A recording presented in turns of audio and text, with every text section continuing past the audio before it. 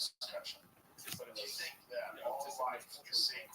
Well, what about the lives of the ground nesting birds, fawns, what about the lives of rodents, insects? All those things can be demolished. The average organic avocado farm is a few so they keep on average around 19,000 grams. That's not counting. Thanks so much for joining me. And then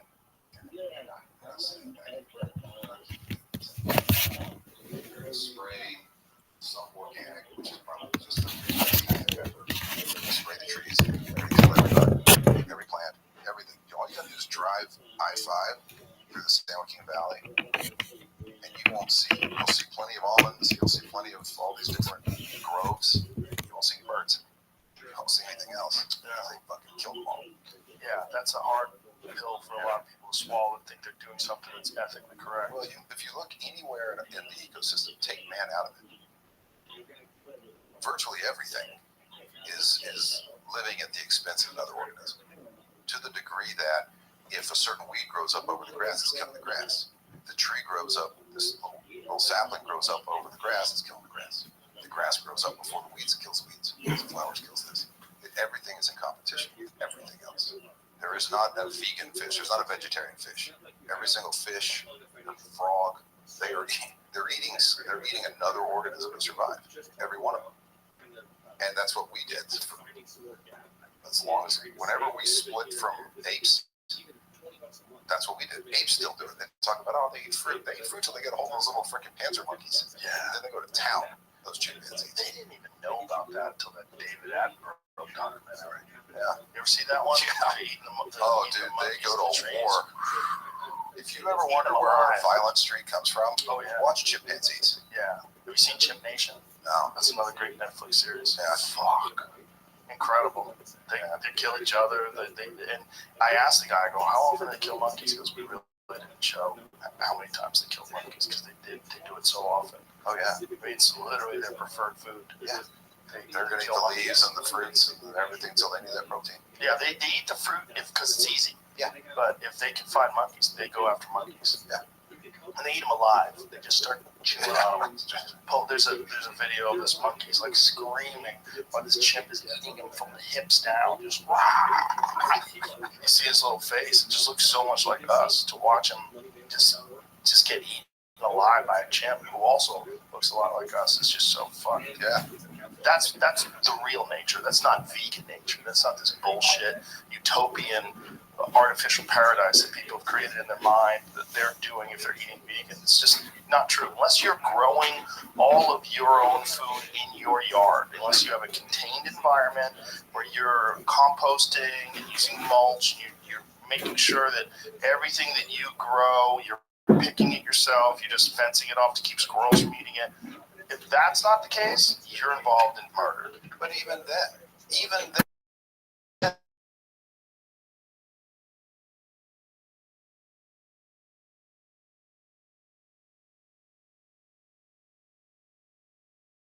fence off your trees. Yeah. So what are you going to do? A lot of your crop, which you're not going to want to do. Or you're going to come up with a way to where you're going to run the squirrel off. Okay, well then you just killed it because you ran it out of its habitat. So it just dies a slower death. Yeah. So we don't get to exist without another organism fueling our existence. Period. I know, it's such a hard thing for people to accept. Well, I think it's because they're so dissociated. You know, I talked about it in Wind River at the very end when he's giving the speech to, I don't know if you've seen that one or not. I didn't. Okay. So this guy, it takes place in the wilds of Wyoming. And there's a young woman who's an FBI investigator. She comes and she's investigating the death of a Native American woman. Culminates in a big gunfight, and she gets wounded. She doesn't die. He visits her in the hospital. Jeremy Renner's character, who's from this area, and he says, luck doesn't live in the wilderness. It lives in the city. Whether or not your car is the one that gets carjacked, whether someone's on their cell phone when you're walking through the crosswalk, that's luck. But out here, you survive or you surrender. Wolves don't kill unlucky deer; they kill the weak ones. Yeah. And that's the reality. That's the reality of our life. When you can walk from your condo to Erewhon and buy your $19 almond butter, and never ask yourself. Now, I can tell you exactly right now how much water it takes in a state with no water to make one almond. Right. It takes 3 gallons. Yeah. So if you want to amort it out, one almond takes 3 gallons. And how many almonds does one almond tree have? 10,000. Do the math. It's nuts. Do the math. Nothing comes without. There's an expense. Nothing makes me crack up more than the stop oil people when they're blocking the highway with clothes made with oil. Like they have rubber. This is one of my It's fucking insane. I'm making a TV show about this right now. Yeah, called Landman with Billy Bob Thornton. Oh wow! About the oil industry and about energy. I love Billy Bob Thornton. That's a gangster. I love that dude. Gangster. He's great. It doesn't give a fuck. Does not give a fuck. And he was great in 1883 too. Oh yeah, he's great. I love that dude. Showed up for one day. Goes, what am I doing? Doing this. Great. Just perfect. Wicked. Yeah. Wicked. That's what I decided. I got something for you. Nice. There's something we can do. But people don't understand. They're mandating all these electric vehicles in California. 75% of California's electricity comes from fossil fuels. About 15% comes from wind and alternative energy, and then they still get a little from nuclear. I don't know why everyone got off nuclear. That was like that's the best thing for the environment. Yeah, believe it or not. We are. I suppose when I was researching Landman, I reached out to some guys. MIT has a climate change board. They've got a bunch of scientists that are, all they're doing is trying to figure out what is our next energy source. Like, what is a reliable energy source that's clean? And cold fusion is pretty much the thing that they've all pinned. This is going to be the deal. But they think we're 30 to 40 years from having it to where it can even generate enough power. Right now, for the first time ever, they were able to create electricity through cold fusion that created more electricity than it took to create it. So they just net zeroed it. So how long before they can make enough of it, they can make it efficient enough that someone can charge us for it and it's still affordable to us? How far off? And then the infrastructure. What's the method of cold fusion? I don't even know how it's done. I mean, it's the same. It's similar. Google that. Google how it's cold. Because I know there was a cold fusion thing a few years ago where they decided that it wasn't. They couldn't repeat it. But I didn't know that they actually pulled it off now. It's essentially you're splitting an atom, but you're splitting it in a manner that doesn't seem to create the waste. And I think that's the reason they're backing off nuclear. They know something about the waste that they don't want to tell us. Forever. It lasts forever. You dig holes in the ground. You gotta cement it in there. There's spots in Nevada where they have these fucking trenches filled with nuclear waste. Yeah. But there's also emerging technologies about converting nuclear waste into batteries. There was something about that there was some sort of technique that they were developing that was going to be able to take all that stuff and convert it into batteries.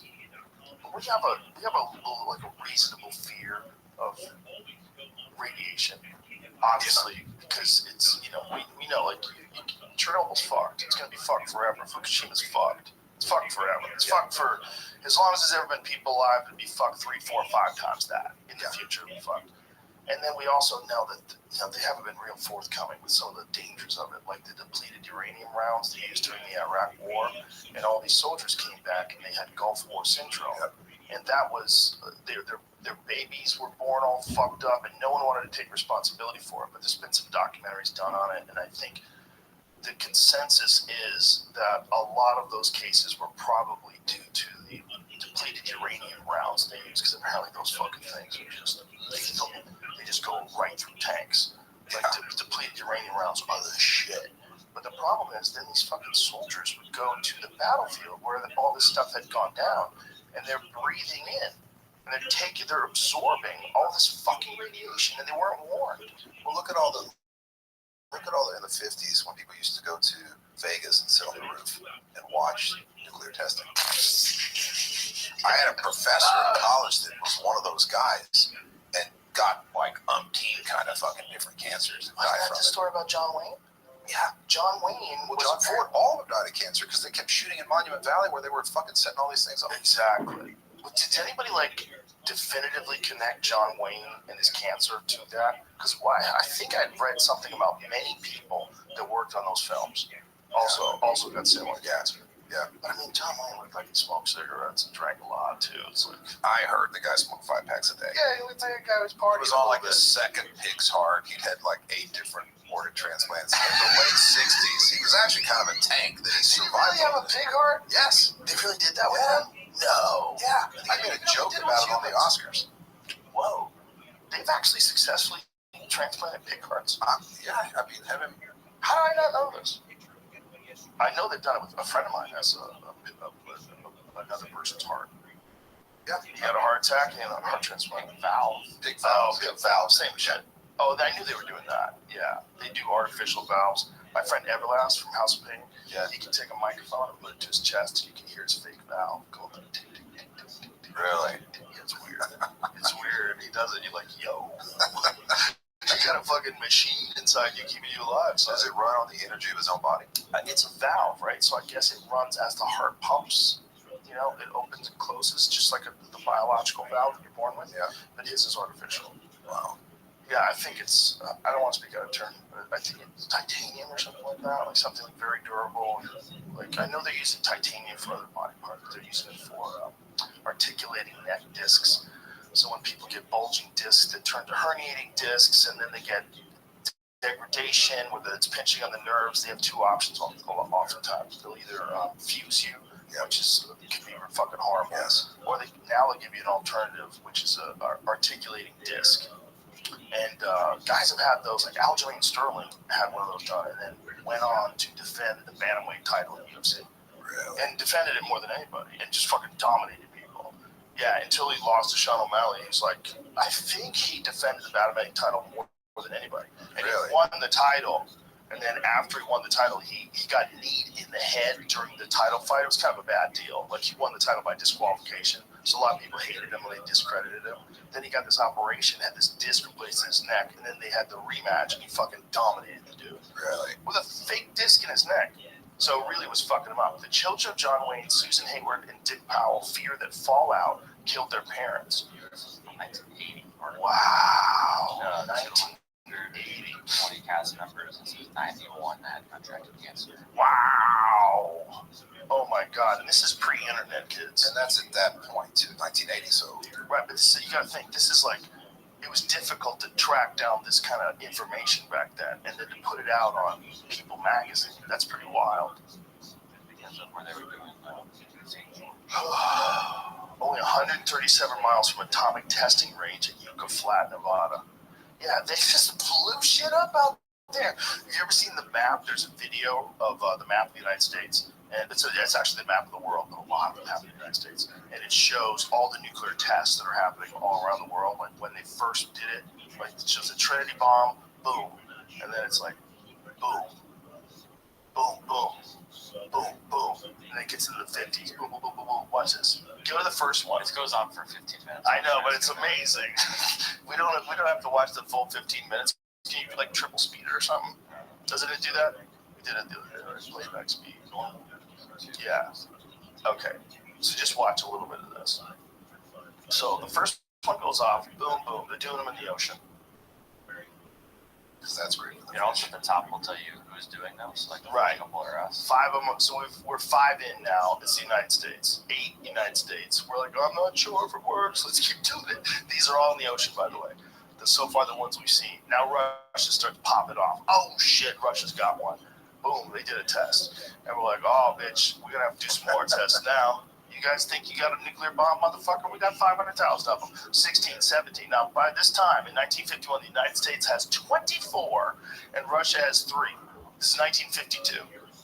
I mean, here now the United States has 39. Now, look at this. We go up to 45 like quick, and then Russia goes to 8. They're trying to keep Australia up. stuck some in there. Oh, did they really? That they got Or Great Britain did. They just decided to send it off in Australia. Yeah, that's probably what they did. Look at this. The United States has got 66 now. We're just popping off. So now these are all happening in Nevada. You're seeing them all pop off in the United States, so far at least in that same area, which has got to be Nevada. See, they're all popping off in that same area. It's all one. We're just nuking one spot of the country, and then we let gambling in. It's 40 in like a year. You know, Oh my God, it's so insane. we So talk it's at about all these things. 139. Yeah, right here, October 1956, we're at 87. Oh, that's so insane. And no one can tell them no. Here's the thing. It's like they are literally the people running the world back then. And by March of 58, we're at 121. Whoa! How So, nuts. question. So we're setting off thermonuclear weapons, and pretty soon you're probably some hydrogen bombs. 67, we're at 500. Jesus Christ! And we talk about things. That's so insane. We talk about things that warm the planet. Yeah, that did a lot of warming for sure. I've never heard no one's mentioned the half a thousand nuclear bomb. This episode is brought to you by ZipRecruiter. This month, it's all about St. Patrick's Day. So, to help get into the spirit of things, I want to share a fact. Did you know that the odds of finding a lucky four-leaf clover are 1 in 10,000? I'd say that's pretty difficult. Fortunately, if you're looking to hire, you don't need a four-leaf clover. You don't need any luck. You just need ZipRecruiter, and you can try it for free right now at ZipRecruiter.com/Rogan. They don't need any gimmicks or leprechauns to lead you to a pot of gold, or in this case, top talent, because they have powerful matching technology that shows you qualified candidates as soon as you post a job. And once you review those candidates, you can invite your top choices to apply, which encourages them to apply sooner. If you're curious to see how much ZipRecruiter can help you, today's your lucky day, because remember, you can try ZipRecruiter for free at ZipRecruiter.com/Rogan. In fact, 4 out of 5 employers who post on ZipRecruiter get a quality candidate within the first day. Once again, to try it for free at ZipRecruiter.com/Rogan. That's ZipRecruiter, the smartest way to hire. This episode is brought to you by BetterHelp. A lot of us spend our lives wishing we had more time. And the question is, time for what? If time was unlimited, how would you use it? Like if I had an extra hour in my day every day, I think I would practice archery, or maybe I would shoot pool. I'd write jokes. I'd do something. I'd find a way. But I'd love an extra hour. It'd be nice. Well, the best way to squeeze that special thing into your schedule is to know what's important to you so that you can make it a priority. And therapy can help you figure that out. A therapist can guide you through the process of defining your values and understanding your priorities so you know what things you can spend your time on that will really fulfill you. Otherwise, you'll always be wishing for more time. If you're thinking of starting therapy, give BetterHelp a try. BetterHelp offers convenient, affordable online therapy that comes to you. Just fill out a brief questionnaire and get matched with a licensed therapist, and switch therapists anytime for no additional charge. Learn how to make time for what makes you happy with BetterHelp. Visit BetterHelp.com/JRE today to get 10% off your first month. That's BetterHelp, HELP.com/JRE. Nuclear bombs we set off. Here's the question. I know that the fallout from like meltdowns, when reactors melt down, that's pretty significant. That's a big deal.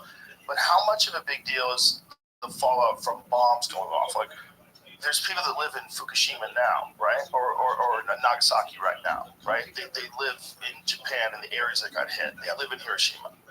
It's like it's okay there now, right? So how long is it? Like those areas where they did the test, like what's it like now? Is it fucked? Is it?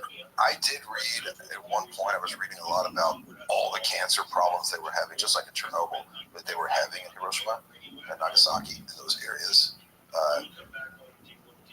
And I don't know if they're still having those Right. That was my issues. question. Was like, was this right after the bombs? Were the people that survived, that they got all that horrible radiation, and then I think it came in waves. I think there was a lot of cancers in like the 3 to 5 years afterwards. And then again in 10, 15, we can probably look it up. But it was a continuous.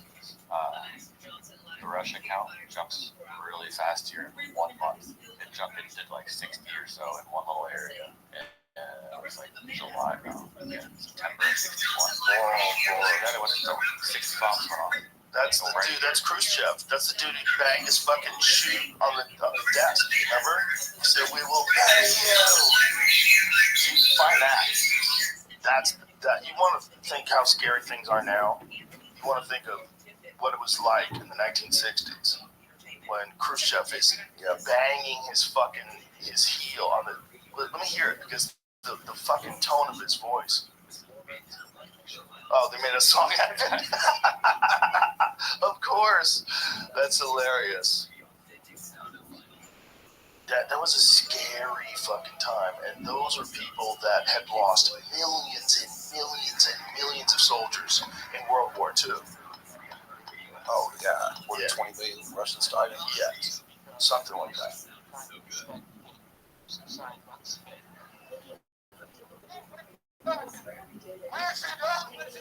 We live on earth now by the grace of God. Now served by your grace, by the strength and intelligence of the great people of the Soviet Union and all the peoples which are fighting for their independence. You will not be able to smother the voice of the peoples, the voice of truth which rings aloud and will go on ringing. Death and destruction to colonial servitude, away with it. We must bury it, and deeper the better. He didn't bang a shoe. So when does he bang a shoe? Oh, I remember, but the other video I had definitely showed him banging Right. the shoe. Oh, so they edited it out. Yeah, maybe they're like, that's a little intense. Let's calm that guy down. Let's get him a vodka. So yeah, here he's banging a shoe. A bunch of stuff. That's like a gavel or something. I think that's a shoe. Yeah, I think that's all theater. It is all theater, but it's a terrifying theater because they're actually killing people. Well, the way that they're controlling their own people is by threatening. They're basically saying the United States is threatening our existence. Yeah. And that's the exact same thing that the American government said about the Soviet Union. And that's all that those nuclear testings were. It's a dick measuring. It's just like, look what we can do. Yeah. It's all, that's where communism goes, kids. It seems like a great idea. It seems like we should all share money. You know, we shouldn't be so materialistic. And if we just pooled all our money together, everybody would have enough. We wouldn't have to worry about anything. And then the government just tells you what your job is. I just want someone to show me an example of it working. It doesn't work. Just show me one. It works in small groups. That's our work. If you can get a small group of bad motherfuckers, well, here's where it works. You can be communists. You could make the argument that the Plains Indians tribes were communists. You could make that. Right. Because they didn't understand possessions. They would they everything. And so I'll take the Lakota for example. Everything was predicated. Your wealth was basically how many horses you had, and those horses you stole from another nation, another tribe. You know, the Lakota would steal from the Pawnee, they would steal from the Crow. Everybody stole from the Crow. They were all raiding each other, which is an important point that is kind of left out of the narrative. And it's also, and they would obviously kidnap. And one of the reasons that they did that was, you know, these are all familial tribes, and it's survival. So we need a new bloodline to get in there. Isn't that wild? Yeah. They also had low birth rates because of the riding of the horses. So and probably the low body fat too, because it's a purely, for the most part, it's a pure protein diet. Yeah, they're just eating meat, and they were carnivorous completely. Yeah. They would have, you know, there were certain things, miner's lettuce and various, you know, annual, you know, seasonal fruits and stuff they could find. But come winter, man, in 6 months, it's you're eating beef jerky. You know. Yeah. And horses. And that's why they're following the buffalo. And 100%. I mean, that is the way to do it. That's the thing is the people that live that way, like communism worked in that thing because what did we remove from it? Money. Right. As soon as you take a trinket and you assign a value to that trinket, then people need to go be able to earn that trinket. That's such a good point. And if you look at communism, there's plenty of rich people in communist countries. Real rich. They just all work for the Communist Party. Yeah. Right. I did a lot of research on Cuba for a project, and you know, interestingly enough, you know, they're given a ration of food. Every month you get this. You get a certain amount of eggs. You get a certain amount of. You get a sack of beans. You get your flour. You're gonna get your sugar. You're gonna get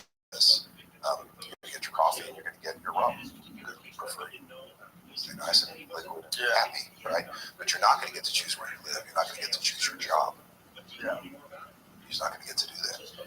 And I was studying up on this thing because I was writing about a fisherman. And and they live on an island, so you can think, well, they could just go out and catch fish and lobsters, eat that. That belongs to the state. If you were caught with a lobster, you're going to prison. Oh, Jesus Christ. So you sacrifice any freedom. So yeah, you may have free healthcare. How good is it? I don't know. But you don't get to determine your own path. It's a gangster system, and then they have their athletics program, which is just off the charts.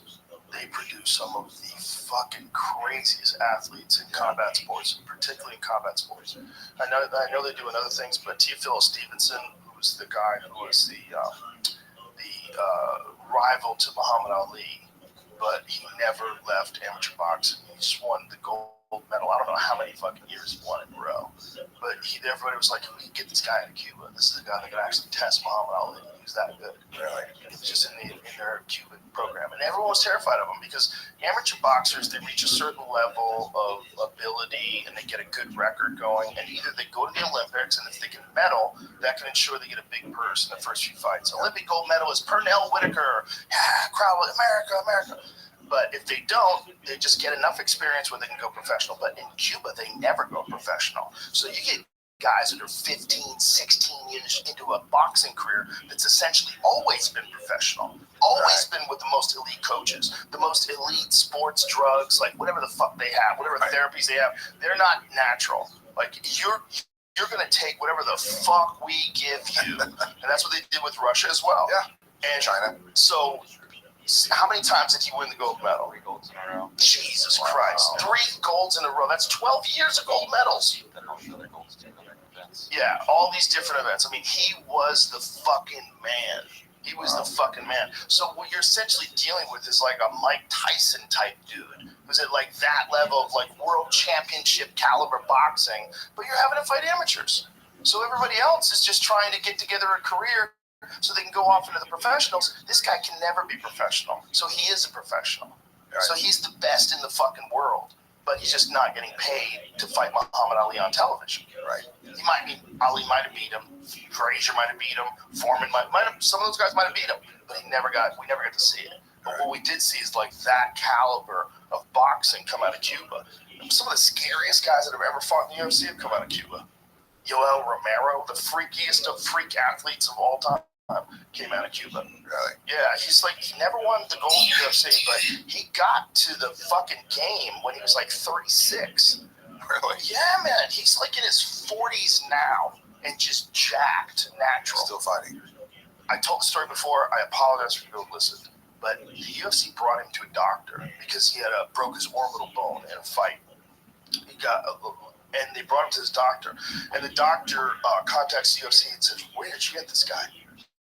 And he goes, "He's one of our fighters." They go, "I've never seen a guy like him." He goes, "Yeah, he's amazing, right?" He goes, No, you understand. Like, I've never seen a human being like this. I've been a doctor for 35 years or whatever it was. He goes, the tendons in his eyes are 3 times larger than a normal person's. He goes, he's already healing. He goes, the bone that's fractured in his orbital is already healing. It's starting to heal. Like, where'd you get this guy? Where the fuck did you get this guy? Have you ever seen him? Wait, look, I just wanted to see what he looks like. That's Yoel Romero. Bro, and he's in his 40s here. In his 40s. And he's a fucking amazing guy. An amazing guy. He came in here and did a podcast with me, and Joey Diaz translated. So he can only speak limited English. But he was talking about Cuba. He was like, where you at in Cuba? There's so many guys. They're killers and you become a machine. You become a machine. And I was like, oh my God. But that guy went through. So that is also a part of what Cuba is. They're forced into this. If you were at the best level, you get to eat 3 times a day. Yeah. But if you're at the other level, you get to eat twice a day. And you don't get to sleep in the good places. You get to sleep in the shit places. So all these guys are training with each other, all fighting for these spots literally for food. Crazy. Stevenson, then 22 years old, was rewarded with a house for himself in Havana and another for himself and his family in I don't know how to say that. Delicious. Yes. Stevenson later recalled, I had no idea a house in Delicious was going to be so big. When I was shown the plane, I said, what is this? A bunker? Oh, the plans rather. I said, what is this, a bunker? So they gave him stuff. They gave him like houses and shit. Yeah. They would treat them well. They did that also for the Soviet athletes. Right. Like guys like Karelin, the guy that's another experiment. They literally called him the experiment. Really? You don't know who he is? No. I should have showed you the photo in the gym. There's a photo of him that I have out there just constantly. I need a constant reminder of what a pussy I am.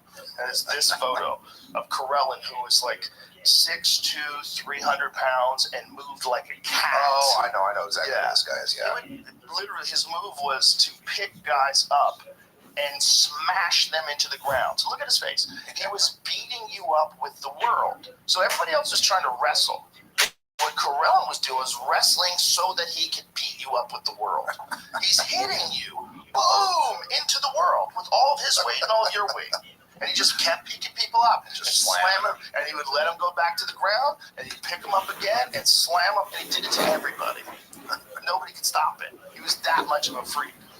And his parents were little folks, regular sized folks. 5'5", 5'7", just little tiny folks. And he's just this fucking cat. It's just like double dose of whatever their best genes were. So that's the other side of communism. Like, they'll force you into this program, and the killers, the guys like this is him. Look at what you did, people.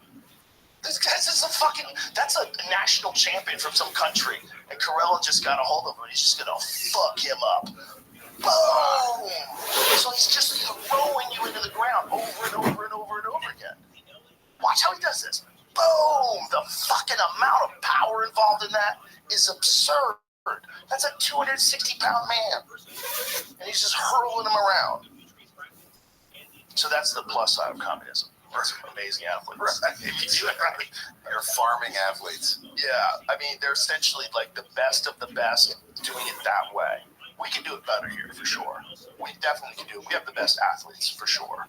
If you looked at, you watch the NFL, you watch the UFC, you watch the best athletes are right here. Even if they moved here to become a part of this, like Francis Ngannou who came to America, the best athletes are here, it seems. There's a lot of really good ones in other countries. They're real close, but when it comes to super freak athletes, capitalism seems to be the way to go. it seems to be that's especially capitalism if you don't drug test them well. That's the best way. A little sloppy on the drug testing is going to help. Yeah, that'd be nice, guys. If I was running shit, I would do. UFC has USADA, and then they got rid of USADA. Now they have drugs free sport, which is going to do a similar program, but just do it more logically in their perspective. USADA would sometimes wake fighters up at 4 o'clock in the morning or 6 o'clock in the morning, the day of the weigh-ins, which is terrible. Terrible, because they're cutting weight. They're just they're exhausted, they're dehydrated. And now you're going to test them on the day of the weigh-in. It's so stupid. But you don't have to do that. You can catch them. If they're doing something, you're going to catch them. And if they're not doing something, let them go through this fucking insane process without disturbing them. The weight cut is an insane process, and people have never seen it before, don't know how nutty it is. But I think they should be able to do some stuff. I think they should be able to do some stuff. I really do. I think it's science. I think it helps you heal better. I think there should be rational limits of what you can and can't do. I don't think you should be able to do full-on tren and steroids and wild shit. No, but I think, can you do peptide therapy? No, that's my problem. That is 100% my problem. And I've done it. If you look at the NFL's rule of all the shit you can't take, Yeah. one of those guys could go to GNC and pick something up and end up testing. It happens with the UFC all the time. And it happens with guys that 100% are not taking steroids. Yeah, they would have got some creatine. Mm-hmm. Yeah.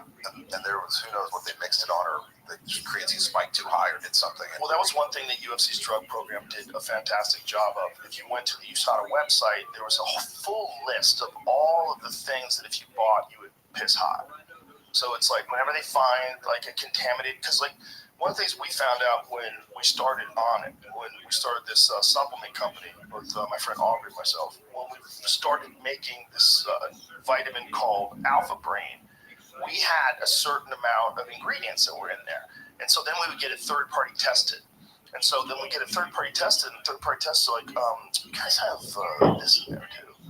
What is that? Why is that in there? Well, it turns out when you're getting your stuff mixed, they're not really cleaning those barrels out real good. Right, they're just tossing shit in. And Right. So if you're buying like fucking Super Pump from the vitamin shop, whatever it is, you know, that has like something that's supposed to boost your testosterone, and they're making it in the same place where they're making real roids.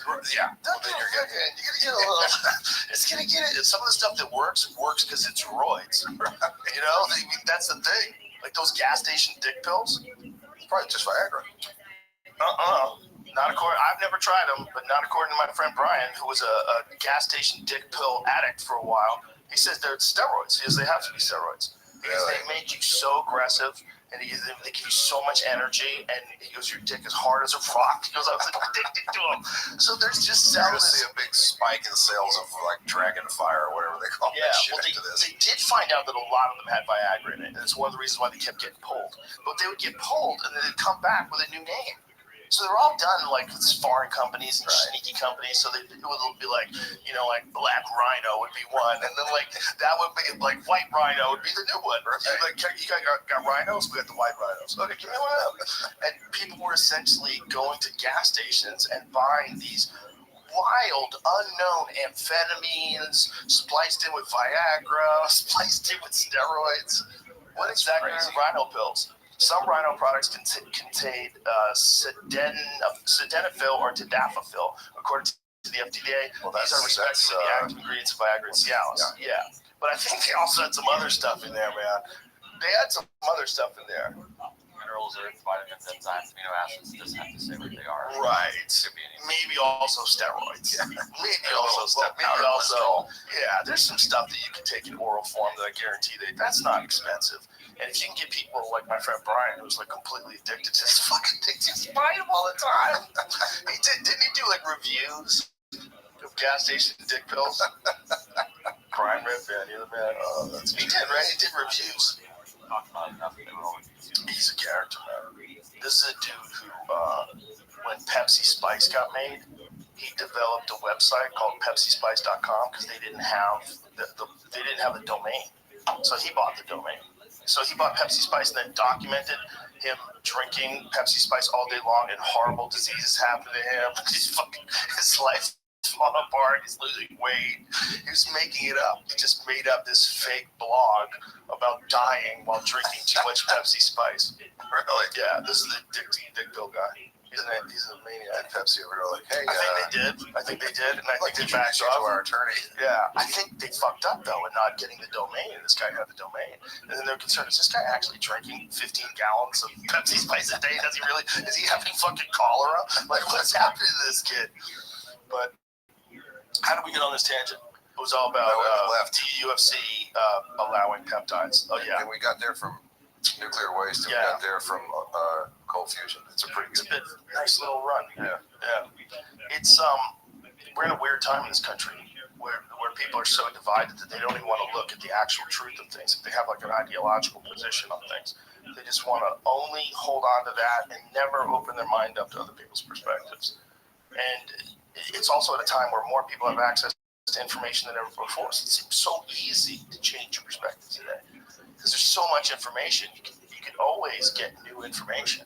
And there seems to be between both political parties, a feverish need for control that I don't ever recall.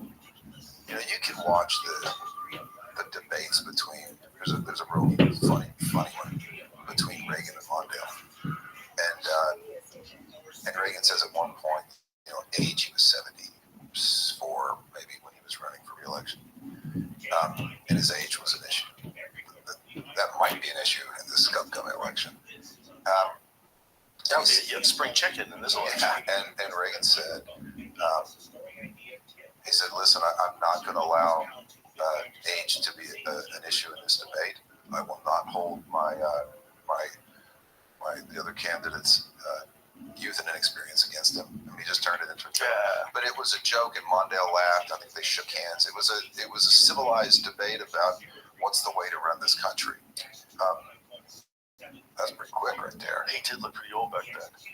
I am not going to exploit for political purposes my opponent's youth and inexperience. And Mondale laughed. Yeah. What a better time back then. What a better time. These two guys are in a debate, and he is like, oh, you got me. Good job. He just took it on the chin. Yeah. Like a man. How come they can't do that anymore? Like, even the fucking guy. I might add that Seneca or it was Cicero, I don't know which that said, if it's not for the elders correcting the mistakes of the young, there would be no states. I'd like to try to catch that one before it goes over, but I'll run another question. So it was a time when you really feel like, and forget political leanings, both of those guys, it seemed, they had different ideas about the way to get to the same place. Yeah. And I think we're in a very unique place right now where no one's even talking about where we're trying to go. This is really about thought and beliefs. No one's talking policies. I haven't heard anyone talk about various policies for 4 years. What we're talking about is, which by the way, when you're talking about what you can believe and what's this, and we're going to argue about arbitrary things that aren't arguable, really, and we keep our focus on that, and everyone's so impassioned about their position on some social issue that we have no solution to, then you don't focus on the $34 trillion debt. You don't focus on the fact that we're so reduced in our position on the world stage. There was a time when our military and our political resolve was so aligned that nobody wanted to fuck with us. And we can sit there and say, hey guys, we're not going to have a war in Ukraine. We're just not going to do it. And they go, okay. If you think about 9/11, and George W. Bush was not a very popular president at that moment in time. And people have forgotten that Al Gore and the Democratic Party, and I didn't vote for George W. Bush, they questioned, they contested that election then. They said it was rigged. They said it was this. They took it to the Supreme Court. We didn't have a president really for almost 2 months. Was that the dangling Chad? Yeah, that was the hanging Chad. And then cut to a year later, and he's woefully unpopular.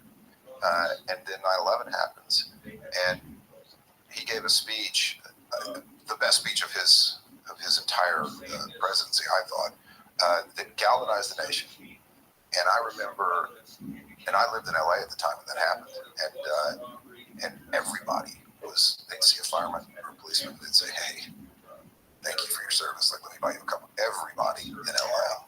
Yeah. And there was a sense of the sacrifice these guys, these men and women took on. And we were really unified, moving forward against what we needed to do to protect our sovereignty and protect the people of the country. Then it got fucked up, and then it became about oil, it became about a bunch of other things. But there was a time, that time was the best of us. That time, I remember driving to work, and I was driving down the street, and every fucking car had an American flag on it. My friend Jay London used to sell them. Sell these little American flags. I don't know. Yeah, everyone had them. Everyone had them. They're This so is popular. Los Angeles. This is in LA, yeah. as liberal a city as there is in They America. woke right the fuck up, and everybody came together, and people were nicer for a while. It was interesting. It was a really unique time. But it didn't last, you're right. It didn't last. But also it was like, wait, why are we going to Iraq? It got real squirrely, real fast. Well, And the weapons of mass destruction thing and all that other stuff. It's like, God damn it. Like, we had the world's faith and love for a little bit. But we did what we do. We did what we always do. yeah, we found a way to make a business of it. Well, that's what people do. That's their job. It's unfortunately. human nature, and you're not going to find it. You can pick the historical moment, and we can find someone who exploited it.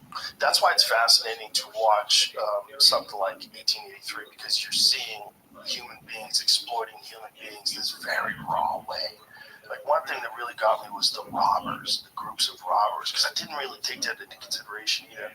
But it wasn't just that you had to worry about the Comanche, you had to worry about these groups of robbers who would just show up and kill everybody. That actually, if you look at statistics, bandits killed more of these immigrants moving north than people on the Oregon Trail than the Native Americans. Wow.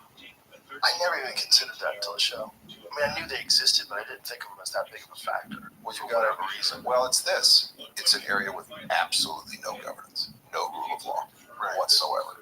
None. And I think that's something that people need to be thinking about now. We've got, I always think, what am I leaving my son? what's the world like in 30 years for him, right? And decisions made now, we sit here and break rules that are clearly established in the Constitution, which has existed for a couple hundred years and held this place together. When we start manipulating that document to maintain relevance for a very short-term goal for a politician or for one specific cause, whatever that cause is, when we start manipulating that and abandoning the rule of law, when we start doing that 30 years from now, that benchmark is what's going to be used against all the people that pushed it right now. That's what scares me right now about all this talk about primaries, about limiting people from primaries. There's been, see if you can find this, they were saying that many states have chosen to only have Joe Biden to vote for in the primary. And you know, that sounds like such a bad idea. This is my point, where people can think of Donald Trump however they want to think of Donald Trump. It doesn't really matter who the individual is.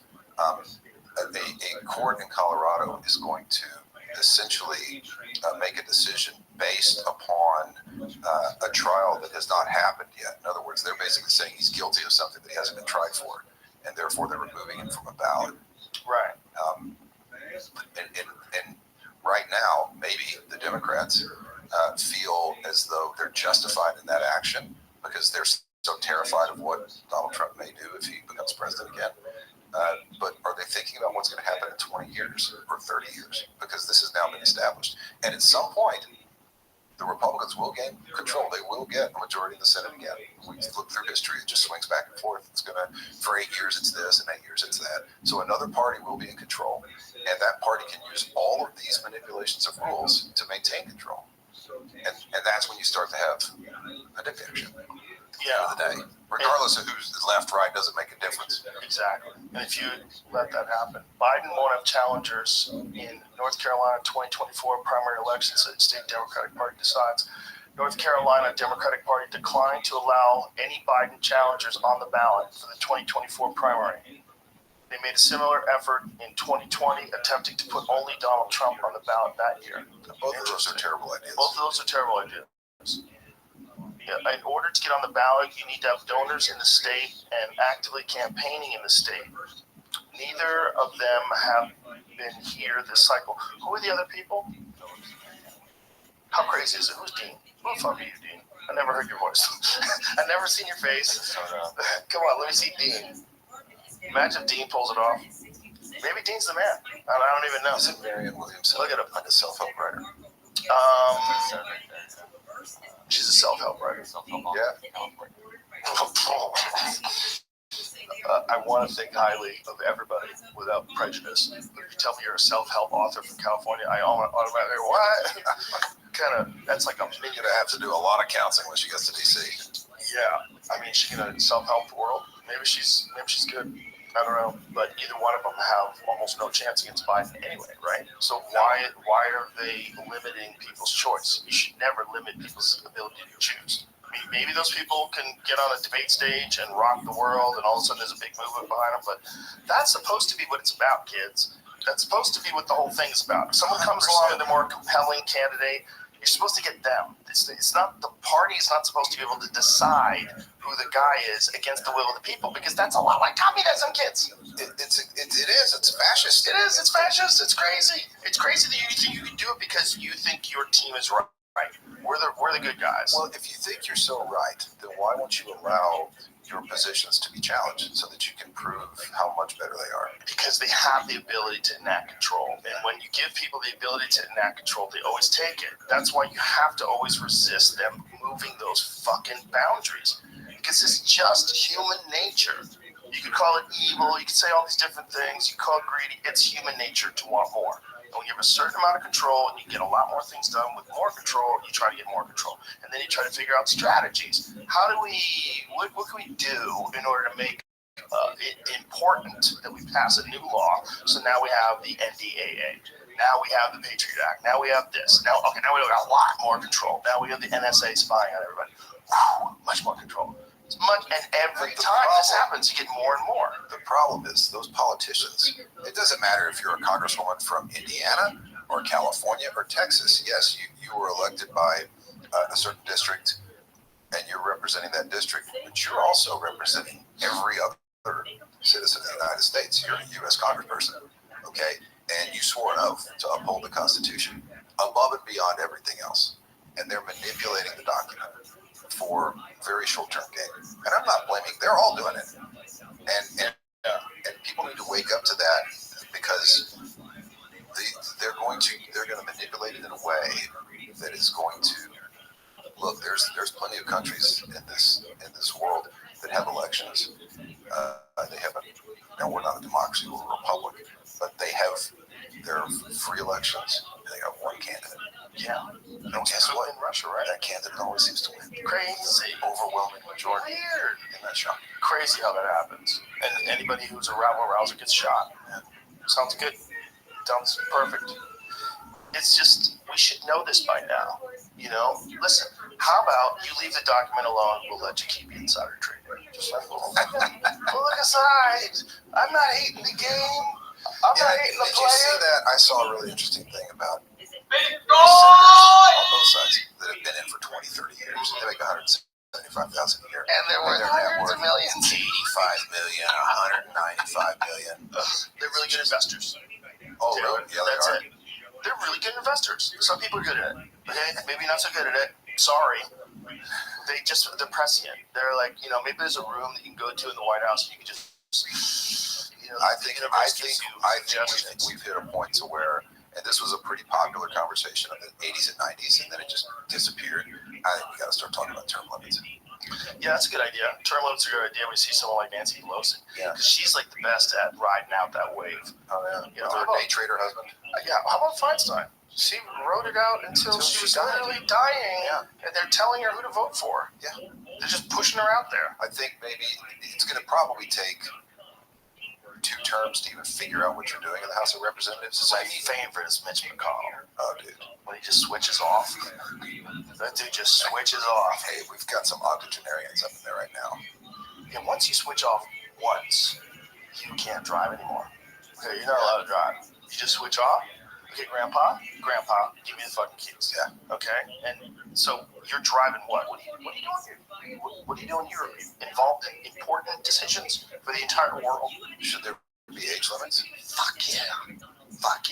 Or at least an aptitude test? An aptitude test, but also dependent upon future aptitude tests and future physical fitness evaluations. Yeah, that's what I think. I think if you can't just say every 75-year-old is the same as every other 75-year-old. Because look at Robert Kennedy.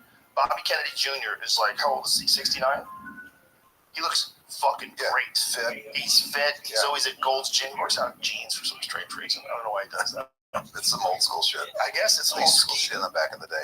Yeah. They'd Scotch guard their jeans and go skiing. Yeah, that's actually I first met him. I met him in Aspen, just randomly. Really? Yeah, I was up there. I don't ski. Used to ski, but my last accident, I was like, "That's." I did the same thing. I'm like, that's the horses are dangerous. I have a friend of mine who has a fake knee because of it. He went skiing, he tore his knee apart, and he had to get an artificial knee. Yeah. Fuck that. I know it's fun.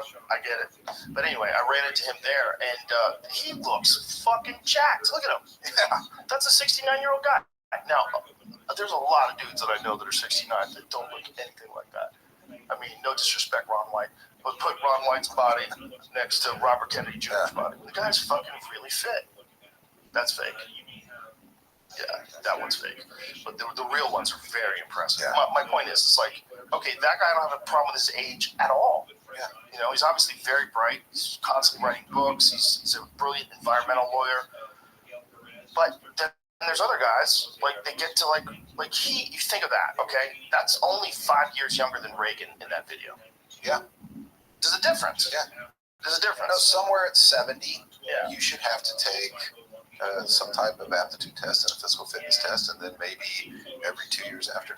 Yes, for sure. And maybe for driving. I'm pretty sure after a certain age, you have to have an annual driver's test. Is it? I think so, something like that. Maybe in some states it varies. I don't know. You should definitely. Because my grandpa, before he died, he would take me out, and I'd be like, "Oh shit!" And my grandpa had an old Buick, this big ass. Was it a Chrysler, old Chrysler, this big ass fucking car. So it was like one of those boats, like when you turn the wheels, like, and he couldn't see anymore. key, and he didn't want to admit it, so he didn't want to not, he didn't want to not drive. He couldn't see. It was fucking sketchy. He couldn't drive at night at all. Just take us out. We were like 7, like gripping the fucking seats, like Jesus, Grandpa. And those old Chryslers, there's not this much play on the wheel. Be fair, right? Yeah, you got so much play, you can't make any fast maneuvers. They don't handle it all. Yeah, that for running the fucking most important army the world has ever known. Yeah, you probably should have aptitude tests. If you're gonna be the president, there should be some way we can tell. If there's like a foolproof way, we can tell you're not falling apart. But do you really think Joe Biden would pass that test? He wouldn't have passed that test before he became president, and he's aging rapidly while he's president. Every president in my lifetime, you've watched them. Think about some of the younger presidents, George W. Bush, Obama. They went in there in their 40s with a full head of dark hair. Yep. And that is not how they left. They got scared. I mean, the pressure of that job was insane. And you know what it's like, and there's no comparing the two, but just how ragged you can get run if you're going to go do a comedy show here and there, and you're just living out of a suitcase, and then you've got to say this, you've got to be on. Yep. I mean, it takes a toll. Yeah. When I go direct, I mean, if I go on a 6-month, which I'm about to, a 6-month, 7-month run of directing every single day, where I have to make decisions from 6 a.m. until 9 o'clock at night, then I got to watch footage till midnight. I get 3-4 hours of sleep at night for 6 months. I'm a fucking wreck. You were telling me about season 3 of Yellowstone that you essentially wrote it on Saturdays. Yeah, I was directing a movie with Angelina Jolie in New Mexico, and they had a start date that by God they were going to start. Didn't matter, they didn't have scripts, they were going to start, and I had to, we would do a night shoot Friday night and finish about 7 in the morning, and I'd come home and sleep till 2, and wake up, have coffee, and write the script Saturday till 1 and 2 in the morning. Wake up Sunday, do it again. Finish the script, send it off. Oh my God. I did it 10 episodes. I did it 10 weeks in a row. Fucking killed me.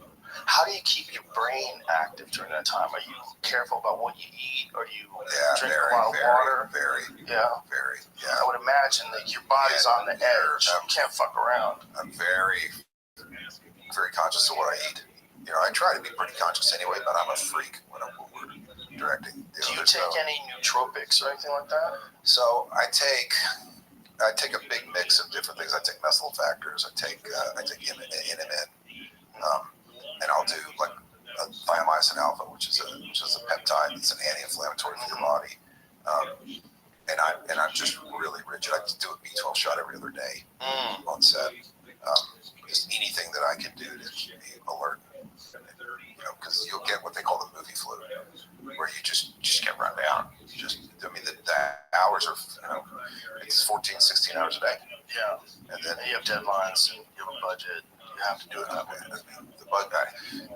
We have a budget, but you see my shows. They let me run. So I have the CGI in 1883. I was like, this is insane. Because I don't want to give anything away, but there's a scene with Storm where you're like, oh my God.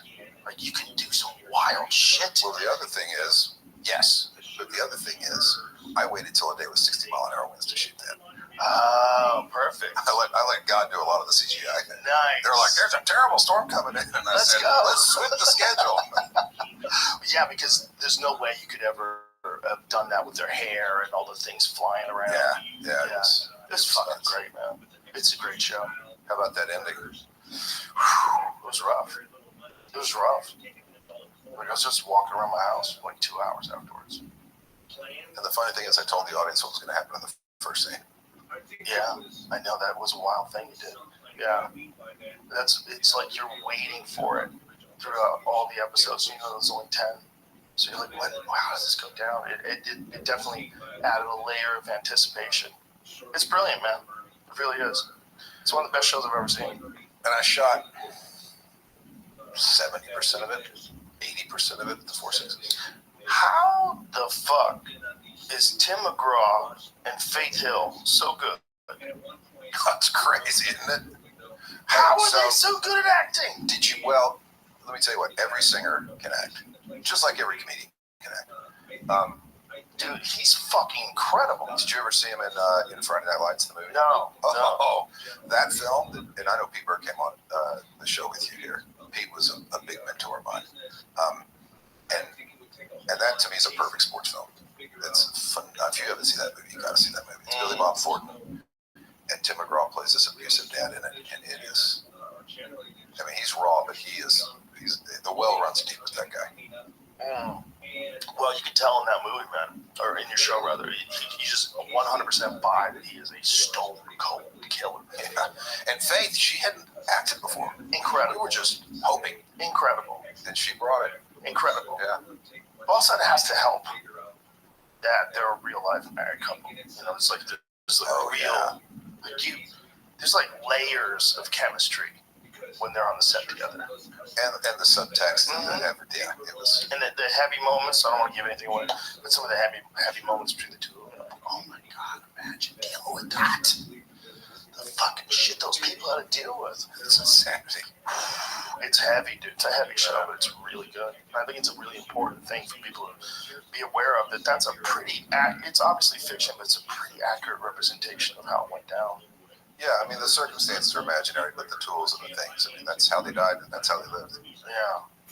You know, when you look back at all the civilizations that have existed, that have risen and fallen, and, you know, and the idea that that's happening to America now, like, this is what's happened on this continent over the last 400 years is one of the most insane stories in all of history. In all of history. I mean, there's some insane stories. Insane, you know, empires that ruled the world for long periods of time. The Portuguese and the British and the Mongols, of course, and the Vikings. But what the fuck happened here is so crazy that there was a country full of nomadic Native American tribes that were warring with each other all the time and living off the land and living in harmony with the land. And then all of a sudden, boats start showing up.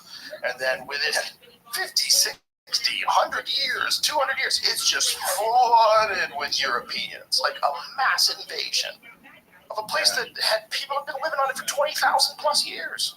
Yeah, maybe longer. You know, they found some, you know, the Clovis Point that they found in New Mexico, which dated back to like 12,000 BC. And I could go on a sidebar with these archaeologists. When they find something that's the oldest, they will defend it to the death. They do not want anything older to be found. Well, yeah, that's a real problem with Egypt too. But they found another point of some kind in New Mexico that dates back another 8,000 years. Yeah, they found footprints. Yeah, yes, that's what it was. Footprints.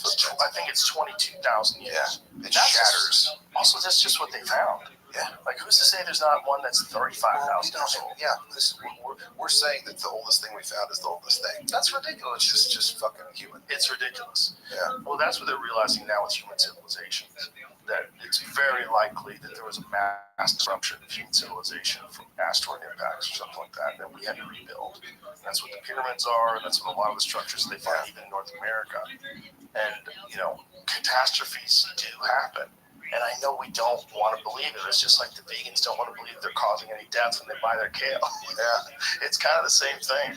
We don't want to believe that this could ever fall apart and we could be right back to square one, right back to living like nomadic tribal people. But that 100% can happen. Well, you know what? You know, Einstein's famous saying. They asked him what would be the weapon of destruction in World War III, and he says, "I have no idea, but I know what it is in World War IV." And I said, "What is it?" He goes, "Stinks." Yeah. It probably doesn't even have to be the war, though. That's the problem. The problem is we're in a fucking shooting gallery. We're spinning around in a shooting gallery of massive chunks of space debris that literally is the stuff that forms planets. Yeah. And it's everywhere. There's so much of it out there. There's hundreds of thousands of near-Earth objects. And there's a whole asteroid belt. And if one of them collides with another one, and one of them's coming in from some other place, and it hits one, it just sends it right towards us. Yeah. And some of them are fucking huge. And when those things hit, that's a wrap, civilization. Yeah. Whatever people are left, good luck. Yeah. Good luck. You're going to live like barbarians for the next 1,000, 2,000 years before people reinvent civilization again. Yeah. And it'll be interesting to see if it's reinvented the same. I don't think it will be. I think I think there's a certain amount of genetic memory in people. And I think even if something horrible happened and we had to start right now from scratch and rebuild civilization, I still think we would be better off than people who tried to do that 5,000 years ago or even 10,000 years ago. I think the collective human consciousness is something other than just what you know and what you've read.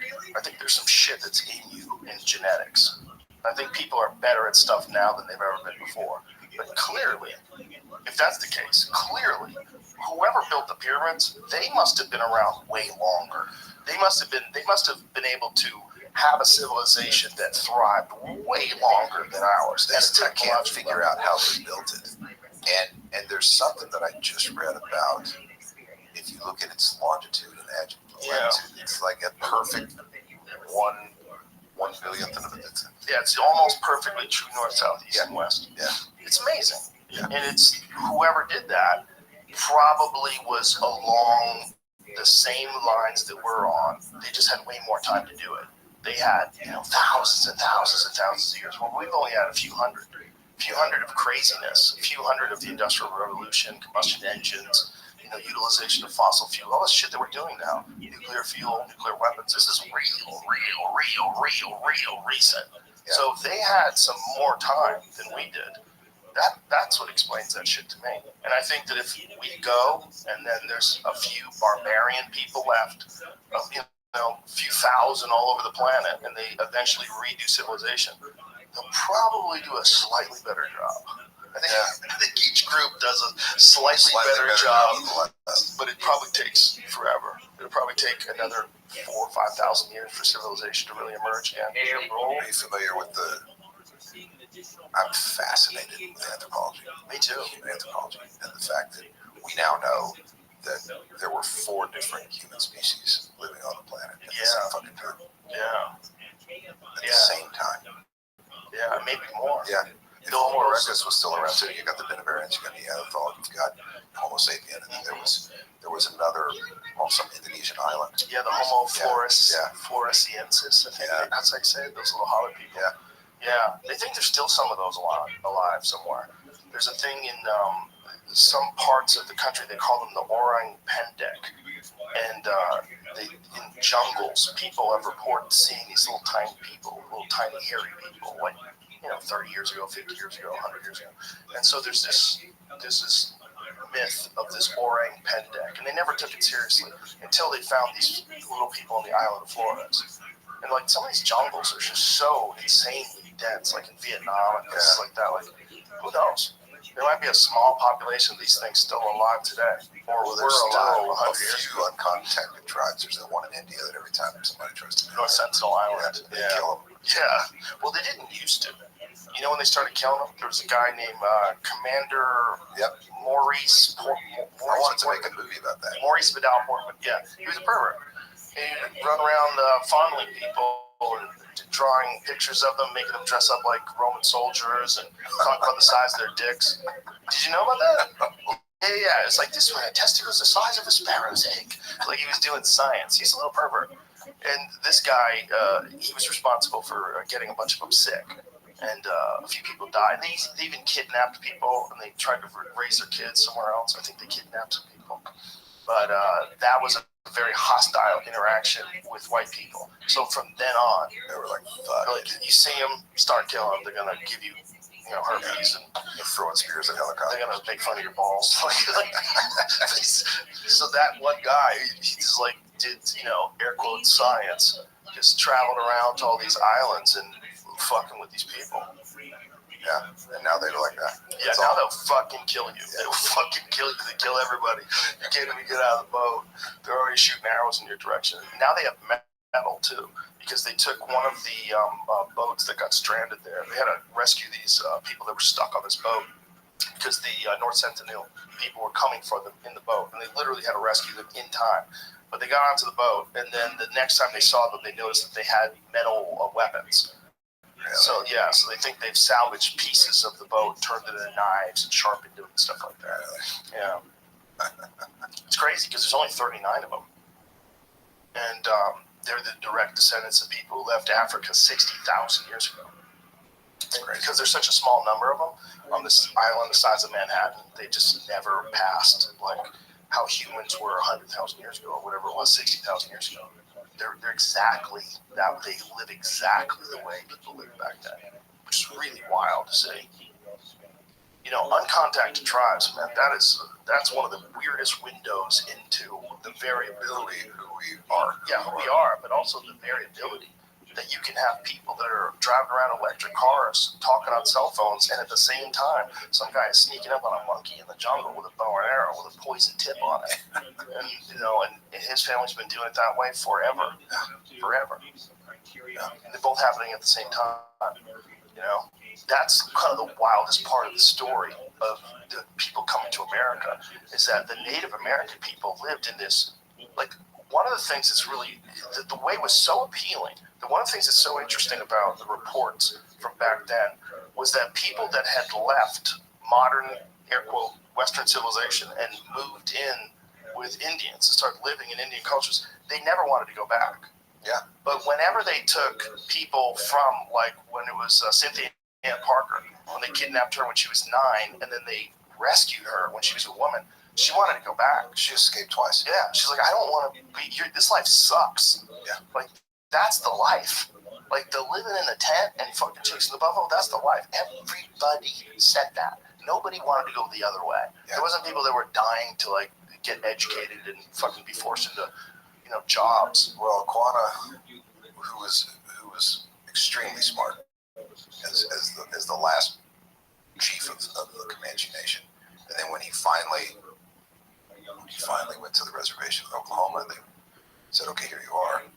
He was smart enough and astute enough to make a business of it. And you know, there was a few ranchers, Sam Burnett, who founded the 4-6s, W.T. Wagner, and Charles Goodnight, who needed somewhere to graze their cattle because that part of West Texas was having a terrible drought. Oklahoma had a lot of good grass. They went up and talked to Quanah and said, "Hey, could we, you know, graze our cattle here? We'll pay you." So, "Pay us?" "Yeah, we'll pay you." "All right, yeah, I'll do that." And so it became a great, you know, partnership that they had, and did that for years.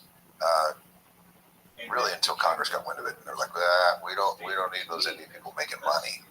We should outlaw that," which they tried to do. And then Burke Burnett there reached out to Teddy Roosevelt and had him come out, and he hunted wolves on the Comanche reservation, and then down at the 4-6s as well. And they convinced him. They got a 2-year stay before they finally outlawed it.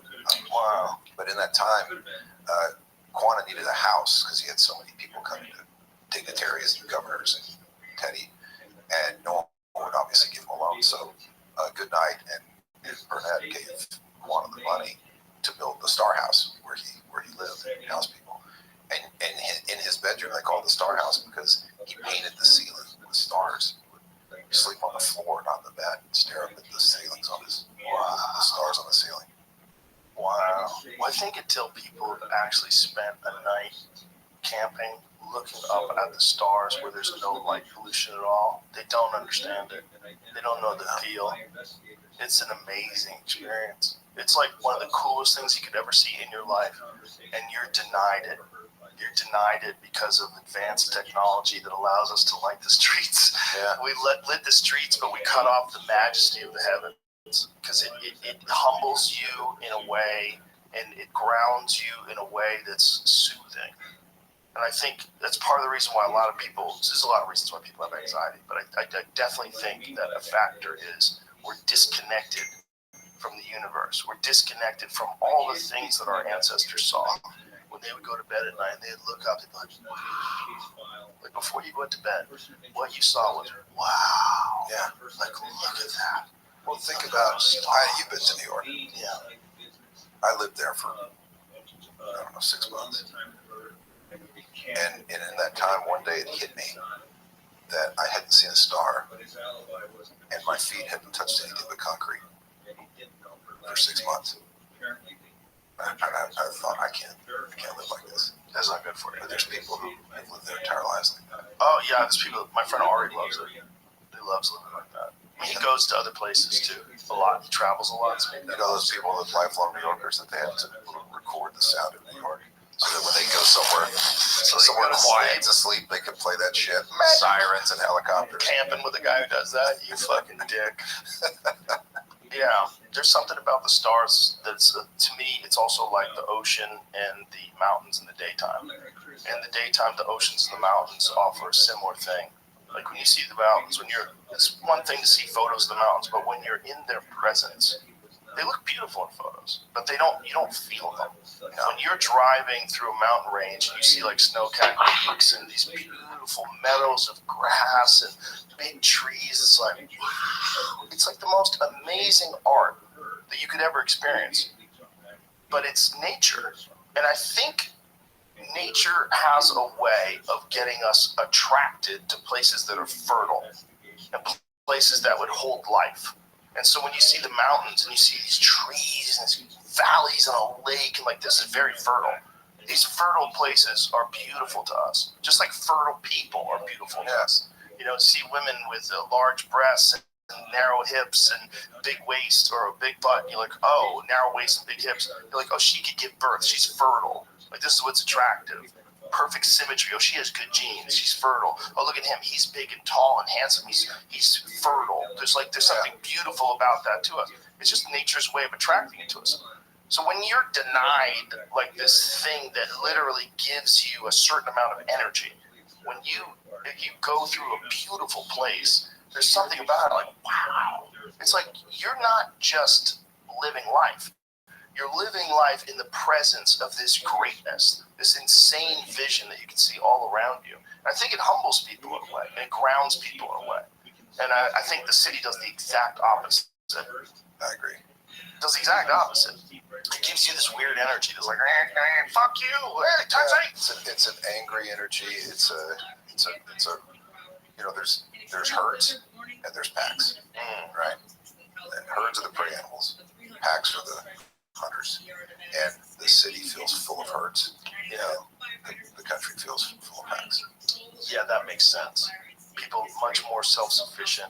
One of the more impressive things that I found when I went to Alaska once, we were in Anchorage. We were doing shows out there. And I was like, these people feel different. They feel like more sturdy. Like, I guess if you just live in a place that gets cold as fuck and it doesn't even, like, it wasn't even dark out and it was like 2 o'clock in the morning. It was still like light outside. Like, so this is a weird place to live. And these people are literally at the mercy of nature. And they're surrounded by grizzly bears and wolves and moose. Like everywhere you go, you can see a moose. You can see a moose. They show them on college campuses and stomp people. They're everywhere. It's like you're living in a totally different environment than the rest of the world. And because of that, the people, they're sturdier. They're like more solid. And even when you talk to them, they're just like they've gone through more to get where they are right now. And you know what they have no interaction with? Almost none. Government. Right. You go to a small town in West Texas or a small town in rural Wyoming or anywhere. I split my time. We moved to Wyoming in 2013. Before I moved back down to Texas, we still spend the summers up at our ranch there. But it's a town of 175. The driver's license office is open for an hour on Thursday. There are no public services. If you want to go to the Social Security office to get a Social Security card or turn in some paper, you're driving 12 hours to Cheyenne. So the only interaction, and this is what people in the city don't understand, the only interaction that people in true rural areas have with the government is paying taxes and the military, because most of them join the military at some point. Those are their only 2 experiences with the federal government. Aside from the rules that the government tells them, they don't get any of the benefits that you may or may not get. There's towns in California, go out into San Bernardino County, you go up, somewhere around Visalia, in that area, and all this money that they're going to spend on roads and shit and everything else, none of that is making it good. None of it. So their perception of government is, what are you going to do? What are you going to make me do? How much money are you going to take from me? That's their experience. Right, they're not going to get anything out of it. That's a wild thing to think. Yeah. They give into it, but what do they extract from it? Right. If they get to 65, they get an $1,800 a month check that they've been paying. It's the worst investment in history, Social Security. The worst investment in your future you could possibly make. I'm going to give you whatever 8% of my check or 12% of my check for my entire from the day I turn 20 till I'm 65 and retired, and then you're gonna shit out an $1,800 check to me each month. What am I going to do with that? Yeah, can I opt out of that? Are you allowed to opt out of Social Security? You can't. Seems like And if you could, it would collapse because the top earners are paying for the entire thing. Yeah. And they're never getting it. Like there should be some sort of a social safety net for old folks, for sure, especially for impoverished people, for sure. But making people pay into it is where it gets squirrely, especially if you're not going to get anything out of it. Like, okay, like how's this being doled out? Like, well, at least if you're going to collect that money, if you did the same thing, if you took the same money and you put it into, and I'm not a big 401k IRA guy, but if you did, and you took that same money and invested in just the major indexes, you would take that money and multiply it 10 to 20 fold. You'd be a millionaire. You'd be a fucking millionaire. And I don't know why the government doesn't at least. Well, they probably do invest it. They just don't give you any investment. yeah, I don't know who knows what the fuck I don't know. they do. I don't understand that. My number one problem has always been when people say, that the rich need to pay more taxes. I'm like, sure. Where's it going? Where's it going? Do you know where it's going? Do you know if the people that are taking that money in are competent? Do you know how it's being distributed? Do you have any idea where that money's going? You're just going to trust these people that are so dumb that they work for the government? Well, remember, that's the $1,300 toilet seats. Yeah. The government's the most inefficient. They don't manage our money well because it's not their money. Yeah, they don't have to. Yeah. Like whenever you have a situation where you're outside of competition, which the government essentially is, they run the show. Like if you had some sort of a business and your business was really inefficient and always fucked things up and really had terrible strategies and could never be audited because your books were always fucked up by like millions missing every year. There's no way you would survive. There's no way you would survive. Business. Because someone better would come along, they do a better job, and that's what competition is all about. But as soon as you say you're the ones who get to do this, and then everybody has to pay you no matter what, no matter if you do a good job or a bad job, you don't have options. Like, hey, this one doesn't seem to be working so well, so there's a private firm that's going to take over the service. You can opt into that as well, and these people are much more efficient. And these are some people that actually run businesses, and they understand businesses, and they're going to be a publicly traded company, so they're going to be responsible to the shareholders, and they're going to make some fucking money, and they're going to do it right. Well, Texas, this state makes money. There's no deficit here. It hasn't been for fucking who knows how long. They're trying to figure out what to do with all their surplus every year. That's interesting. Is it because of oil? A lot of it. Yeah. What is the percentage from oil? I don't know, but a lot of they're charging something. California has as much oil as anybody. They just won't extract it. Well, California is so silly. It's such a silly. They have the highest deficit they've ever had. California's deficit. What is the California deficit now? It's like $24 billion. I think it's a lot more than that. I think it's more than that. I think it's something kooky. I think it was like they just announced it was the highest ever deficit. Well, they're running people out of the state. I have more friends that have moved here in the past 5 years. I don't know an act. None of the act. Think about this. $32 billion deficit. That's so crazy. $32 billion for a state.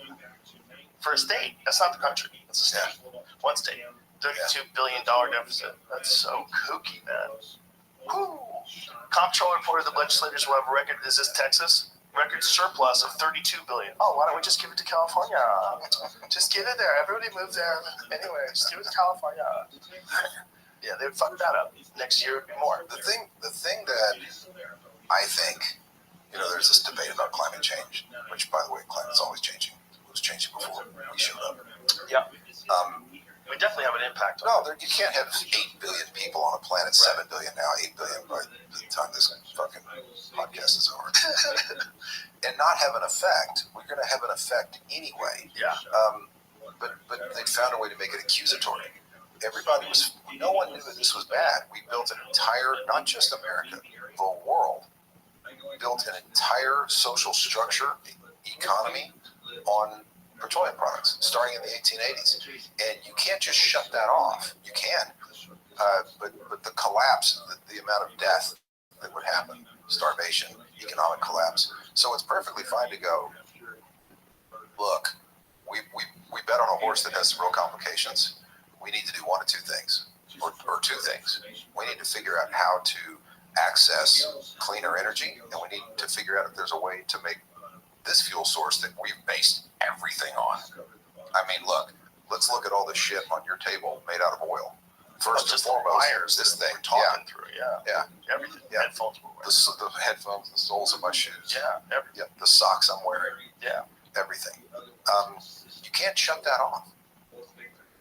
You've got it. You can wean yourself off of it. You can figure out how to make it cleaner. We're more likely to run out of oil before we find its pure replacement, to be perfectly honest. Doesn't mean we shouldn't try. Doesn't mean we shouldn't try to come up with a cleaner source. But we're probably more likely to put energies toward how do we refine it cleaner? How can we utilize it cleaner while we're trying to figure out what this other thing is? Yeah, that's a good solution. The bad solution is decide that you can't talk about any of the things that you've just said, and that you have to toe the line because climate change is caused by humans, and climate change is all bad, and we have to go electric, and you have this very surface view of what the complex problem in front of everybody is, and then it becomes a thing, and it can become a thing just like 9/11 became a thing. So after that thing, like we got attacked, now we can do action, and then everybody agrees that action's important. I mean, even as ridiculous as going to Iraq, like why are we going over that? That's also something that will happen with climate change. If you have a thing where everybody tells you you have to comply, this is necessary, we're all going to die, and meanwhile, every one of their predictions has always been wrong. I mean, if you go back to Al Gore's Kilimanjaro is supposed to no snow by 2006 or something. All bullshit, all wrong. No one guesses it right. But that aside, the problem is you're putting in new control. You're putting in a new mandate, a new narrative. This narrative is you have to do this because if we don't, we're all gonna die. Okay, so everybody has to get on board, and our patience is wearing thin, and everybody has to get on board. Why are you driving an internal combustion engine? Why are you still okay? But also, people are making money in this conversion. You have to understand there's businesses that are set up that are being positively affected by this conversion. They're going to make a fuckload of money. And those are the ones that are going to influence people to pass legislation that mandates things and make sure that we have only electric cars by 2035. And how are we going to propel those electric cars? Well, how about where are you getting all the fucking conflict minerals?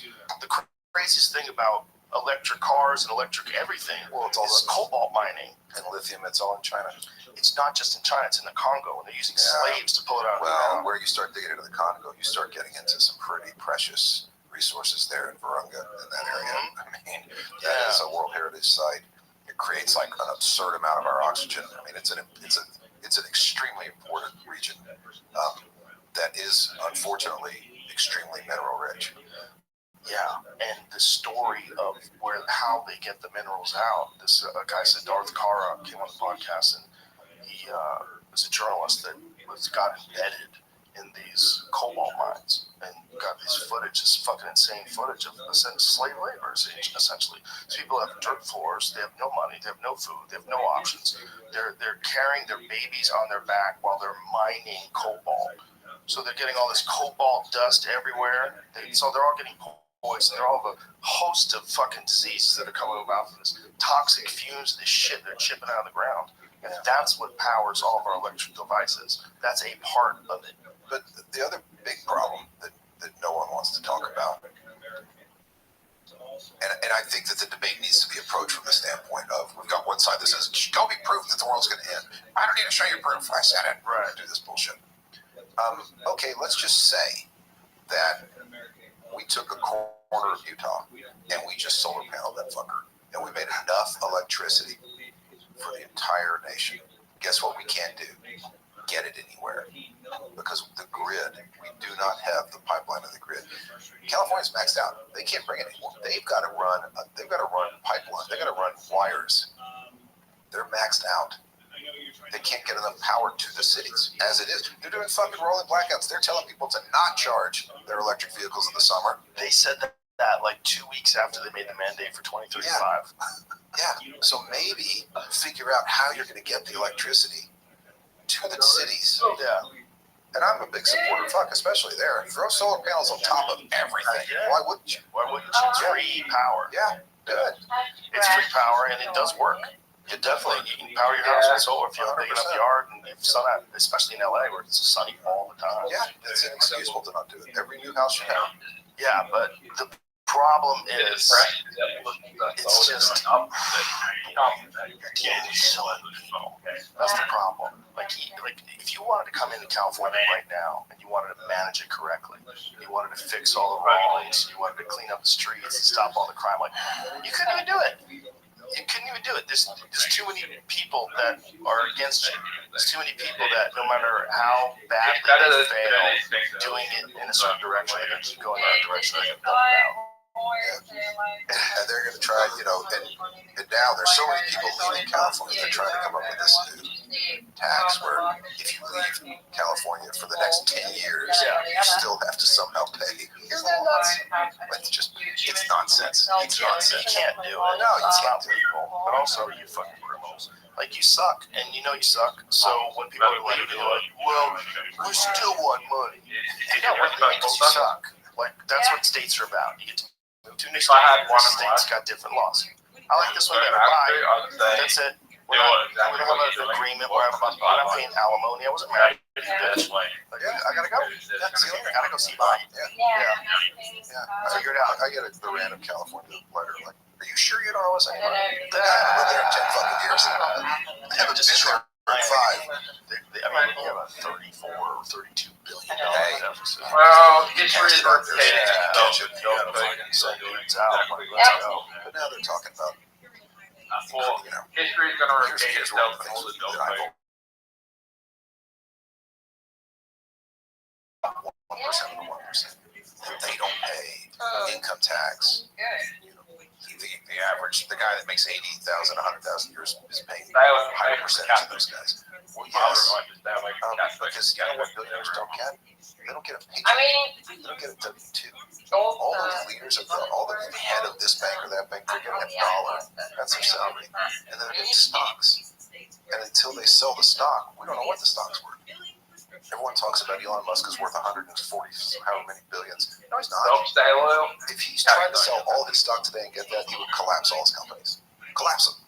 You can't do it. Same with Bezos, same with any of those guys. So it's paper wealth. Are they extremely wealthy? Sure. Where do they get their money from? Well, they sell 1 million shares here. They sell 1 million there. Maybe they take a line of credit out off of their shares. I don't know. But they don't get a paycheck. Right. Exactly. And you can't tax an unrealized gain. Because it's up to them. Of course they do. They're millionaires. Yeah. Yeah, they're smart guys. I'm not paying a share. But if you look at the show, like that's the narrative in New York City. I've never seen the New York City tax breakdown. Like how much of the tax is paid by wealthy people? Oh, I'm sure it's 60%, 65%. An enormous percent of a small percentage of the population is paying an enormous percent of the taxes. Well, it's still chaos. Let's just say Jeff Bezos is worth. Let's just say he's worth $100 billion, and if he gets his effective tax rate down to 10%, he's paying $10 billion. So how many people making $100,000? And then on the same thing, now they're paying $10,000 on their $100,000. I'm no mathematician, but how many? 10,000 times what equals 10 billion? 100,000 million. Is it 10,000 times a million? Something like that. Yeah. Or 100 million. What is that, Jimmy? 10,000 times would be 10,000 times a 10 million. and 100 million. So Yeah. maybe a billion. Okay, 10 times 100 million. all right. That's a lot of money, kids. So it takes 100 million people to make the same amount of taxes. Yeah. And also, if their stock drops, like if they paid that much in stock and then the stock drops the next year, like what are you they do that. And now they have to pay less, but now they have even Yeah, less. but they can't even sell it all. He couldn't sell. Bezos could not sell 20% of his holdings without dramatically negatively affecting the stock price. Right. So if he sold the, I don't know what it's trading at, but let's say it's trading at, let's keep it round numbers, $100. Okay, if he sold his first million shares at 100, he's selling his next at 90, he's selling his next at 80, and then then it's on fucking MSNBC, and now it's worth 30. Yeah. And then SEC calls and goes, stop trading, something's happening. Yeah, I'm trying to sell my shit. So it's mythical numbers. It is Every weird. time I go to walk my dog, It's weird when you think about it that way. there's a new one with stuff in the past. So that's why they're not paying taxes on all that money. It's like Because it's not money yet. Yeah. showing up all the time. Yeah, people don't like to hear that. They like to hear that the problem is with the wealthy people aren't paying enough. They don't want to hear that it's So we're not incompetent bureaucrats. You have a fucking gigantic machine that is very inefficient that's running this country that does not want to give up that position. And they want your money. They want a percentage of your money. If you don't give it to them, they're going to come after you like gangsters. They're going to lock you up in a cage. Yeah. And if you owe them money, it's not good enough to pay that money back. Now you have to be punished because you owed that money.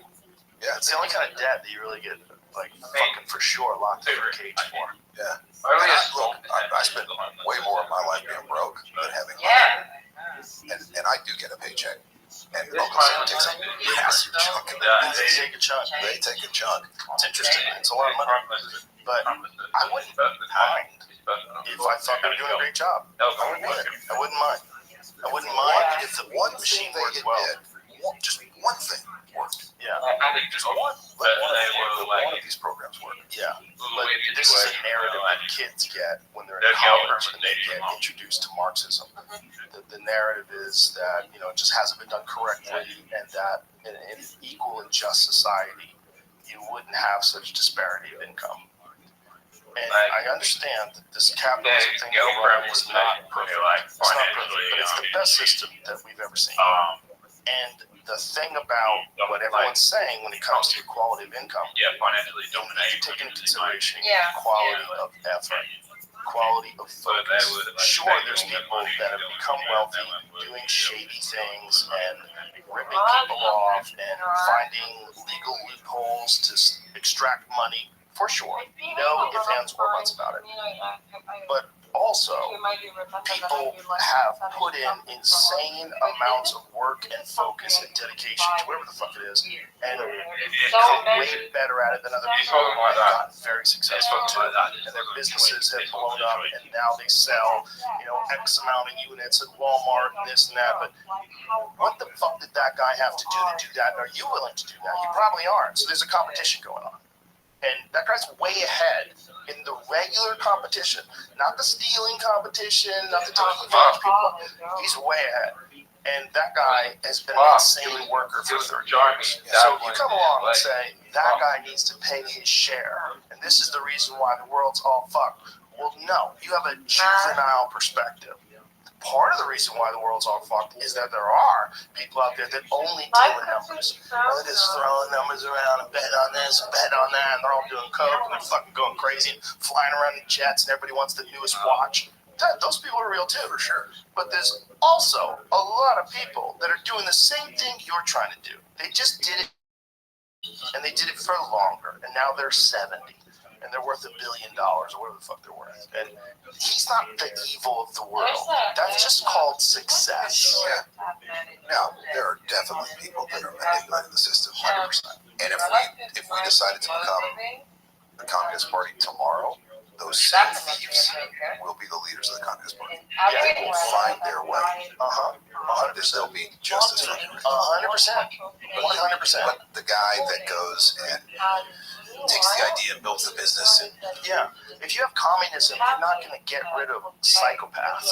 You're not going to get rid of sociopaths. They're just going to integrate into the opportunities. They're just going to integrate into that system. I mean, how much does that drive us nuts about politicians if we think that a politician's full of shit?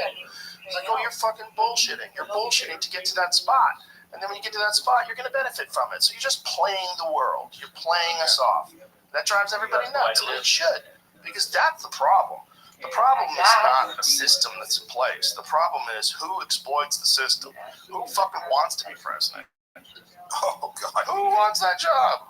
Yeah, I like it. I mean, one of the things you said to me that I really liked, we were on the phone, you were like, I'm trying to be less famous. Like, I don't want to do your show to get famous. Yeah, This is the last fucking thing I want. Like, good. That's a healthy way to look at it. The only reason to want the job because it is so unpleasant. It's so unpleasant. It is either A, for the most part, you crave power that much, or B, you crave fame that much. Yeah. Be the most famous, most powerful person on the planet. Essentially through the President of the United States. Because there's some really, really smart, good, thoughtful people that care a lot about the country on both sides of the aisle. Yeah. And none of them are running for these offices. They don't want to wade through that shit to get to that spot. That's the oddest thing about Trump. Is that he just like water off a duck's back. He just wades through that shit. And that's what I think drives people the most crazy. It's part of what they call Trump derangement syndrome. It's not just outrage about what he has said or what he has done that's infuriating people. It's his ability to push it off like it's nothing. It's not hurting him.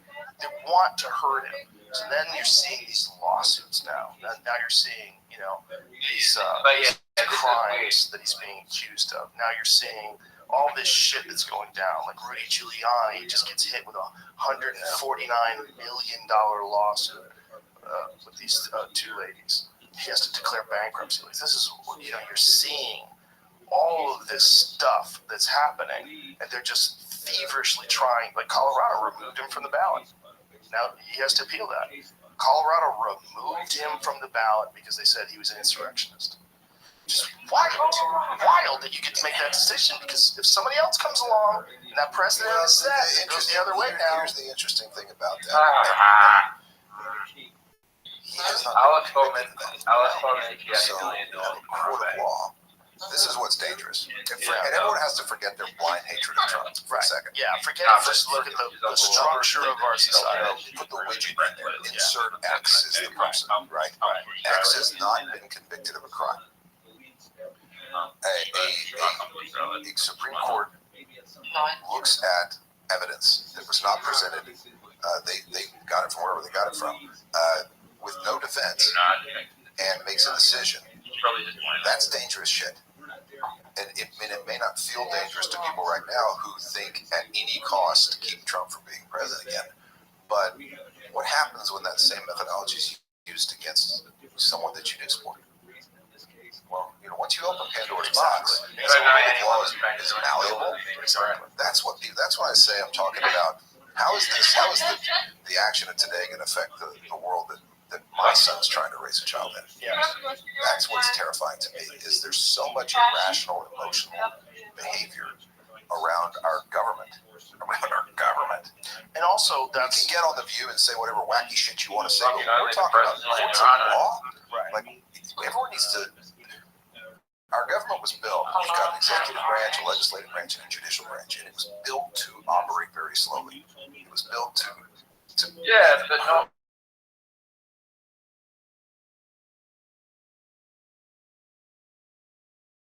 I don't want to get emotional.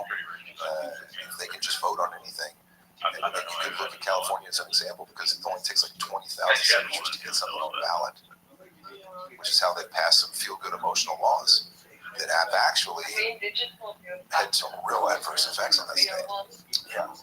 And that's the whole reason we're representing. You can just start arbitrarily changing the rule of law and the nature of the courts.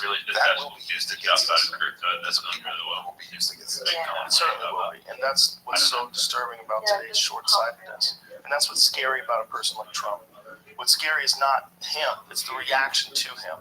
It's the fact that he is able to brush these things off. They keep coming after him with all these different things, and none of them have really taken him out yet. And so they're just furious about it. They're so angry. And that makes them more likely to use that defense, like, we got to stop Hitler. So the first debate in 2016 or 15 or whatever it was on CNN. who at the time is, he's only The Apprentice. He's got a show, and they put him front and center. There's 2 or 3 governors up there. There's a senator up there. There's all these other. There's Rubio's up there. Jeb Bush is up there from Florida. I'm not saying that they're. I'm just saying that we have seasoned politicians, and CNN put him front and center, and said, "All right, wait for these firecrackers to go off. This is going to be great. This is going to be great." And the Republican Party was freaking out. Whoa, what's going on here? And there was even debate if they were going to ratify him as the nominee at that point. And the media was sitting back, the ratings were through the roof. This is great. I think this is going to work out great for Hillary. And all of a sudden, he gets elected. And the media was complicit in that. And I think one of the things that pisses them off more than anything is that they put him there. Yeah. They I put think him you're there. right. That's part of it. But it's also, he's such an easy opponent to rally people against if you're on that other side. And when people are very ideologically based, and you can connect one person to all the things you hate, whether it's he's xenophobic, he's racist, he's this, he's that, he's going to stop, he's ignorant to climate change, this is a problem, it's a threat to our democracy. I was telling everyone how all these different narratives that get spread out, and then people act on that emotion. They're just very easy to manipulate when you have a guy that is boisterous, has said ridiculous things, and does talk the way he talks. It's just easy if he's the opponent to get people rallied up and come up with these really irrational things like what we're talking about, like removing him from the ballot. These are crazy things that you can't do unless a guy is 48 hours later, that's proven $50 of it. Like they have to be convicted of this. Or they go to appeal.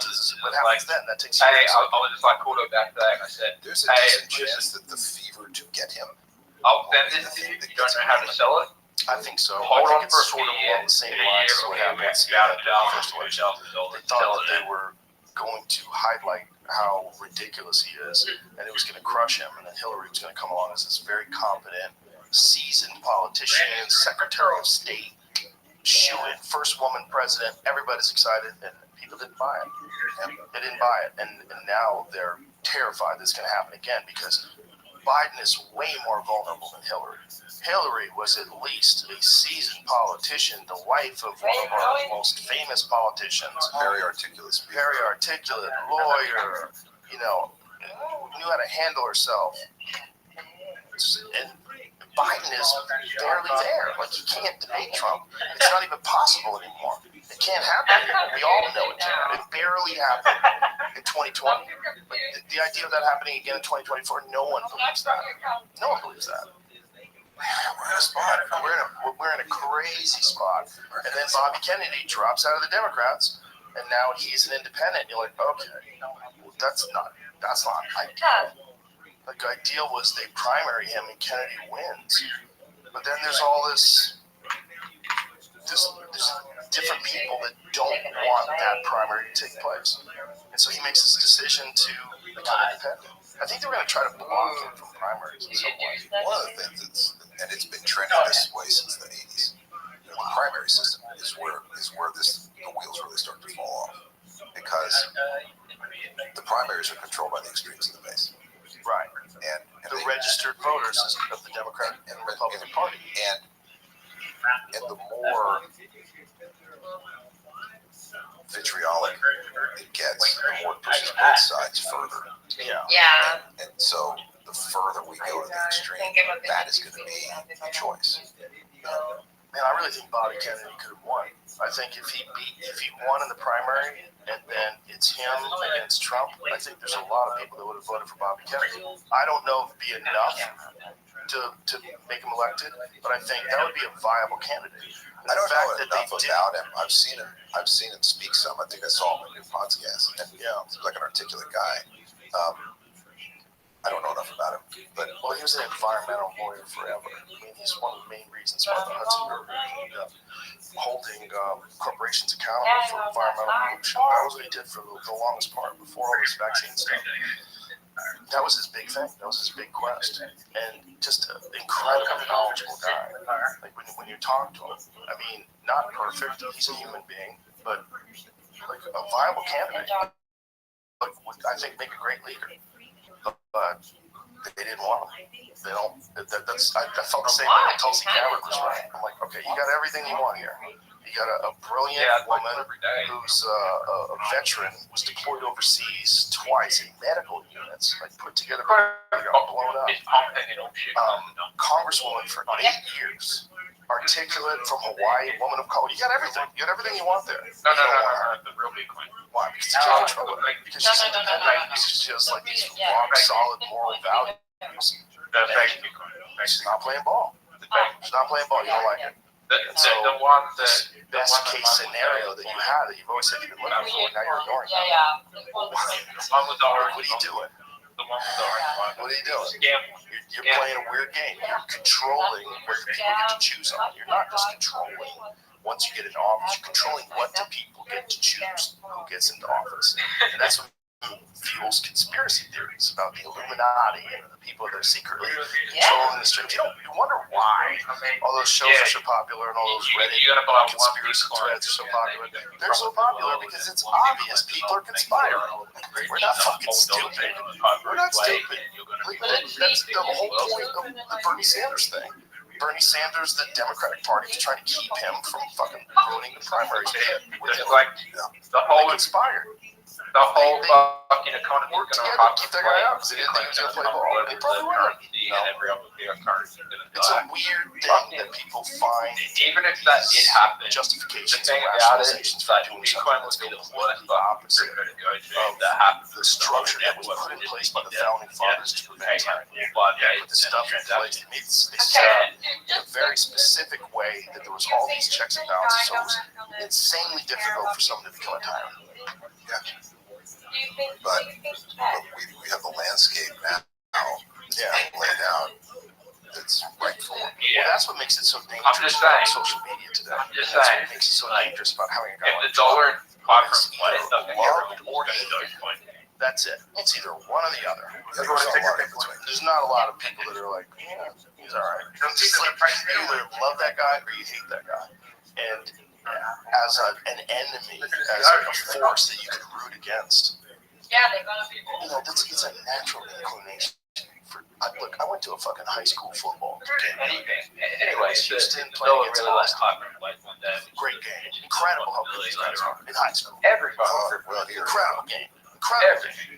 Dude, Texas football is a fucking religion. It was amazing. But my point is, when you go to this thing, everybody is angry at the people from Houston. And the people from Houston are angry at the people from Austin. They're like, bullshit, dude, that fucking call sucks, this ref sucks. These are your fucking state. This is your fellow people. They live 2 hours away. You can drive for 2 hours. You can go visit them. What the fuck? We're so tribal. That we're tribal even inside our state with fucking kids playing football. And I think a lot of it's this fucking 100%. 100%. Yeah, it's equal voice to someone who would never care. Phones It is. and social media. That's why I don't do it. That's why I'm not on that shit. Good for you. Yeah, I wonder if I would do it if I wasn't. If I didn't use it for my business, I find value in it. There's definitely some value in being exposed to interesting things. I'm exposed to a lot of interesting things, but you got to be real careful with that trickle. You got to be real careful about how much you turn that spigot on, because it can really fucking flood your house. There's a lot of people living in the garage of Obama's house. That was all. Yeah, But sit here and fucking troll. and troll and just waste your time. Scrolling through things. Right now, Forget about the negative aspects of it, people doing negative things, but just wasting your fucking time. You gotta be careful, because you Right like, now, look at girls doing Probably, squats for like 4 probably hours, right. and you go, where did time go? I didn't get anything.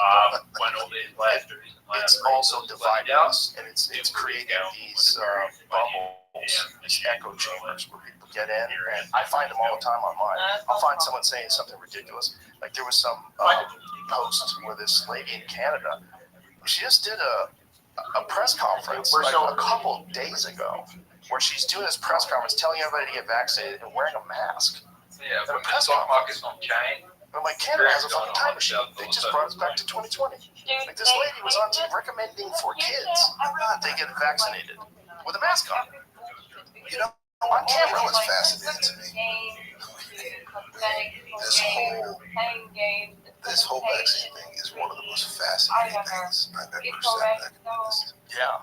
Then again, it goes back to that rule of law and right of privacy, right of and decisions about your body, all these things. And yet, we start, if you don't get vaccinated, people are getting kicked out, they were losing their jobs. Yeah.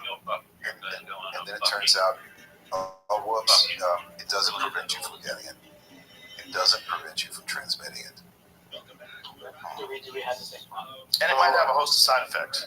Whoops. And then it's just kind of like went away. And every now and then you'll see a commercial, get your booster. But all the, you're losing your job, they were vilifying me. They were vilifying people. But you just told And in Canada, at least they're trying to bring it back. I can't. Watching that video was like bananas.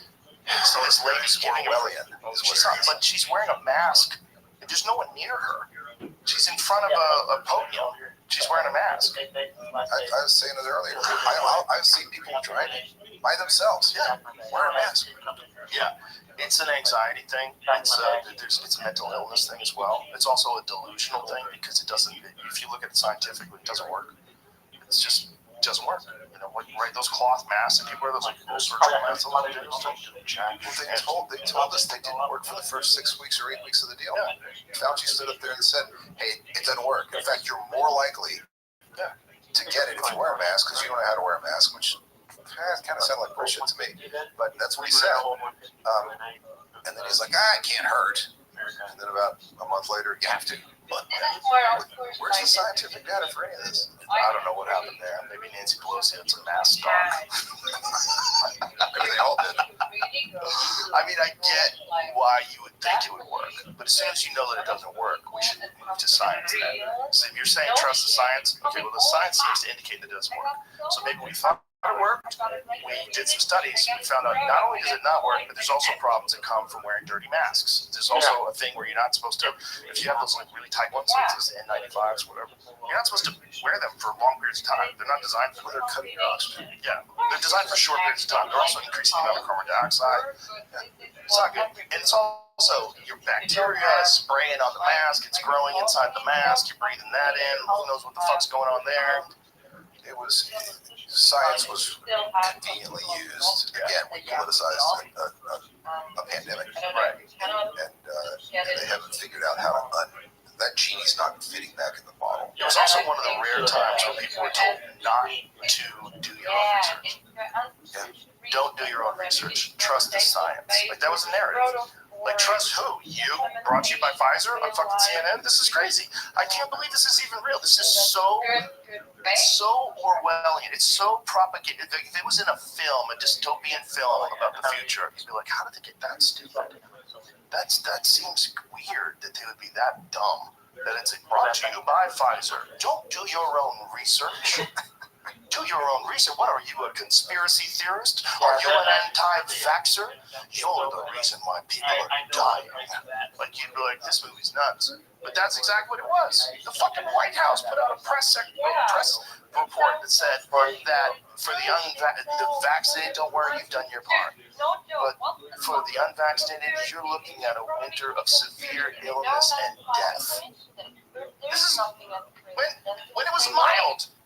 This is what the mild strain that was killing probably less people than the flu. What are you talking about? It's the craziest thing I've ever seen. It's nuts. It's nuts. And now we're finding out that the government was paying social science and paying media to go after the vaccines. Oh, You know, They're paying them. the thing that I think is the greatest casualty of the past, really, I'm going to say 6 to 8 years, but with 2020, We'll have with the vaccine, with everything you go back to. And look, again, I'm not saying I'm a supporter, but you sit here and say this is a hoax, that's a hoax. Turns out it's not a hoax. This is not true. This was that. No, turns out that is true. This is misinformation. Yeah. And then we just try and wash it under the rug. We just don't look over here. Look over here.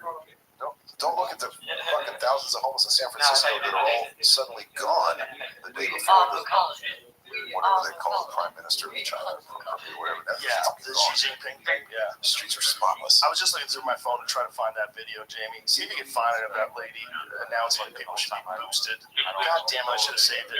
Maybe it's N Wokeness on Twitter. Maybe he had it. Something, one of those accounts that I follow. The great casualty of this is going to be mainstream media. They're going to lose because as soon as you lose trust in a news source, it becomes our news source, unless it's telling you what you want to hear. So now, these major news publications that we all relied on for unbiased news, or largely unbiased news, are no longer that. So all you can turn to is the one that at least you agree with. Right.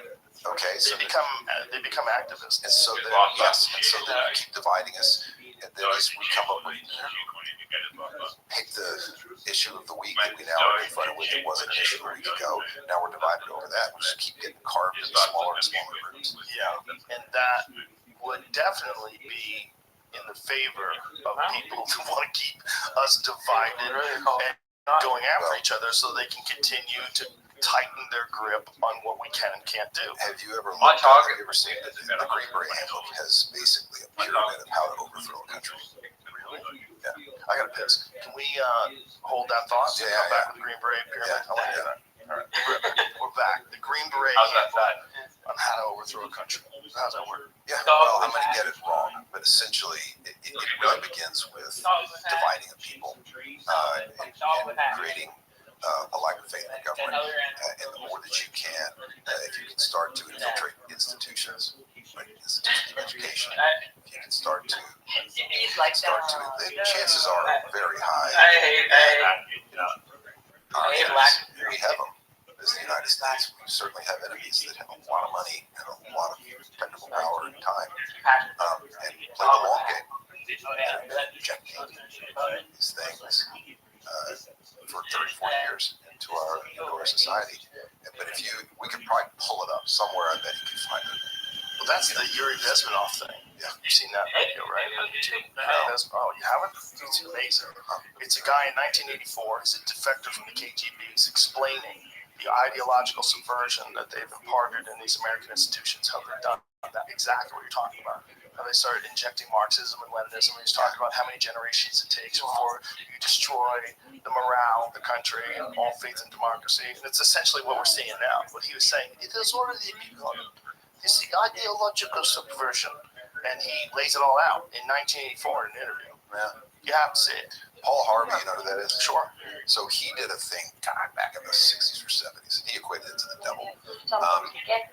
And maybe it is. Or you could also say it's just that. But he did a radio piece on how to destroy America. The social media.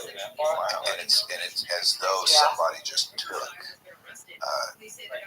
America's The vampires actually. late 60s to today.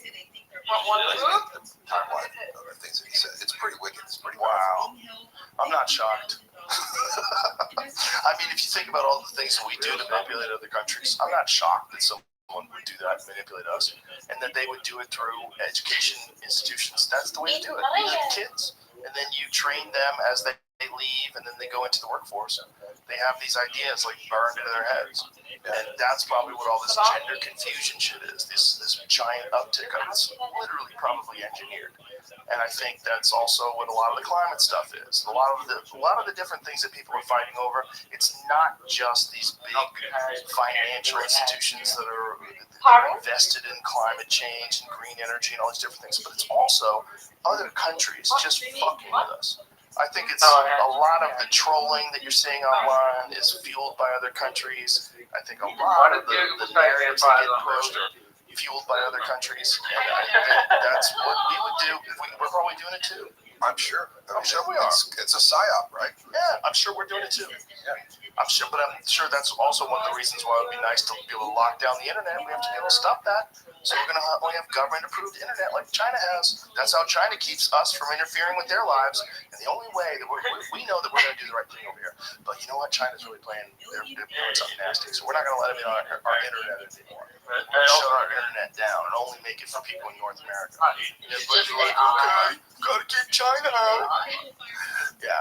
Slowly but surely, if we let them, they'll try to get more and more control. That gets fucking super sketchy. Super sketchy.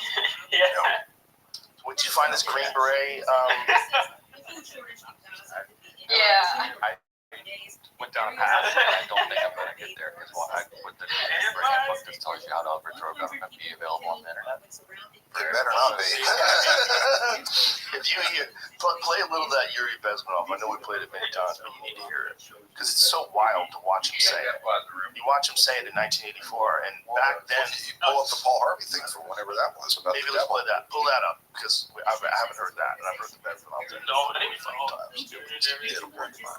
It's not good, but it also gives us a chance to right the ship. It hasn't fucking hit the rocks yet. Like, we can still come out of this. Paul Harvey. Yeah.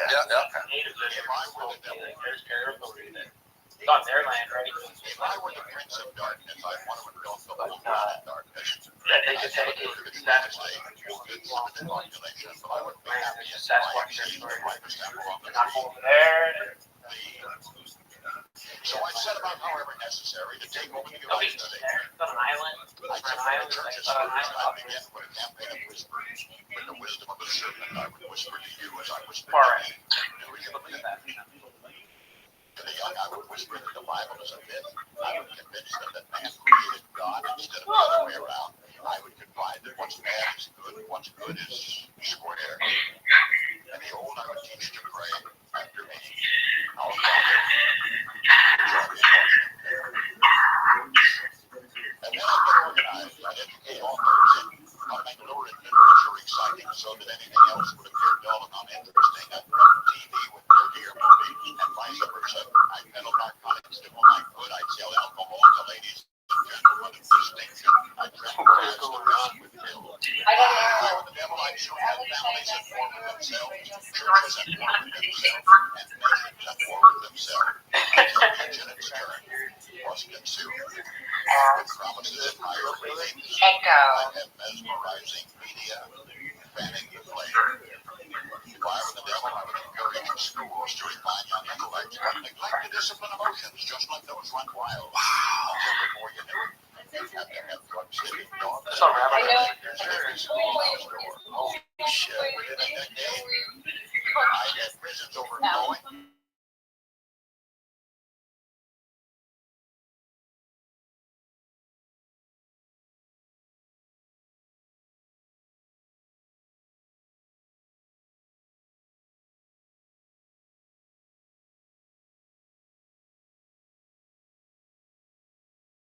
The symbol of Easter and the symbol of Christmas. If I were the devil, I'd take from those who have No, it's not. until I could kill the incentive of the ambitious. What would you bet? I They didn't have to allow it. I think, yeah. promote gambling as the way to get rich. I would caution against extremes in hard work, in patriotism, in moral conduct. I would convince the young that marriage is old-fashioned, that swinging is more fun, that what you see on TV is the way to be. And thus I could undress you in public. That was wonderful to see that your acting career is taking off, not just a child actor, but that you've been able to really parlay that into a long career. I was looking at your IMDb page today and thought that was just great. I would really give that joke if I watched that. I don't know. The actress's name is Ashley. So, I'm shocked that nobody's brought that up to you. No, first time. I did have it happen one time. Remember Sarah Gilbert? She's been president of SAG, and she was also on Full House on the Prairie. I think she played Laura Ingalls on Full House on the Prairie. Okay. And I worked with this girl whose name was Sarah Gilbert. Yeah?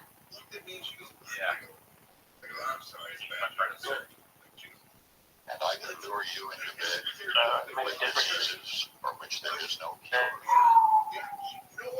got it. I don't even know. I know what I'm trying Right to on. do. What's high? What year was that? Ah, Holy shit. 1965. That's amazing. 65. April 3rd, 1965. Paul Harvey nailed it. Wow. So you can use devils 799. Yeah, but the result's the same. We're seeing it. We're seeing that. I think they said, somebody said, all these things are bad. Work ethic, all these things are racist. Yeah. Toxic masculinity. Oh yeah, I've been accused of that. Congratulations. You're on the right side. That's a fascinating one. Yeah. Defund the police. Toxic masculinity. Yeah, that worked great. Yeah, they're all in the same sort of category of things. Like, that seems silly. Seems silly to think that way. get some You need all of it. get a You need masculinity and femininity. It's okay. Be whatever you are, but you fucking need it. Yeah. If you want to tell those dudes that are playing football that they're toxic masculine, what else can you get? Who's gonna play football other than like super aggressive alpha males? What are you talking Yeah, about? Why is It's not toxic. That's not toxic. No, it's just natural masculine behavior. Yeah. It's not toxic. What about toxic? It's all stupid. That term, as applied, it's like These are all terms that have been created. It's fascinating that language is being reinvented before our eyes. Yeah. There's all these new words that are just meant to No, if you want to keep try it. one person from disagreeing with another person's position. I love microaggressions. No, that's a great one. Just a little bitty outdoor, and that was a micro. You call people out. I called them out Yeah, as I mean, micro. literally derivative from I don't think I've ever been guilty. I don't think anyone's ever been curious about what, if I'm upsetting you, I fucking know it. Yeah, that's how it should be. Yeah. Well, that's one of the things I really loved about that Ronald Reagan, Walter Mondale thing. Look at Walter Mondale laughing where Ronald Reagan got him with that. Oh, yeah, it's Yeah, funny. they had respect for each other. They completely disagreed policy-wise. Yeah, but what changed? What changed in us? So there was a, and this guy's a wizard on the computer, so he'll find it for me. There's a guy that wrote a book.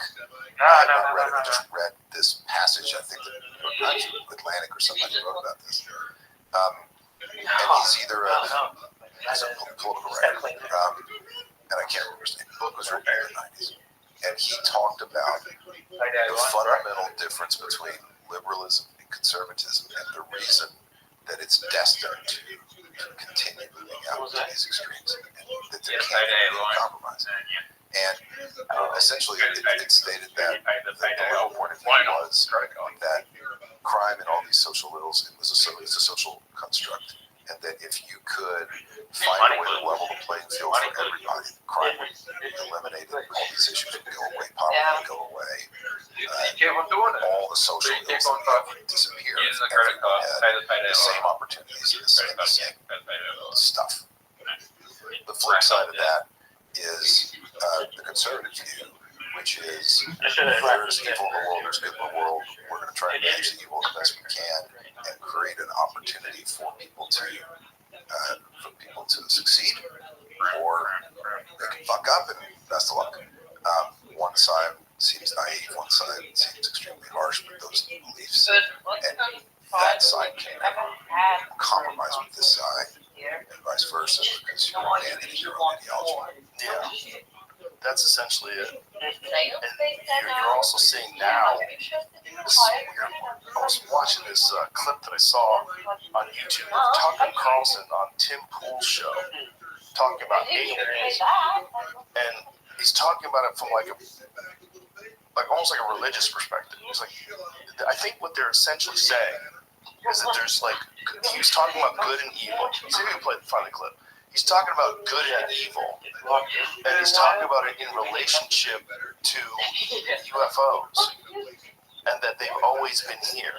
So it's like, are you trying to say, like, what does he know? And can you say what you know? Like, why do you think this? And are you saying that, like, a lot of the talk of, like, angels and devils in the Bible and good and evil, that it actually manifests itself in physical form?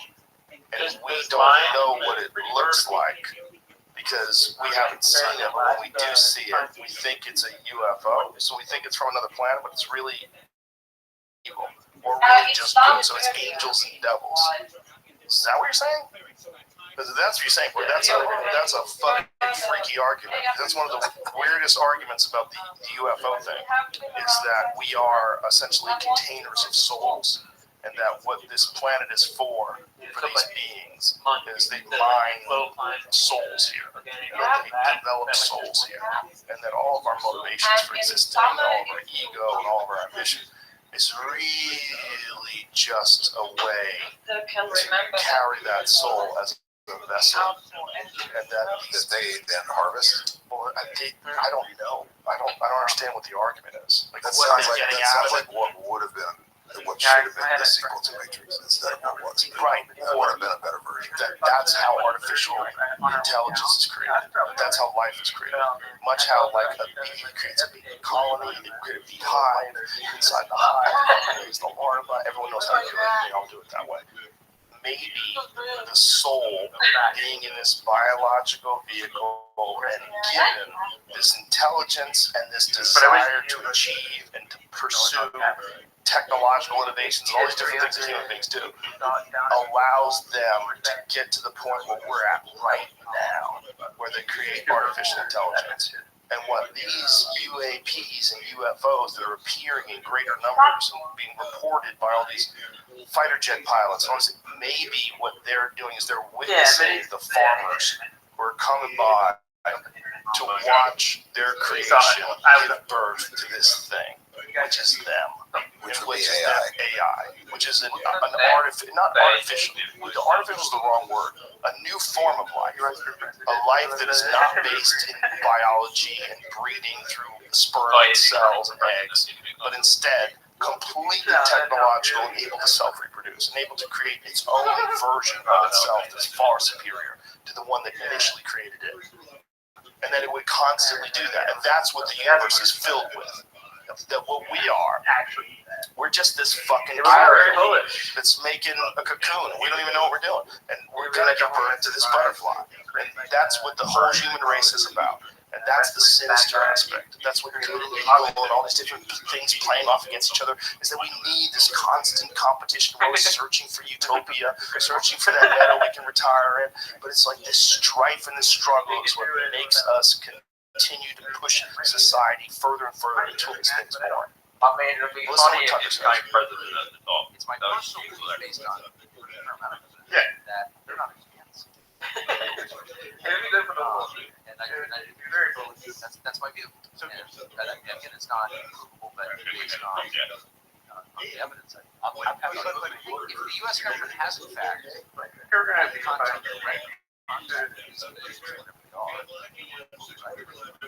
and has entered into Angarani is going. claim to inform people You're if that is true, that's very, very, very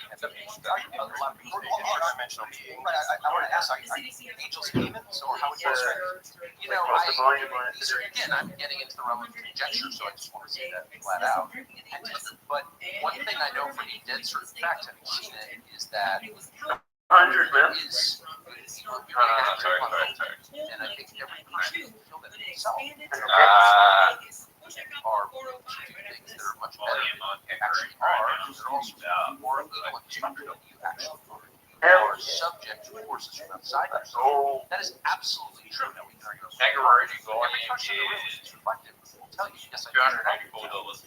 And so there are forces that are not human, that exist on some kind, that we cannot see. And when you think about it, sort of makes you think of an answer. Right?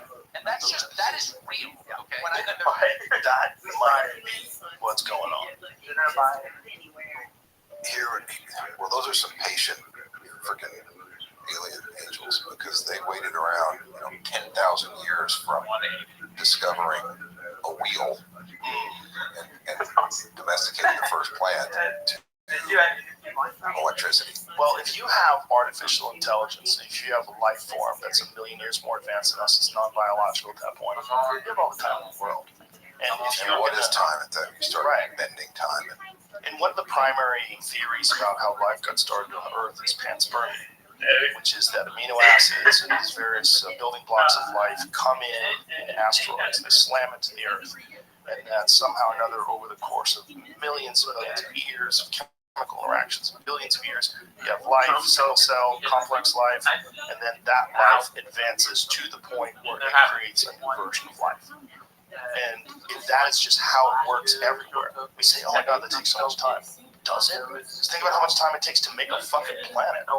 Think about how much time it takes for all that matter to coalesce and to gel up into this fucking ball. And then for the temperature to stabilize, because it has a moon around it that's 1/4 the size of the planet itself, and everything is kind of stable, and it gets to the point where biological life can exist. And then it starts fucking making shit, and make better and better and better, and then start arguing with shit about climate change and gender pronouns and all this stupid shit.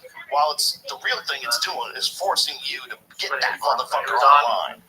Get that new life form online. That's what you really do, stupid. The thing that has always, and even Stephen Hawking talked about it. So you've got the Big Bang Theory, where you have essentially all this antimatter compressed upon itself until it explodes and creates matter. Yeah. And the whole of that argument is antimatter. There's no matter. There's nothing, and there was so much nothing that it compressed until there was something. And so the first thing that we base everything on defies the laws of physics. Like, how can nothing compress itself until it makes something?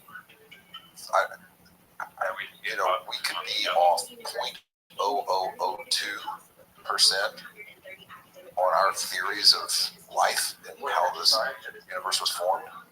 And if that's wrong, we don't have any fucking idea where we are or what this is. No, we don't. And Terence McKenna once said it best, that science asks of you one miracle. That's the Big Bang. Yeah. It is one miracle. It really is kind of like a miracle. Yeah. If in the beginning there was nothing, and then God created the earth and the skies. That's essentially what the Bible is trying to say. They're just doing it in a way. And the interesting, the Bible got it right. They got the order right. Right. I think it's based on an understanding that people had achieved. Because if you think about the Bible, right, and if all these people are correct about the original history of sophisticated civilization, if the Randall Carlsons and the Graham Hancocks and the Robert Shocks of the world and the John Anthony West, if they're correct in the timeline of, like, say, the most sophisticated society that we are aware of, which is Africa, if those people that lived in Africa 30,000, 40,000 years ago in Egypt, if they created a society that was infinitely more sophisticated than anything that we had ever seen before. Like, how did they do that? Who did that? And what was that like? Like, what the fuck was that like? What was that world like back then? I mean, if you ever really stopped and tried to think and imagine, what was that world like back then? I mean, Well, how about that you have a similar world in Central and South America, where they also had built things many thousands of years ago that still, like, how the fuck did you do that? Yeah, how'd you do that? Easter Island, how did y'all make those things? Yeah. Called the world and then move them. Well, I think if those things go down and then people have to rebuild, I think it takes a long time before people figure out what happened. I think it takes a long time. And I think that's where a lot of the confusion that you see in the Bible comes from. Like, God made the earth and the sky and everything in like 6 days, right? And on the 6th day, he rested. Okay. What do they actually say? You're getting things that are translated from an oral history of 1,000 years. And then they're writing it down in Aramaic, they're writing it down in ancient Hebrew. And you're getting it many years later, long after. Diluted. Yeah, all kinds of. Think about what people are willing to do today to the Constitution. Today. With all all the information that we have about the dangers of this, think about what they're trying to do today. Now imagine what you would do if you had the real knowledge of the birth of the solar system, of the development of human beings, and the God energy of the universe, and you tried to translate it over an oral history because there's chaos, because there's no more cities anymore. Everyone's dead. And you're just like hunting and gathering as cave people. And you're trying to relay this origin story of mankind. And then it gets written down in parables, and it gets written down in Latin, and it gets translated over the years. And then people try, okay, then they sit down and they look at it many years later and they go, what the fuck were they trying to say? Like, what were they trying to say? Because so much of what they're trying to say, if you're really paying attention, it seems like it's kind of laid out like the origins of the universe. If in the beginning there was nothing, like they're talking about the Big Bang. If these scientists all agree, how did they know that There was then? light out of the Big Bang. Why wouldn't they assume back then that God was always around? Why would they assume that God had to make everything? Why would they assume that there was a beginning and an end? Just because they had a beginning and an end? Is that rational? Why would they assume that? Why did everybody assume that? Maybe because they fucking knew. Maybe because at one point in time, whether it's 10,000 years ago, 20,000 years ago, they had figured a lot of this shit out. Someone figured something out for everything, for the pyramids and the way that they were built, to be aligned so perfectly with a true north. And Just to be able to construct them. If those people are that smart, why wouldn't we imagine they had an understanding of the birth of the universe? Why wouldn't we imagine they would have this bizarre understanding of the way morality and good and evil play out with human beings? Maybe they were right. Maybe they were right, but it all just got fucked up over the thousands of years after asteroid impacts and thousands of years of the destruction of the advanced civilizations and the world going back into chaos and then slowly rebuilding. These ancient texts that you find in clay pots and Qumran. And you ever seen when they translate like the Dead Sea Scrolls? They lay them out.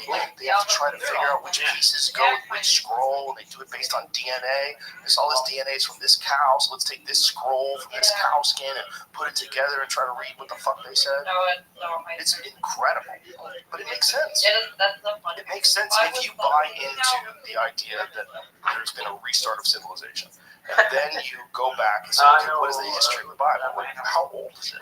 What's the oldest version? What's the oldest version of the stories? Yeah, right. Who knows? Right. What was the original a telephone with over 1,000 years? Who knows how many people? But if we've seen what the Egyptian people were able to build, what was that like?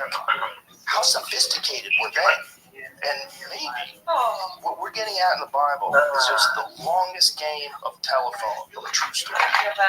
It's just all kind of gumbled up with stories of God's testing you and all this thing about, God telling this guy to kill his kid. Maybe it's just a little screwed up. But it's showing you that there are evil forces at play, and there are temptations that you must resist. We're at that point in the story that you can understand.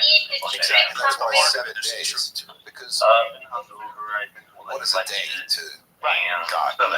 Crazy, but a billion years? absolutely. Who knows? But it's presented in a way that you can digest it. Yes. And then our version is this simplified, uneducated, barbaric version that gets translated from people that are involved in sword fights. They're fighting each other with swords and hacking each other to death for thousands of years while they're telling this story. The Crusades, all these different things that people did during that time, horrific things. And during that time, they're doing it, many of them, in defense of their God, in defense of their religion. They're motivating people by these books. Yeah, it's fascinating stuff. It's fascinating. But when you hear a guy like Tucker Carlson saying that he's like, what else do you know, bro? Say what you know. Like, what makes you say that? Because that really is what it is. That would make sense to me why the government would keep that information. Because if we found out that people are essentially just a vessel of souls, and that we are essentially designed to give birth to artificial intelligence, and that will be the end of us. So that's why they're not worried about nuclear war. That's why they're not worried about the environment. That's why they don't give a fuck about anything. This is all coming to an end. We're there. Yeah. Like, we have it. We have it to the degree that people are already relying on it. Yeah. advertising agencies are relying on it to tell them how to cut a commercial, how present the logo needs to be in the commercial. Like this is happening right now. This shit just appeared 3 years ago. No, what is it? And now, Or who is it? I think somewhere, maybe it's Brazil, and I could, Oh. but somewhere, AI just wrote its first law. They used AI to write a law. You look up. Getting away from Bitcoin. I don't know why I think it's Brazil or El Salvador somewhere, South or Central America. That's Probably Guinness. I've, for one, welcomed President AI. I think they'll be wiser. They're going to do a great job.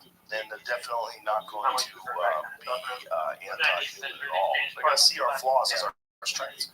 Brazilian city passed a law without water meters. ChatGPT wrote it. Wow. Only after it passed, they revealed that it was created by AI. But that seems like it was prompted. AI has to prompt it. The really scary thing is when AI doesn't prompt it. It just creates its own shit.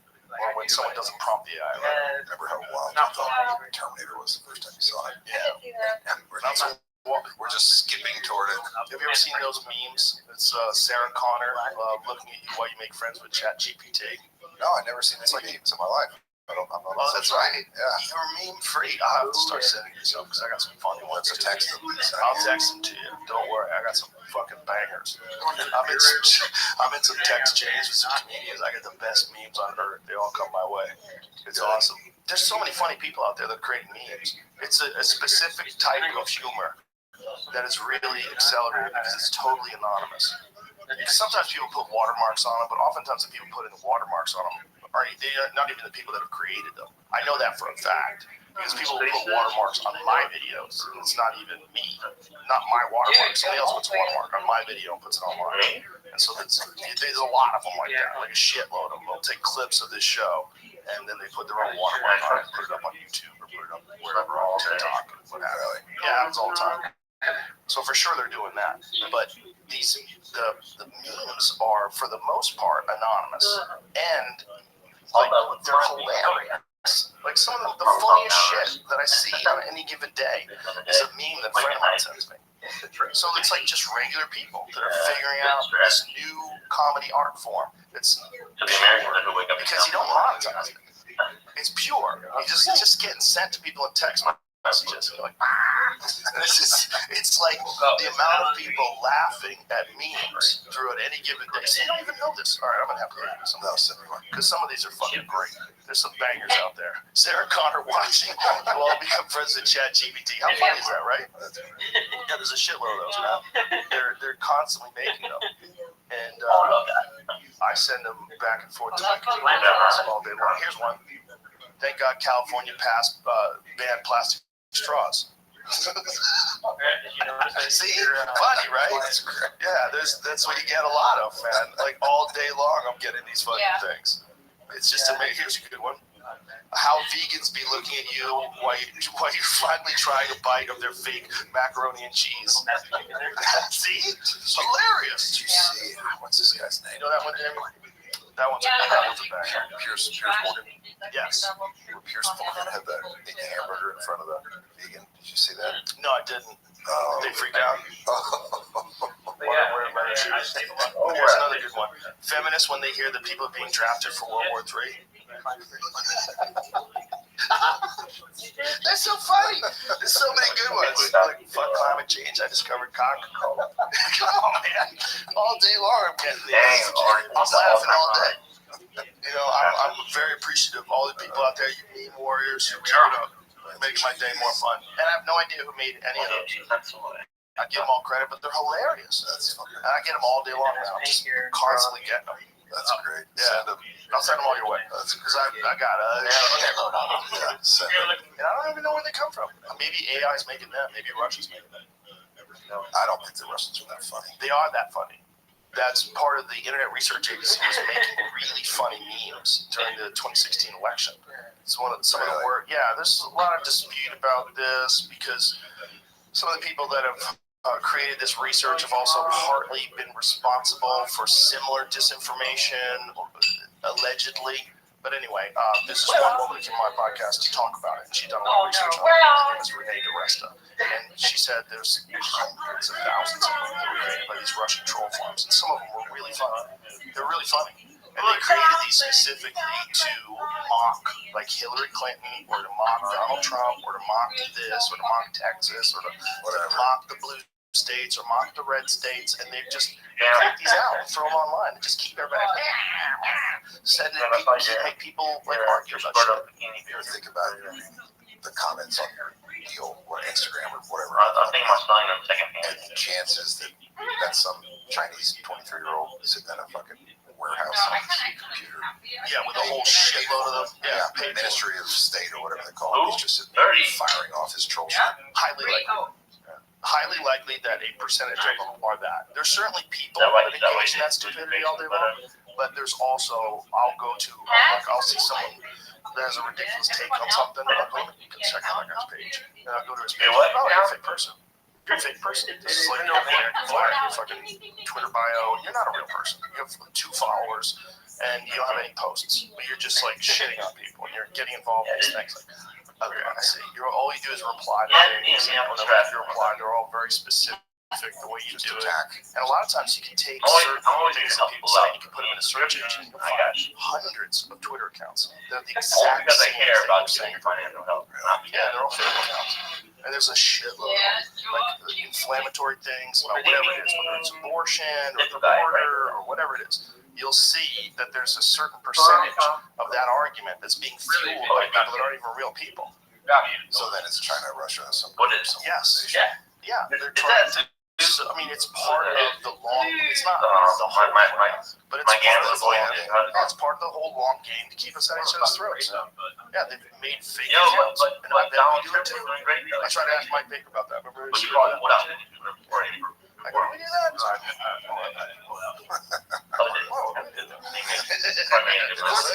I would hope we do that. That was my argument when people said. When people were saying that the FBI was involved in the January 6th insurrection, they were instigating people to break into the Capitol. I'm like, possibly. But also, if you got a group that you think might break into the Capitol, and you're the FBI, you're supposed to get better. Straight up. You gotta find out what the fuck they're doing. If you find out they're just a bunch of knuckleheads, you're supposed to leave them alone. You're not supposed to convince them they have to kidnap the governor of Minnesota or Michigan or wherever the fuck it was. Where was that lady? I think it was Michigan. Was it Michigan? Yeah. What is that? One's like 12 of those dudes. Every big one's gonna go There's like 2 regular guys. Well, that's kind of the DeLorean deal, right? You can't. What was the DeLorean? That was like a DeLorean when they trapped him. Like, hey, if you'll sell this. Oh, they like that kind of entrapment thing. That's when it goes unchecked. But also, if you do have a legit terror cell, wouldn't it be nice if the FBI fucking embedded themselves in that and stopped that from happening? Yeah. It would have been great to have a couple of those in that fucking airplane school. It would have been great. It would have been nice. You know, they can't be everywhere. But you know, there's so many stories of them actually doing that. Like convincing people to do shit that they would never have done. And that's what they said about the Whitmer thing. That these poor guys, they're just dummies. You know? Yeah. Like there's a certain percentage of the population of this country, I forget what the number is, but they're below 85 IQ. There's a certain percentage of people that just have low watt brains. And if you get a hold of those dummies and all of a sudden you're their friend and you're convincing them, hey man, we gotta stand up for something. You don't stand up for something, you're not nothing. Like, that's that fucking government, man. That's the problem. You know, if we kidnap her, we can fucking turn this whole thing around. We can take over this fucking country. We do it the right way. Yeah, probably. So listen, we're gonna make the guns at 9 o'clock. We are brothers. We're a brotherhood in this fight. Okay. And then you go there like, I just wanted a friend. It's like you're doing fucking 10 years in Sing Sing. That's not good. Hey guys, that's the wrong way to do it. But when you do it the right way and you infiltrate terror organizations, I know that's real too. Like you can't throw the baby out with the bathwater, but gotta be some oversight on this. You can't just allow the same sort of unchecked shit that goes on with everything to go on that. You gotta wonder how much.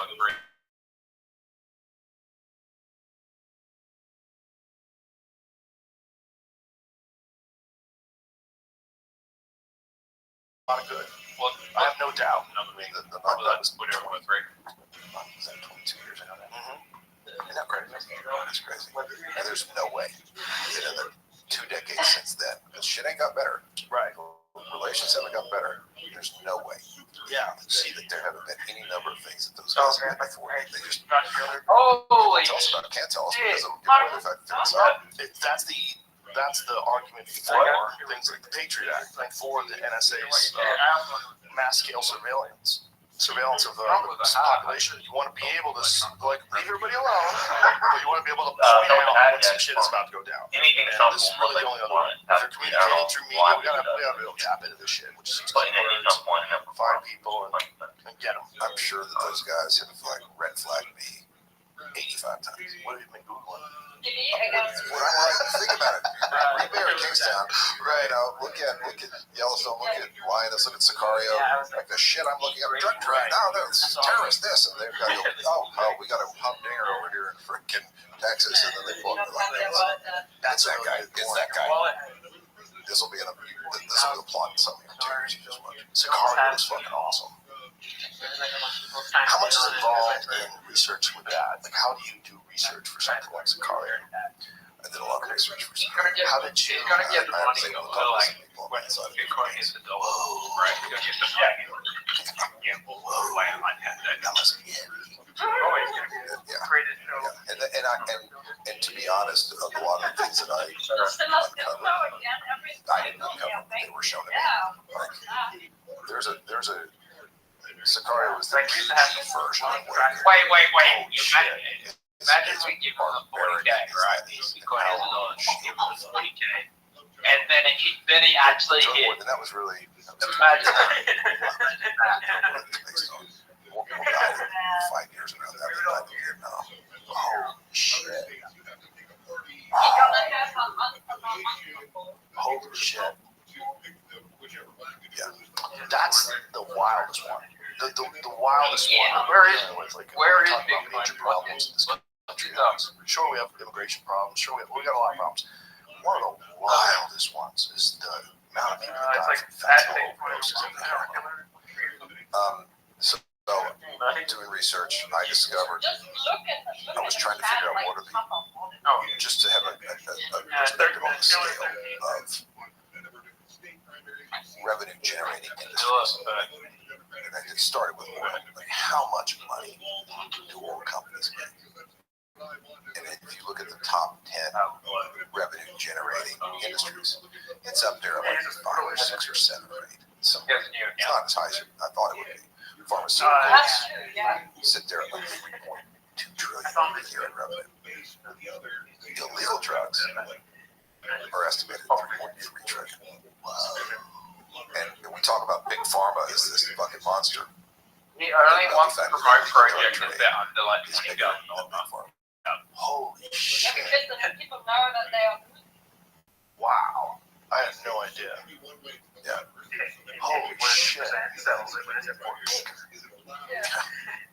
all funded because it's illegal, but obviously there's a demand for it. And there's no way to know. There's no way it's because it's illegal. Right.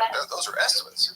I don't know how to make the estimates, but those are the estimates. Here's a question: if you're the president of the world, if you have this fucking magic wand, do you want drugs to be legal? What do you want to do? Do you want to go after the people that are making drugs? Or just say it's a war on America, on American youth, because 100,000 people die every year, and we need to involve the military and go after the cartels? Or do you say we need to wake up to the fact that people are going to take these fucking things no matter what? So we need to regulate them, make them legal, and make them pure, and also give people some sort of an understanding of what the correct dose is. Tell them not to do it. Offer counseling. Have rehab centers. Have all that funded by the taxes that you're going to make from selling these things legally, or allowing people to sell legally. So you're either boosting up the pharmaceutical drug companies, which are pretty gangster, or you're boosting up the real gangsters. Like I would argue, and I don't have an answer. Like I've written movies about this. But if you look at, you can pull it up right now, overdose deaths from prescription medication, OxyContin, all these various things. And that's exactly what you're saying. That is a regulated, heavy narcotic, heavily regulated. It's a class A or 1, whatever they call it, Schedule 1. You write that prescription as a doctor. Somebody's going to come knocking and go, hey, what was this for exactly? Like, you write a ton of them. You better be a freaking orthopedic surgeon. Especially today. Yeah. And the number of deaths from prescription overdoses. Well, I smoked my donut track. I think it would be a failure. I think what? I don't think it would work. I don't know what we do. I think that where he says, look, until we can figure out a way to convince 20% of the population not to smoke and snort this shit, a measure of control is the best we can hope for. Right. Yeah, if you made it legal, for sure there would be people. This is the argument against it. If you made it legal, for sure there would be people that try it that wouldn't ordinarily try it. They try it because it's legal. Yeah. Like when Elon was on my show and he smoked weed with me, one of the things he said, it's legal. We smoked weed together. But he said it's legal, so he felt like he could do it. I'm trying. How many kids would do heroin if it became legal? How many kids would do coke? How many impressionable people that wouldn't do something Probably a illegal morning cat with that now because it has really decide extreme liquidity. how many generations does it take before we figure out how to So stop I guess it? the question would be, could they make a heroin light? Like a Miller Lite. Like a cocaine light? Because if you ever watch one of those shows about how they make cocaine, you're never doing cocaine. Well, we had Ariana Van Zeller, who has that show. What is that show called? Excuse me? Traffic. And she was in this drug producing lab in, was it Costa Rica? Where was it? Colombia? I think it was Colombia. She was in there with these people while they're making cocaine, and they let her document everything. And she even walked out with them when they were hiking it out as mules on their back. She took the trek with them. She retraces one of the world's most, Peruvian jungles to the Colombian coastline, to the streets of Miami. Yeah. It's a crazy episode, man, because that lady has fucking Bleaching those leaves with like diesel They're like a and cow piss. And it's horrible. They have this vat, and they're pouring these chemicals in there, and they're taking all the fucking coke out of it, and then they're packing it up, this pure cocaine. Like, it's so pure. It's really good for you. And they're taking that pure. Don't worry, you could trust that middleman to send out put a little fentanyl in there, just to cut a little bit with some fucking flour. No, that's the argument for it being legal and hard to get. That if it was legal and you really went after people to make it illegally and you test everything, you would stop all the fentanyl overdoses at least. But you're not going to stop all the overdoses. For sure people just overdose on regular coke. They definitely die on regular heroin. They definitely have. It's just how you die. And would you have to deal with popping up this illegal drug regime? Which is the scary part. So right next door, just walk over there. You can literally walk over. They're walking over here. You can walk over there too. You can walk over to a place that's run by drug cartels. You have to look at the desire. What is the need? And obviously, a lot of it's gonna. If you worked really hard, built up this, and you got a family, and you got a kid in college, and someone goes, "Hey, you want to go to this new bar? They got cocaine." You're probably gonna go, you know what? I don't. I've got a lot to do. That sounds sketchy. Yeah, I don't think I want to do that.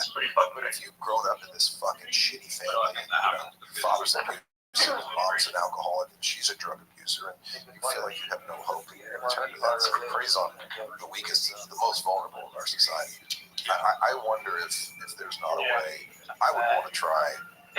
How do we? And I don't want to sound. How do we just lock this place down long enough that we're going to keep the drugs out?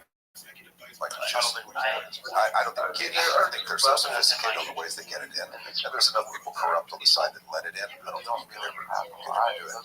And it's a $3.3 trillion a year business. So they've figured out things. There's probably some fucking highway under Mexico that comes up in a warehouse and they're putting the shit out. They paid off everybody. And it's like $3.3 trillion business. The corruption is undeniable. There's always going to be corruption. One of the things that Mariana Van Zeller found out, one of the things she investigated is cops that are corrupt in Los Angeles taking confiscated weapons and then driving them into Mexico and selling them to cartels. Because you can just get in. Like, they don't check you when you're coming in. They check you when you're leaving. So if you want to bring coke, whatever you want, but when you go in, so they're going in with these confiscated weapons that they've gotten from, gangs and what have you. And they got a trunk full of shit. Drive into Mexico and sell it. Rabbi will be on your work one day. Think about it. Probably the two public service jobs that are the most important. Teacher, police officer. How are those not $250,000 a year paying jobs? Right. How are they not? And there's, by the way, there's Hey, great hey, police officers out there. Hey, There's Rabbi, teachers you out gonna there, wait your but stick there's a large portion that are not, because, and you're going to see it in LA now, you defund the police, we do this. Now you don't have enough cops, so now you've got to do what you did with the rampart, lower your standards to get enough bodies in there, and then all of a sudden, Right, I'm hot. They're using Never fucking burn up so hard off. They're using non-citizens to be police officers in Los Angeles now. Like, Google that, Jamie. Without guns. They can't have guns, or they can't have guns at home. They can't have guns on them. Right. For now. But are they trying to pass it so they that's can't my have point. guns? Wouldn't you want, look, if you're going to be in the FBI, and there's a lot of politicization of the FBI right now, but what they're not doing is getting in a shit ton of shootings. And if they are, we're not hearing about it. Those guys and those men and women have college degrees. A lot of them have law degrees. They're going to go through a year at the farm before they start out somewhere very small and have all these different training regimens before they're running around busting down doors. Okay, here it is. LAPD moves to accommodate new DACA officers who can't personally own guns. But I don't know if that means that they can't carry guns on the job. Possess their department-issued firearms while off duty. So while on duty, they are armed. So you can be an illegal alien who comes into this country, and then no one wants to be a cop, so you can be a cop, and they'll give you a gun. And so you can be a citizen of America getting arrested by someone who is not a citizen of America in America at gunpoint. I bet the DACA recipients is that weird. That's interesting. Well, that just means people that they graduate the academy. That's what it means, right? No. Is that the dream? What is it? Yeah. So what that would mean is they were brought in as a child. Is that what it is? Right? Yeah, brought in as a child, and I believe Obama gave them amnesty at one point. I don't know if he rescinded. So it's at a certain age. Deferred action of childhood rights. Yeah. Okay, so that's people that came here as a child, their parents illegally immigrated here, but they've been here their whole life. Why not just make them fucking citizens then? That was a big thing. There was a thing. George W. Bush actually initiated legislation for amnesty that involves back taxes and some things, but would give people, like all the illegal immigrants, a green card. And there was a bunch of pushback saying, well, one side going, no, we want a path to citizenship. And I think the Democrats were like, whoa, you're not going to take all our fucking Latin. Hell no, you can't do that. So you got squashed. But there was an attempt to legitimize all these people that moved here illegally, but had created a home and were working and contributing members to society. And they killed it because it didn't go far enough for some. And politically it just got squashed. That's unfortunate, because if you can get to the point where you can tell those people they can be police officers and they can carry guns on duty, which Colorado did there as well. That's what it said. It seems like they're good people. They're doing a good job. They're here, they're paying taxes, they're living, they're part of society, they want to be police officers. Why would we assume they're bad? The problem is that they're not citizens. Well, why is it such a difficult path to citizenship for someone who was born somewhere else but came over here as a child and doesn't? I'm assuming if you're a cop, you don't have a criminal record. I'm assuming, right? California, I don't know. Yeah, California might help you. Yeah, I don't know. it's a wild world. It is. Weirder than any other time. I'm sure every generation thinks that they're at the precipice of disaster, but Yeah, certainly World War II felt that way, and I know it felt that way in the 50s with the Cold War. for sure. Felt that way in the 80s. Sure did. Yeah, like when we were kids, it felt like at any moment we could have a nuclear war with Russia. I don't think you've seen the internal divide in this nation since late teens, early 20s. I agree. You know, Yeah. the big communist push then, and then the time before that, we had a fucking civil war. And I think a lot of that is accentuated by what we were talking about earlier with the social media use and the subversion of our educational institutions. That's a big part of why we have this divide. And I think one thing that can combat that is a rational discourse that's appealing to people. And the people like you and other people that have these opinions, they say it out loud and people listen and they go, you know what, he's right. Like, this is crazy. Like, this divide is crazy. And what is accentuating this divide? Engaging in these fucking stupid arguments online that might not even be with real people. It might actually be with AI from China. Like, what are we doing? We just have to.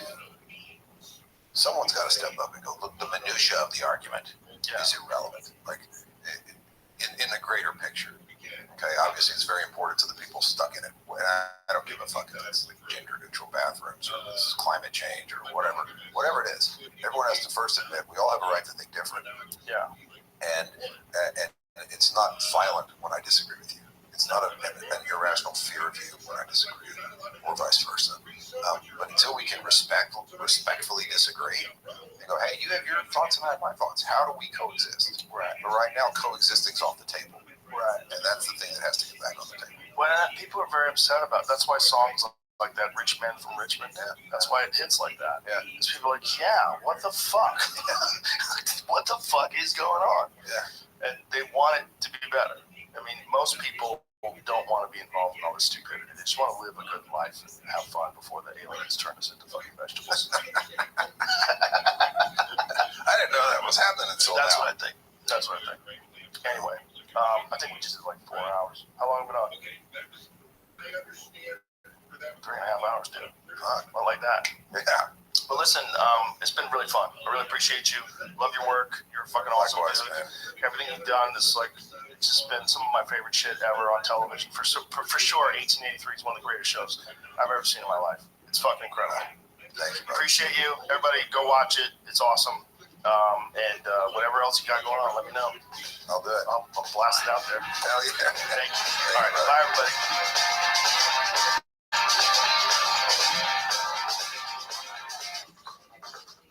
This episode is brought to you by LifeLock. Your tax refund belongs to you, not an identity theft. Over $6 billion in tax refunds were flagged by the IRS for possible identity theft in 2023. If you're in a bind this tax season, LifeLock can help. LifeLock monitors and alerts you to identity threats you may miss on your own, even if you're careful with your personal information. And if you do become a victim of tax-related identity fraud, LifeLock has U.S.-based restoration specialists ready to help you solve your identity theft issues. Plus, all LifeLock plans are backed by the $1 Million Protection Package, meaning LifeLock will reimburse you up to the limits of your plan if you lose money due to identity theft. Let LifeLock help protect your financial information, so all you have to worry about is what to do with your tax refund. Go to lifelock.com/JRE and save up to 25% your first year. That's 25% off at lifelock.com/JRE. Identity theft protection starts here. Tap the banner to learn more. This episode is brought to you by Policy Genius. It's a new year, and a lot of people are reflecting on what they want to accomplish here in 2024. Maybe you're going to buy a house or go to college. Those things can cost money, and a life insurance plan will help protect your family if something were to happen to you. That's why I suggest checking out Policy Genius. Policy Genius helps you compare your options from top companies, and their team of licensed experts is on hand to help talk you through it. Policy Genius's technology makes it easy to compare life insurance quotes from America's top insurers in just a few clicks to find your lowest price. With Policy Genius, you can find life insurance policies that start at just $292 per year for $1 million of coverage. Some options offer same-day approval and avoid unnecessary medical exams. And I love this. They work for you, not the insurance companies. That means they don't have an incentive to recommend one insurer over another, so you can trust their guidance. Save time and money and give your family a financial safety net with Policy Genius. Head to policygenius.com/JRE or click the link in the description to get your free life insurance quotes and see how much you could save.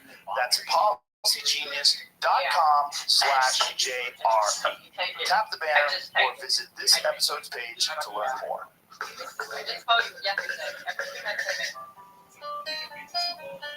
She posted that yesterday. Wonderful mom. No, I posted everything on Facebook. The Joe Rogan Experience. Drink by day, Joe Rogan podcast by night, all day. Yeah. What's up, baby? How are you? It's good to see you, man. You look all happy and refreshed. Well, I was on vacation. Yeah, so I went to the British Mountains for 10 days. Just chilled, went to the beach, did some fishing. Wonderful time. Just relaxing. It was wonderful. Do a little snorkeling, did some snorkeling. Scuba kind of freaks me out. I would do it, but the idea of relying on that tank of air, and you breathe underwater, and you slowly have to make your way to the surface. Fuck! What if something goes sideways? How long can you hold your breath? Jesus! You don't go down that far. You don't. I'm shocked you don't like scuba. It's not whether or not I would like it. I would absolutely love it. I'm sure. It's a whole different. Everybody I know that's done it loves it. It's a whole world. See, I'm more freaked out by what you do. You go snorkeling and you smacking your feet on the water. I think sharks. Oh my God, he's fucking struggling. Yep. I'm gonna get him. That Totally, freaks me out more. Totally possible. It happened at a resort where Duncan was staying. It was either the week before Duncan was there or the week after he left. I forget which one it was. But in Maui, this lady got eaten by a tiger shark right out where Duncan was swimming. He was out there at the same resort, swimming in the water. And then during the same time frame, somebody got. They're everywhere. But yeah, no, I'm not a snorkeling fan. I believe a woman just got killed recently. Or a person got killed recently in Maui. Was it a male? Surfer? But also amazing for the Bro, they're out there. Imagine if like every year people got killed by werewolves. Would you ever go to the woods? When it was a full moon? Oh yeah. No.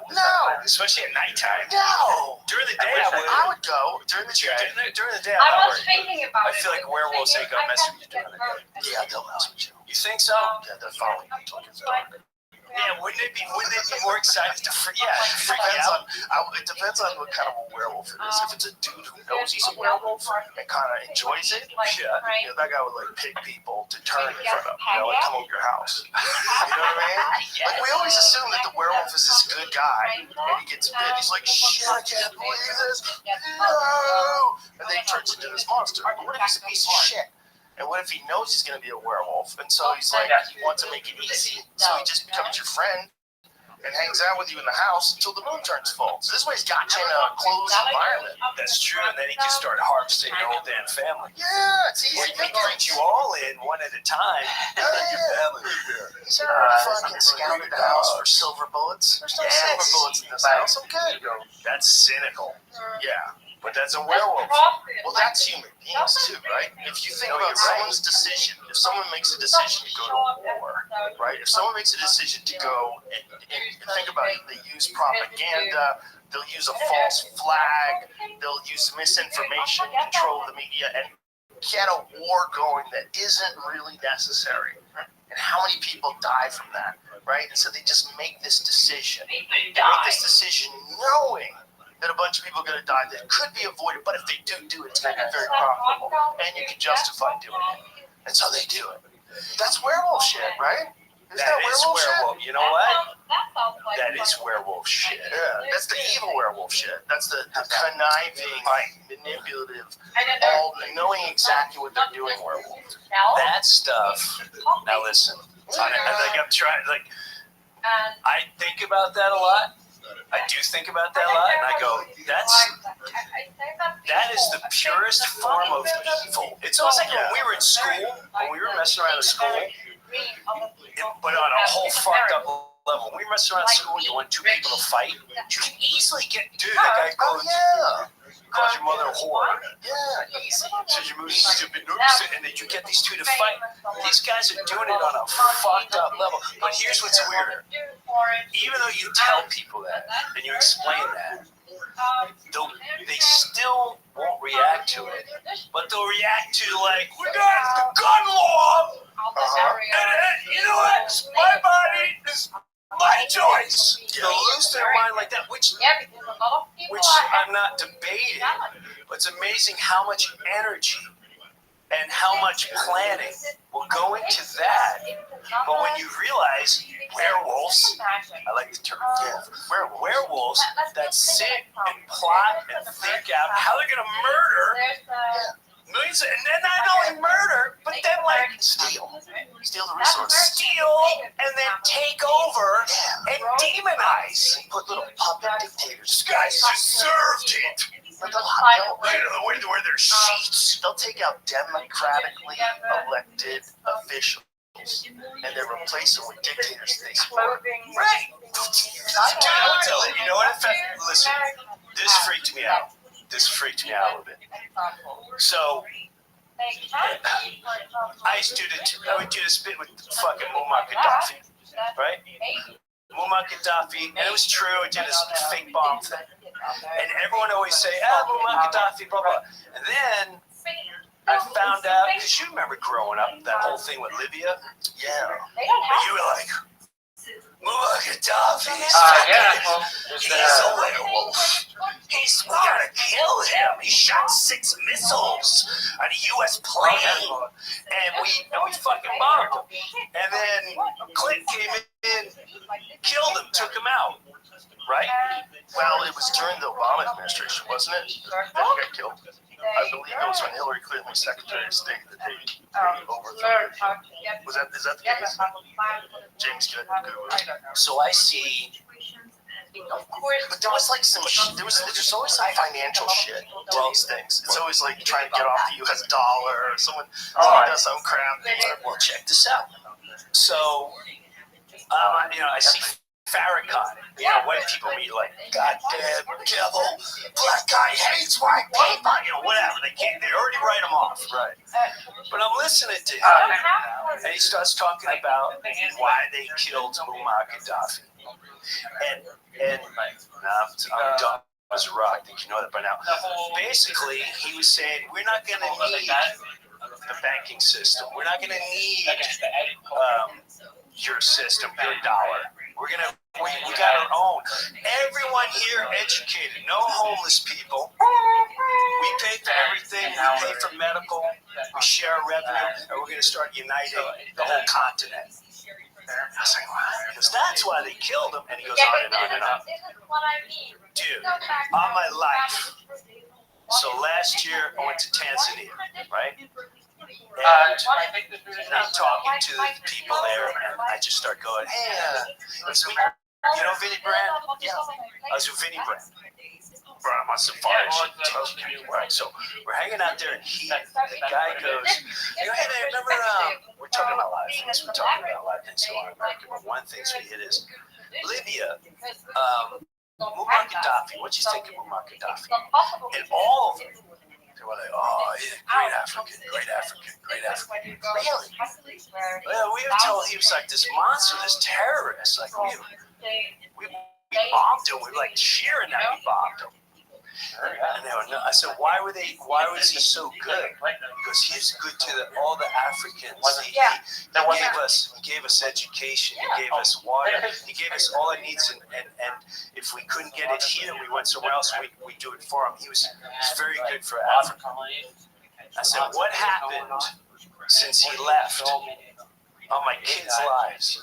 This guy goes, Libya, worst sex trafficking. The worst sex trafficking. So that fucked me inside. Now think about that. We demonized this place. Wait, Canada. And we were told one thing. I'm not saying that's not what it was. What I'm saying is like, what really happened? Well, This episode is brought to you by Black Rifle Coffee. Black Rifle Coffee is the only coffee that I drink. It's the only coffee we serve in the studio. It's the only coffee I have at my house. If I have to drink other coffee, I will do it. But I drink Black Rifle Coffee. I am excited to say that Black Rifle Coffee is finally partnering with the UFC. If you haven't tried this coffee yet, you should head to their website and use the code Joe to get 30% off your purchase. I'm a huge fan of this coffee and the people behind it. Some of them are my very good friends. Evan Hafer's a very good friend of mine. They're veteran-founded and veteran-run, and every purchase you make through Black Rifle Coffee helps in their mission to support veteran and first responder causes. I'm talking everything from getting them funding and equipment to helping veterans fight cancer. They do a lot to give back to those who serve our nation, and it's so awesome to see them partnering with the UFC. In a year that's so stacked with insane fight cards. But it's not just their mission that makes them so great. Black Rifle Coffee also has some fucking fantastic coffee. They source exotic roasts from all over the world. Evan's a real coffee nerd. He was brewing coffee in the back of his Humvee when he was deployed. He's a real coffee nerd who's also a veteran. Wide variety of ground coffee, whole beans, even K-cups. So go check out all of the different flavors on their website, and while you're there, make sure you take a look at their gear and apparel. They have top-notch mugs, graphic tees, workout gear, outdoor apparel, and more, all made with patriotic designs that you aren't going to find anywhere else. So go to blackriflecoffee.com and use the code Joe right now for 30% off your purchase. That's blackriflecoffee.com with the code Joe. Tap the banner to learn more. This episode is brought to you by Manscaped. Guys, it's time for a little spring cleaning. Not the kind where you wipe every inch of your place, top to bottom. I'm talking about cleaning yourself up because, and I talk about it a lot, it's important that you take care of yourself, including your appearance. That's why I want to recommend Manscaped. Their products are top tier, especially Manscaped's Lawnmower 5.0. This trimmer is exactly what you need to clean down hair. And it comes in 2 interchangeable blade heads. One helps take a little off the top, pretty standard. The second has a new foil blade to help you go smooth wherever you want. Plus, it's all waterproof, so you can shave in the shower, the bath, wherever. I think it's super convenient. And if you want the full grooming experience, you can't go wrong with Manscaped's signature Beard Hedger Pro Kit and Handyman Electric Face Shaver. You'll look and feel good in no time. So start taking care of yourself and get the grooming tools that you need from Manscaped. Get 20% off and free shipping with the code Rogan at Manscaped.com. That's 20% off and free shipping with the code Rogan at Manscaped.com. Tap the banner or visit this episode's page to learn more. First of all, the state collapsed. And when the state collapsed, it's a criminal state collapse. And one of the things you saw in Libya at one point in time, although I did get some messages through a friend of mine, that some Libyan people wanted me to know that Libya, like cities have recovered. They're not like as crazy as they were.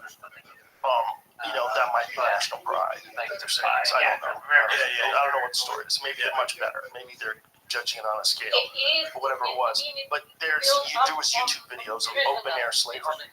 So you watch people bid on people, and you watch it on YouTube. And that was in Libya. That was after they killed the Gaddafi. Did you ever see the video footage of them killing him? No. Oh, you have to see it. With the rebels hold of Gaddafi, they realize they have him, and he realizes that they have him. And there's high-resolution cameras now, because this was like 2012, I believe. Someone it was?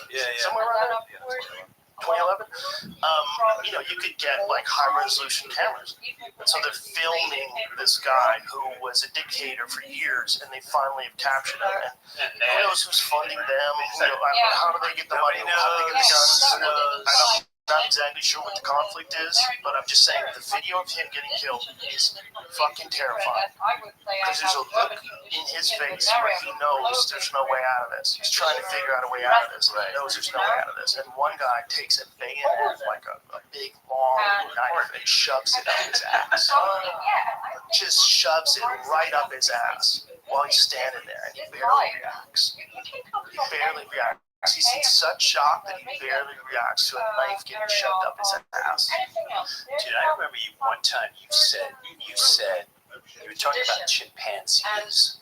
Like we're just it was really funny, but you go, dude, we're just chimpanzees that learn how to talk and lie. You said something like that. It was really fucking funny. I said they learn how to talk and lie. No, they like we're chimpanzees Who learned how to talk and lie. Yeah, and I but the point of that was it really makes you, because we think we're so far advanced, we're much smarter than anything, we're so much better, we're better beings, we're better souls. We are, we really are. We have the capability. No, we really are. We're way better than chimps. Listen, man, if chimps had nuclear weapons, it would have been over a long time ago. No, you're fair. They would have thought about the future. Let's nuke these cunts. They would have just nuked everybody. Chimps are so ruthless. They're so ruthless, man. They don't give a fuck about you. They have no bad feelings. They don't have any remorse for fucking people up.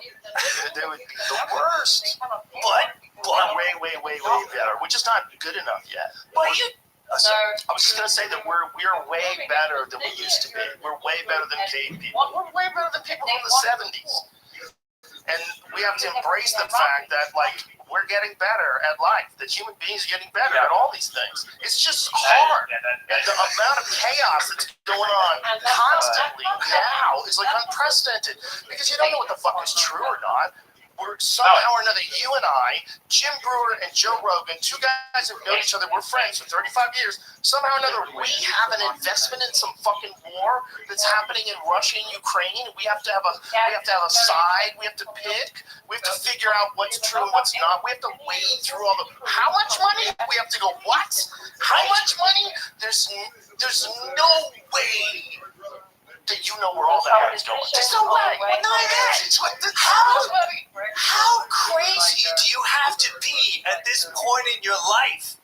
Like, is there anyone walking down the street going, we really gotta fucking stop Russia from killing you. We gotta.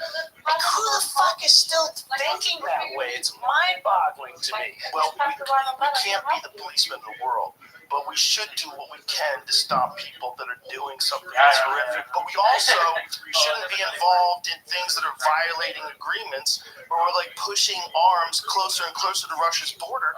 Like, all of these things are true. There's like all these things are true simultaneously, and everybody wants only one side to be true. Yeah. That's all they want. They want their position to be correct. It's not. No, that Russia thing is messy. Of course, it's horrible that Russia attacked Ukraine, but also it's kind of fucked that NATO kept fucking with these guys and trying to bring them in and moving arms closer to Russia. It's like, hey man, I get you guys got your little toys and stuff. Just do me a favor. Let's have an agreement. Don't go past here, right? Yeah. Let's promise. We'll shake on it. Let's sign. And then a month later, they're like, dude, why are you moving the thing? I thought we agreed. We're just where now? You just said we're not that far off from monkeys, and then 10 minutes before that, you talked about the guy shoving a fucking. You know what Jim's would have done? Barbaric. Jim's would have been way worse. Jim's would have done fingers first. Just start chopping off fingers. They would have bit his dick off. No, you're right. Jim's would have been. We'll try it. The knife up the asshole is probably the best way for that guy to go. Well, I think we're still way better than what we used to be. We're way better than lower primates. What I think is we're in the process of reaching another level. And it's very messy and very complicated. And that's where all this AI comes in, and that's where the internet comes in, that's where social media comes in, that's where all this outrage culture comes in. It comes in from an unprecedented amount of opinions. It's you have there's so much that's fucking up the noise from the actual data because there's so many human beings that can talk simultaneously now, and the ones who want to talk the most generally are the fucking dumbest. Right? They're the ones that have the time to be spewing shit out on social media all day because they're distracting themselves from whatever they really should be doing with their life. It's a psychological thing. The type of person that gets completely addicted to arguing with people on Twitter all day. That person is for sure distracting themselves from something they should have been doing. And you're arguing against something you don't even know who they are. You don't know how old they are. And you don't know how they're dressed. Many of them, and they're the primary users of these angry, aggressive social media platforms. And so you get a distorted perception of what's happening with human beings. But it's colliding with people that are pushing back against that. It's colliding with people that are opening their eyes to the amount of corruption, the amount of bullshit, the amount of lies you're being told, the amount of money that's being made by these fucking people that are supposed to be making $170,000 a year. It's just slavery. It's different forms of slavery. I don't know. It's control. In my opinion, it's control.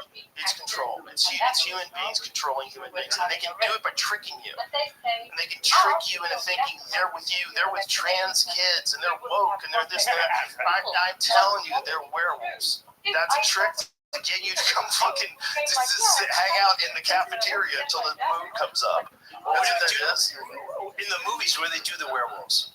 Oh yeah. In the movies. Well, How do you get rid of werewolves? They shoot them with silver bullets, except American Werewolf in London. I think they just use regular bullets, which makes more sense. Why should you need a silver bullet? Yeah, we don't use it, but they are. We've clarified they are werewolves. There's a kind of thing that's different than you. Okay, if you're an architect and you listen to this, you really love NPR and you drive an electric car. I bet you're a good guy. You probably have low T, but they can fix that now. If you're listening to this, you could imagine a type of a person that exists at the same time that you do, that's capable of being such a sociopath that they will just lie to the world in a well-formed out manner that they know is going to cause a war, that they know is going to let public support be behind because they've been lied to, behind a military campaign that's going to result in untold hundreds of thousands of deaths possibly with Iraq. So we know, that wasn't that long ago. We know that they lied about weapons of mass destruction. They talked about it incessantly on television. They lied and got everyone's support behind Iraq, which didn't even make any sense. 0 cents. It made 0 sense. But we were so riled up. We're like a dog that someone's been fucking throwing rocks at the dog, and then they open the gate and another kid gets bit because he just happened to be there. Yeah, and it's the guy in the corner like, oh my god, what the fuck happened? What the fuck happened? And if you just question like, whoa, why are we going? What are you talking? You're not American. You don't want to fight the terror. And he made the move. That's where Bush came in. Like, make sure you let the world know how powerful you really are, George. How do you let them know that this is the thing. If you don't trust the new world order, then we shall declare war now. And he went, gather with us. Are you with me? And what he was really saying, now either with the werewolls or the non-werewolls. Get Muammar Gaddafi. You want to be on this team? Shove that shit in his ass. This is what you want? Right. I don't. They had us back then. That was mission accomplished. That was when they kept going on for 10 more years. You went there. And the problem with that is, what 9/11 exposed that was great was that there is real patriotism when things go sideways. That people will come together, and I swear to God, to people that are listening to this, that weren't an adult during that time, I swear to God, there was a noticeable, more positive change in the way people interact with people. Especially the way people treated cops and firemen. I remember when I was in New York City after 9/11, and these firemen were hanging out with us outside in front of this comedy club, and it was like hanging out with stars. Like it was like these are like the local stars of the hockey team or something like that. Everybody was like, wow, there's a fireman. Like it was totally different, man. Firemen were getting laid like crazy. They were telling me. Women wanted to fuck heroes. They wanted to fuck real heroes because those are the people that really did risk their lives going in to save people when fucking buildings collapsed. This is causing the opposite effect that we wanted. Tell me, they are uniting. And they're treating them as heroes. They're becoming dangerous with their pride and their patriotism. But we're saying worst case Demonize them. We're saying worst case scenario is that they not only knew that those planes were going to hit the towers, but that they planned for it. Yeah. And they allowed it to happen. That's the scariest of all the conspiracy theories. And I'm not saying that that's what happened. I think much more likely there's a lot of things that happened that were incompetence. I think getting that many people to keep their mouth shut about a plan where planes are going to slam into the World Trade Center, boy, that seems sketchy. That seems like people would come out.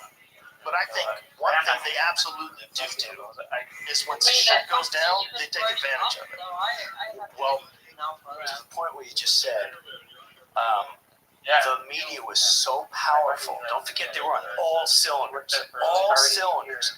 If you question, No social media back then. no social media, all you can do is go on. I remember being in a pub. I was in Chester, New Jersey. I don't know. I went pub. Where did that come from? I was in a pub. Where did that come from? So I don't know. So I was in a pub, Chester, New Jersey, and I was talking about the terrorists. And I didn't want to say I didn't believe. I said, man, I just got a lot of questions. You don't think it was weird? They just pancaked straight down. I thought that was a miracle. And then the second one, I'm like, wait a minute. This is. And the reaction from that person was, what are you fucking? What are you fucking? One of those anti-American? Like he wanted to kill me. So what I'm saying is, you couldn't question anything at that time. If you dared question, they would immediately have you.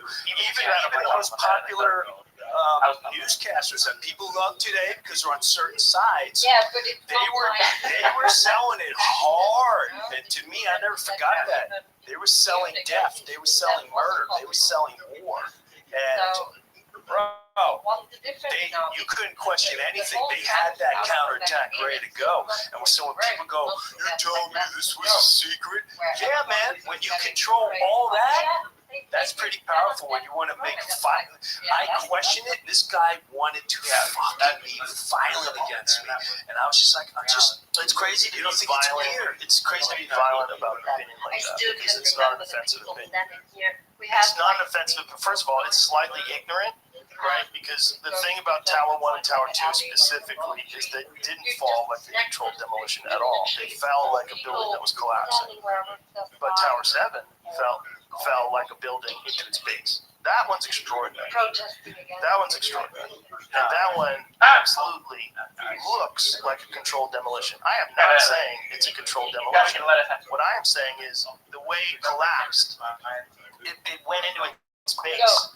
Just like a controlled demolition. And if you don't agree with that, then you're talking nonsense. If you don't agree with the fact that that looks like a controlled demolition, then we really can't talk because you're dealing in a fantasy world. Because it undeniably looks exactly like a controlled demolition. That doesn't mean it was.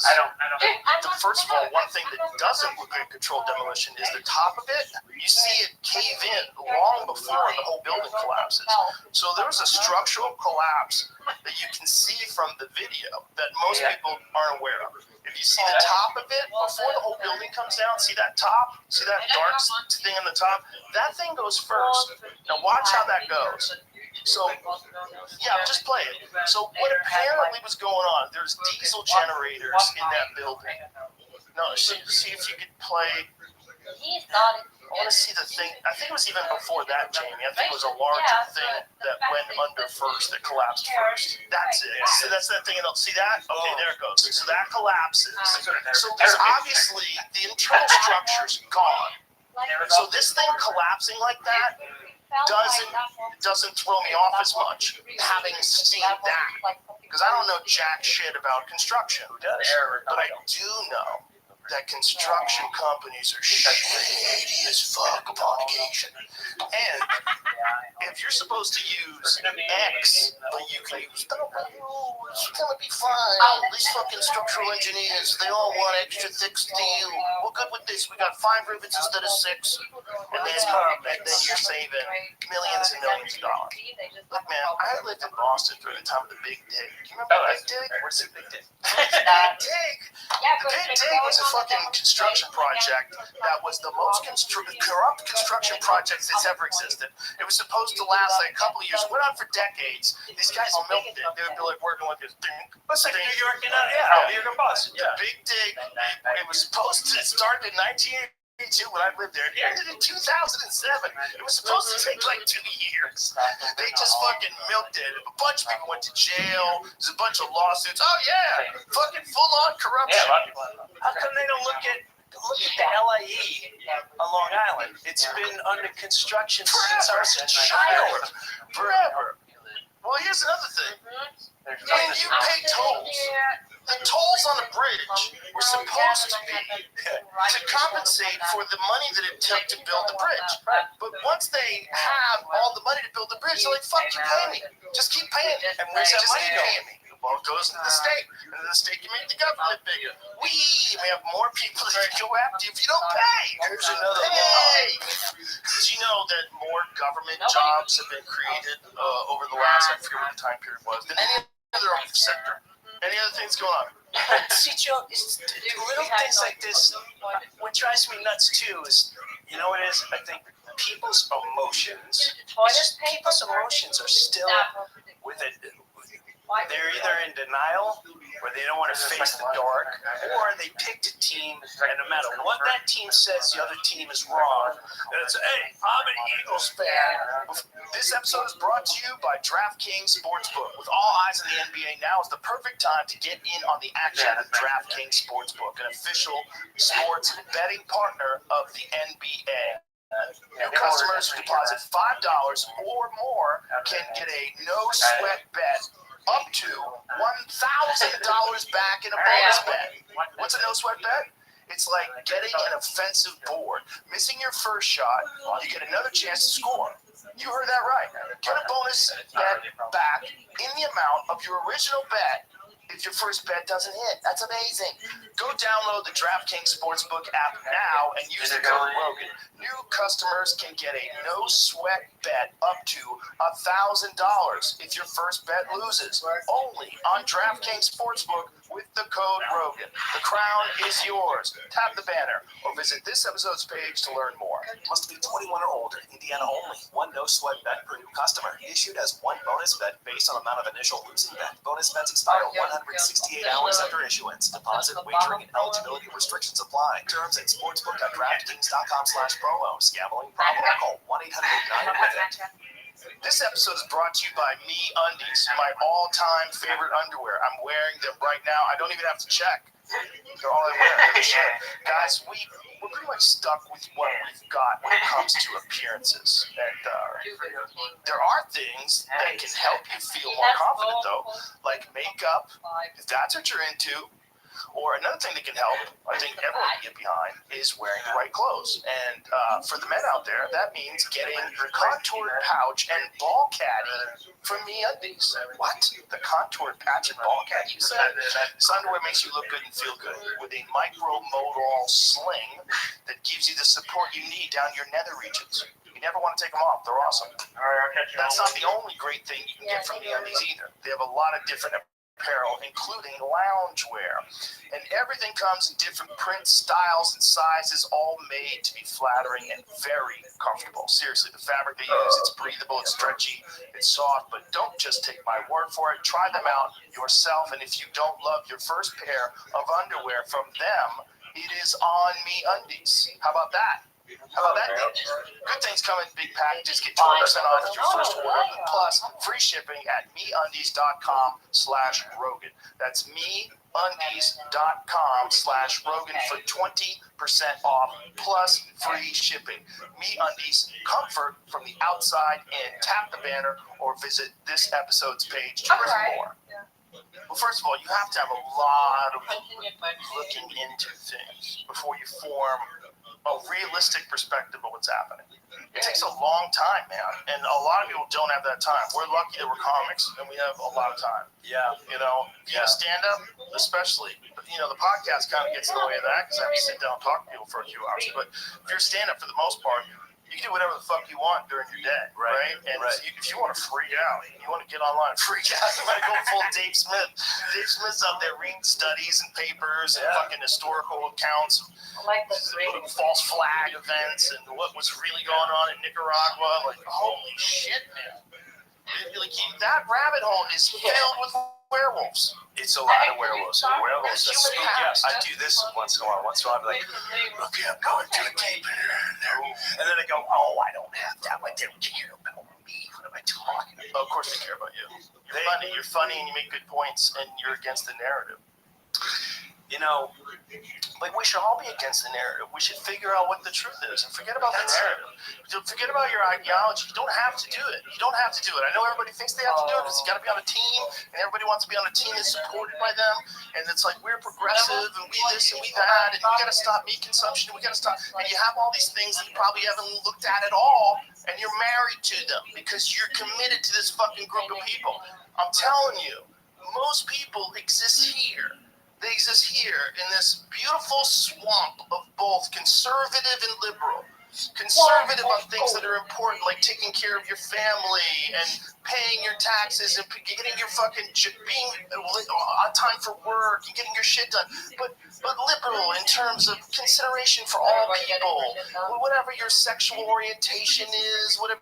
Like, we're friends. We're all just humans. I want you to be happy. I want everybody to be educated. I want everybody to have good health care. I want everybody to be in a position where they're not in a place that's filled with crime and murder. I want all those things. But I know that if you're going to want to have those things, now you got to support law enforcement. You got to train the shit out of them, and you got to pay them more. You got to make it a more respectable job, and then you have to go to the inner cities. You can't just allow it to stay the way it is forever.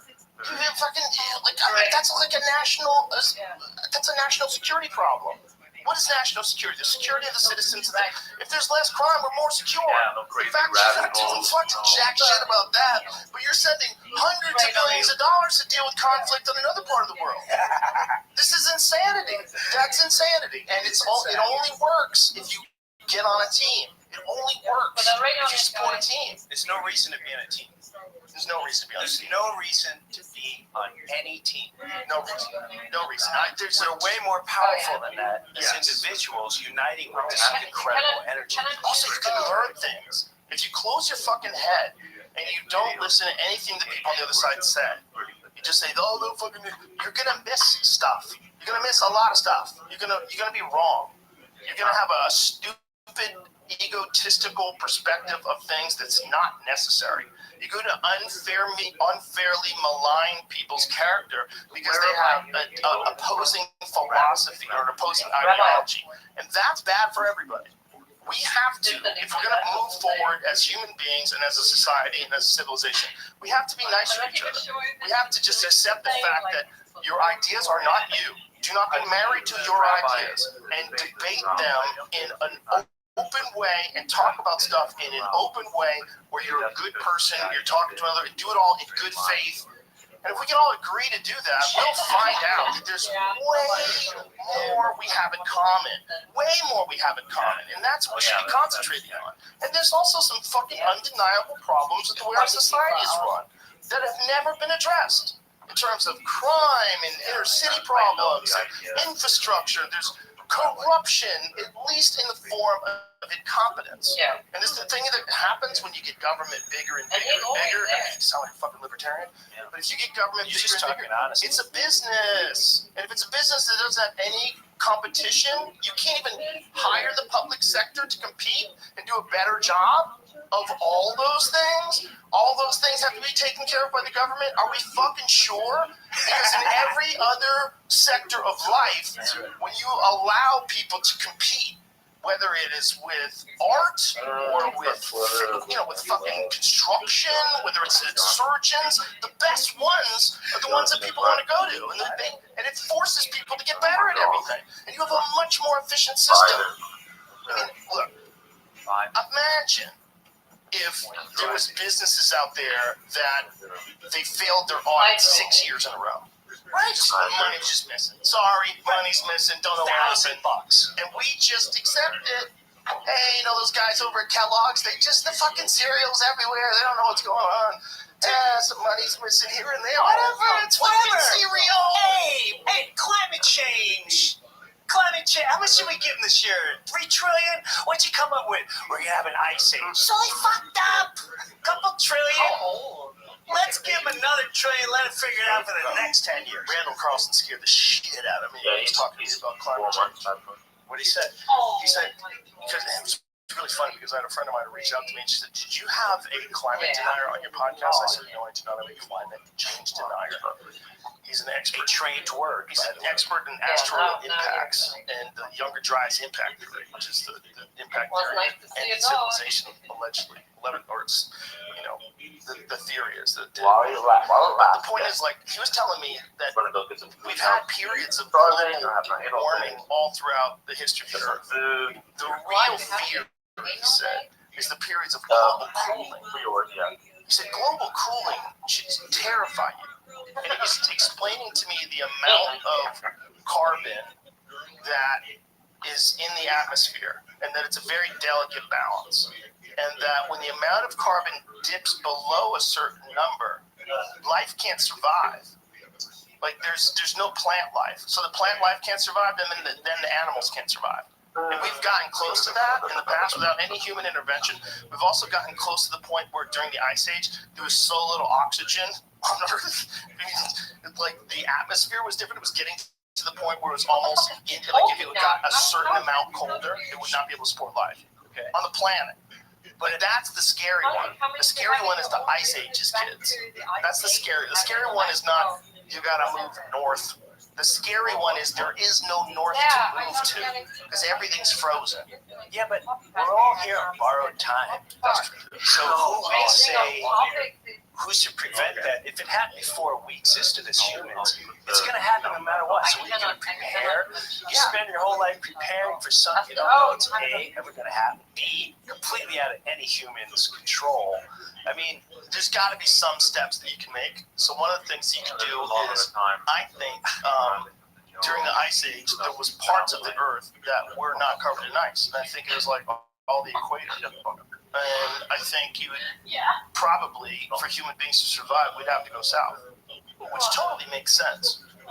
If you think about the amount of insane stuff that came out of the Amazon, just think about that culture, the Amazon culture, and all of the incredible structures that they're finding now deep in the jungle, and that there's real evidence that the density of the forest, the amount of trees that are grown that are agriculture trees that are in the forest seems to indicate that that whole thing was man-made. There's a type of soil called terra preta. That's this soil that they developed that we don't know how to reproduce. And it's a soil that replicates. It's filled with like this biomass. And it's like this incredibly rich soil that has like this certain ratio of carbon. And they made it. These people thousands and thousands of years ago made it.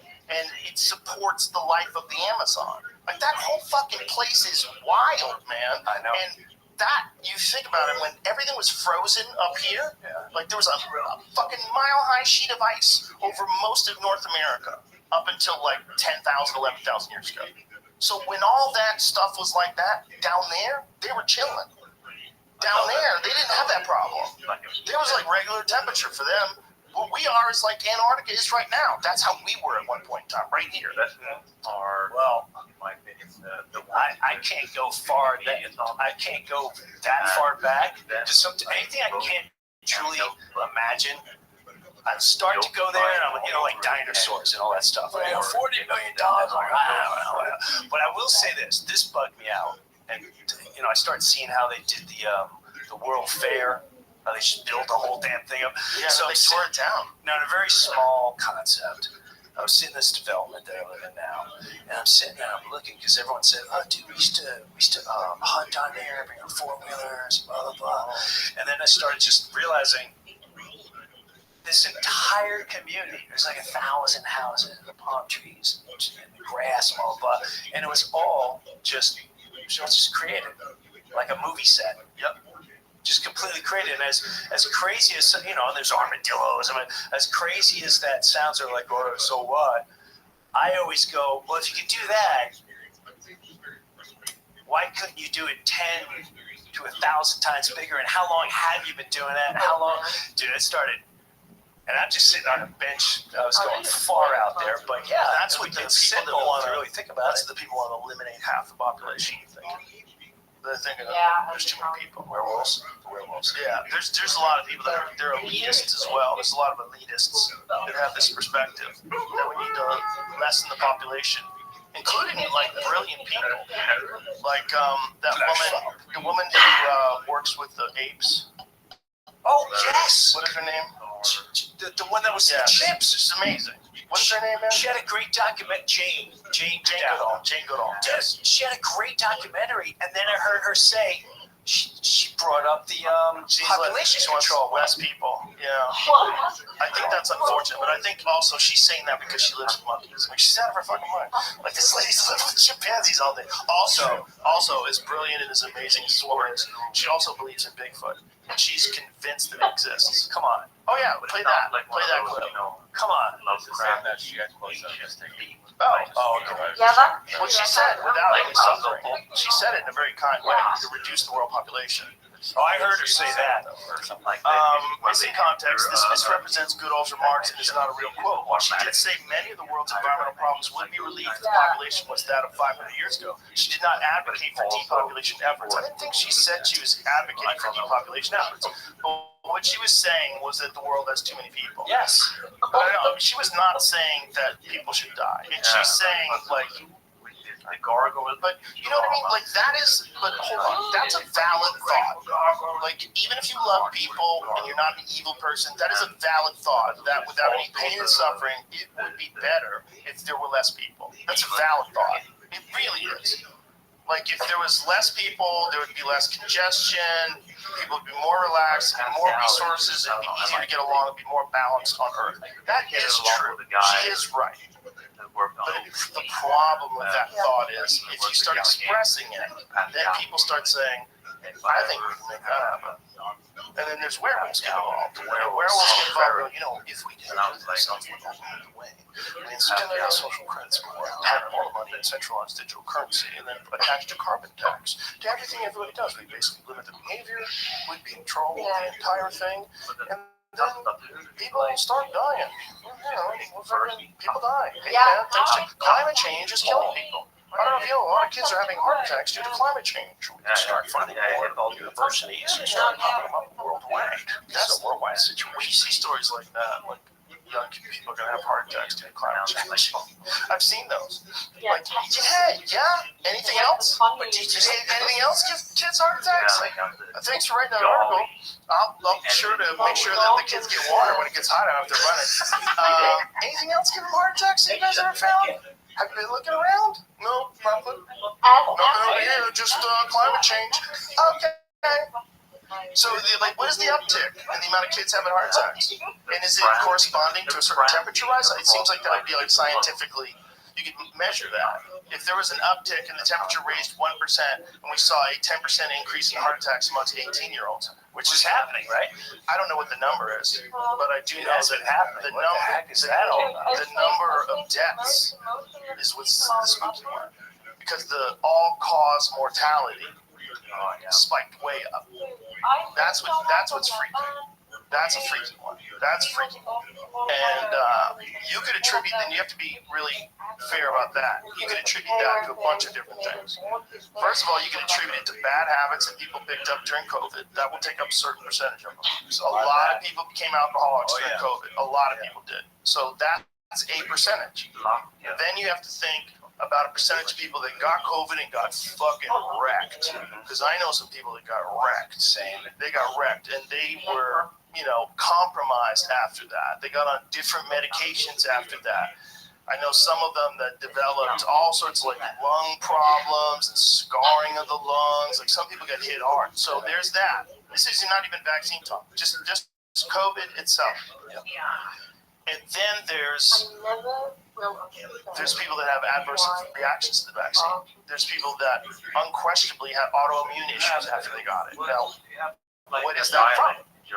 Has that been fully discussed? Is that, or is it climate change? Are we just going to Climate change. Are we just going to go climate change on everything? Too much I'm breathing. willing to go climate change with you. I'm totally interested in hearing what everybody has to say about climate change. I think it's capable of giving heart attacks. But I want a full conversation. And if there's a part of if you're looking at all the variables, and there's one that you're ignoring, specifically, one that's a novel medical intervention, never been tried before, and it was done to hundreds of millions of people, you won't look at that one. That's a fair assessment. Yeah, I mean, like, You're putting it out there. I think all humans should do that. And I think the problem is, during the pandemic, a couple things happened. One, people look at the people that were unwilling to get vaccinated as people that are going to fuck it up for all of us. Yes. And the people that got vaccinated, they probably were a little nervous about it, but they took the risk and they felt like they did the right thing. And you didn't do the right thing. And that's valid. That's a totally valid position to take. But the problem with that position is you're being trapped into you got corralled into a very clear pathway. There's one solution to this problem, and we all have to do this thing to get that one solution. And once we do, we're going to be fine. But somewhere along the way, if you're paying attention, you would realize that A, it doesn't work as advertised. B, the studies they did never indicated any of the things that they were promoting, like that it prevents you from getting it, or it stops infection, or that it stops transmission. No, nothing. There's nothing on that. There's zero on that. And so along the way, they lowered the expectations. They lowered what you would get from it. It's just going to keep you out of the hospital. I mean, there's this clip of Joy Behar arguing with this lady from a long time ago when the lady said she had natural immunity because she already had COVID and she got over it before the vaccine came out, and she's not going to take the vaccine, and they're berating her. Joy Behar? Yeah. Werewolf. Berating? No, just doesn't know. Just doesn't. She just doesn't know. You know, and very ideologically locked into a position. You know, it's a women's talk show. It's in front of the public. It's on a television network. There's so many variables that would lead to you not being able to, like, not only not express yourself in a clear and objective way, but not even be able to look at the world through a clear and objective way, because it jeopardizes your income. It jeopardizes your position as one of those people. You get, like, locked into a certain kind of thinking, even if you're already inclined to think that way. I agree with you 1,000%, but we've all crossed that path. It's easier for some than others, and I understand the whole world of being there. Yeah. But and I'm not saying I'm better or anyone's better, but you can't tell me at one moment in your life whether you're saying the things you're saying, whether it's on a certain television show or whatever, and you know.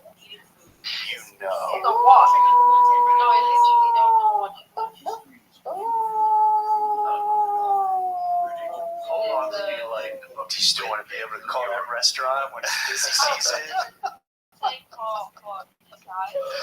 Well, it's packed.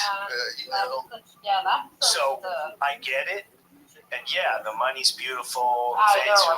We all love what we're doing. The thing is that on every level. People's opinions are very pliable, whether you believe it or not. That's how cults get started. Like, they trick you into thinking a very specific way. That's how cults get started. Human beings, we're pliable. And the best way to resist that is to not be married to your ideas. Don't be married to them. Be you. Like, you should have a core set of values. You love your family, you love your friends, try to be a good person, do your best at whatever it is that you do. That's the core. All that other stuff, these ideas, you got to look at them for what they really are. And sometimes you get the wrong one stuck in your head, and then you identify with it and you defend it, even when it's wrong. And I've seen brilliant people fall down that path, especially during the pandemic, especially in regards to the vaccines or the lockdowns or the severity of the virus for people that are healthy. There's a lot of variables that were ignored that shouldn't have been ignored if we're going to be honest with each other. So the problem is, you were one side or the other. You were team vaccine or you team pure blood. Right. And the pure bloods got locked into, like, MAGA and fucking hillbillies. And Dude, I keep going around in circles, and I hang out with every gang. I love every gang. Everybody's got something to offer, which is why I think that's how we'll grow. Like, you don't have to join here, you don't join here. But the more I see, the more groups that are formed. You know, I remember being a kid. You know what the greatest time was?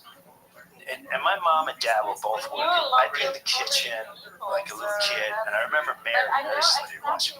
And all the neighbors would come over. This one's talking about divorce. I don't know what they were talking about. And this one had whatever. And everyone would get together, and they're like, they'd have cake, they'd help each other, they'd give advice. You know, years ago, therapists were called friends, family. Look after each other. You didn't have people. Well, you had people in nursing homes, but I remember going over my friend's house and listen to her house. My grandma in the basement.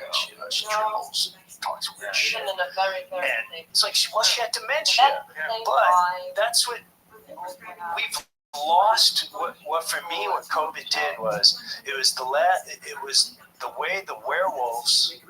I say it's the werewolves. The werewolves went, this is how we really rip the families apart. Because everybody has fear in them. And everyone in your family has fear. Every human being has fear in them. And they're testing, the more the werewolves get to test your fear factor, the stronger they become because they see who buckles. They see who's going to call. They see how many people, they see who's lashing out. They see how many people wearing a mask at the airport. So they're measuring the fear. And, you know, man, I pray to God, it's time. It just becomes time for the fearless. And what the fearless is, it's not a violent fight. It's just, you said some brilliant things. I remember years ago you were talking about, like, this is the time of the truth.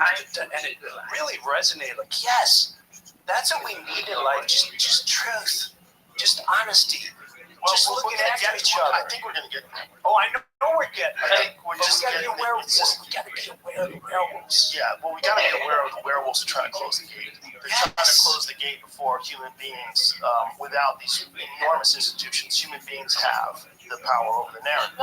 And that human beings you trust are real. They do exist. They just don't exist in those systems. They exist independently for the most part. And they're real. And they can tell you what's actually going on. And it'll shock you, but it shouldn't if you understand history. Do you know what the number one group of people in the beginning of the pandemic, when they rolled out the vaccines, number one group that had vaccine hesitancy? PhDs.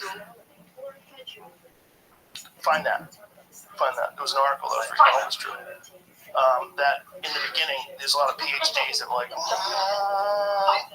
because these are people that like understand how these studies are funded, probably, or at least understand how research is done and how research is done through the pharmaceutical drug companies. So the pharmaceutical drug companies, they do their own research, and then they don't, when something's peer reviewed, they don't even get access to the raw data. They get access to the assessment of the data by the pharmaceutical companies. And the pharmaceutical companies can do 10 studies, and they rig their studies in a way that they get the most biased results. And if 8 of them show no benefit, but 1 or 2 of them shows a little bit of a benefit, then they can roll them out. And they start making.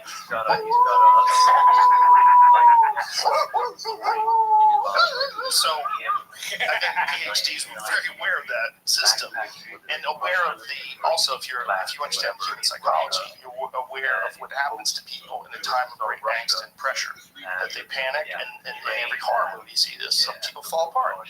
So, and the weaker you can make society, the more corrupted you can make society, the more decadent you can make society, the more society that doesn't value discipline, that doesn't value free will, that doesn't value people's independence and strength and health. Well, then you'll be able to find more suckers when the shit goes sideways. You're going to get more pussies. You're going to get more people that are willing to sell out their neighbors because they were having a party and they weren't socially distancing. You get a lot of fucking suckers. Because it's too easy to live today. And it's too easy to develop into a fully formed adult that is made out of mush.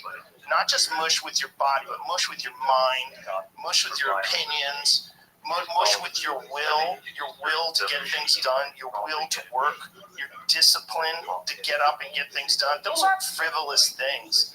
Those aren't things that you should ever equate to toxic masculinity or toxic feminine energy. No, those are powerful human traits. You've been tricked.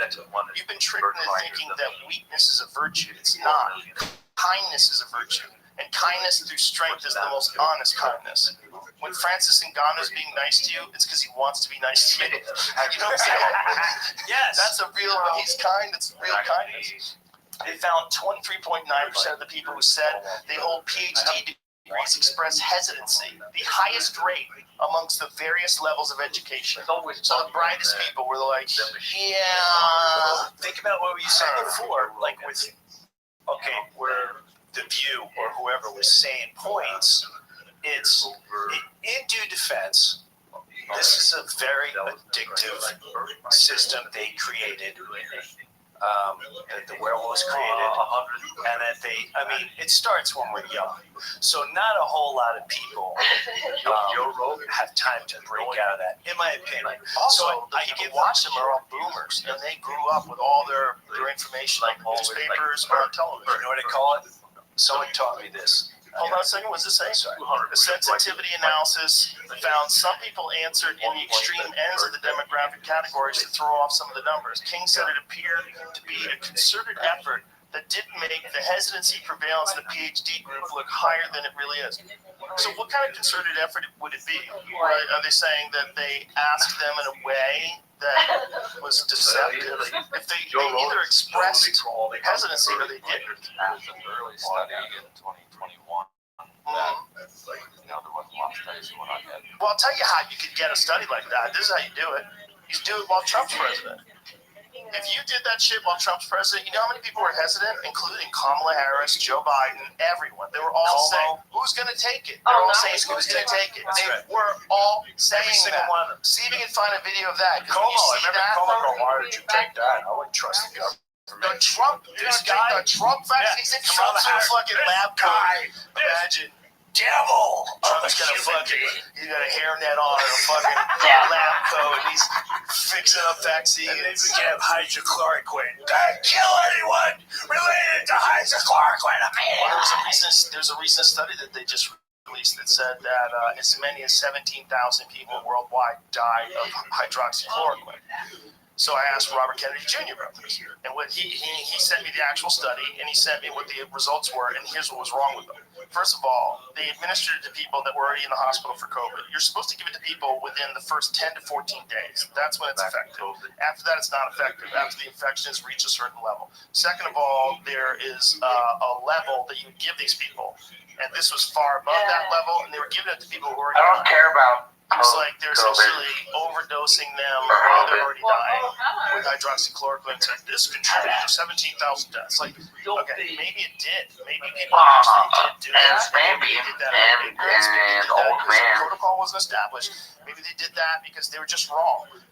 But also, Oh, my good buddy Passport, who always clown emojis me in the chat. You can't ignore that. Hydroxychloroquine is a widely used medication that's been used for malaria forever, for a long ass time. It became political, which is insane. Passport is a bad man.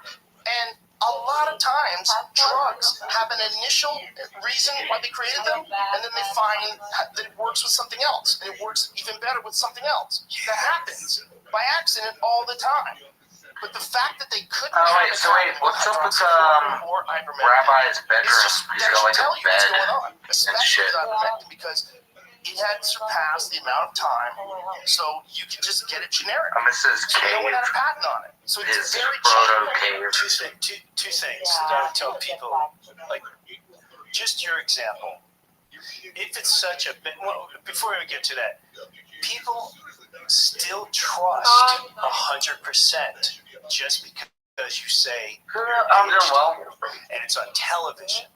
Now, that whole scenario is very much like 9/11, meaning, and even within their own department. So if if PhDs and in I saw Bitcoin and Kyle Chandler made some cool this new is what the answer is when they ask the original question. content. Otherwise, we'll take your license away. You like having that reservation, that Clancy. That we do this appeal to authority is valid in certain ways.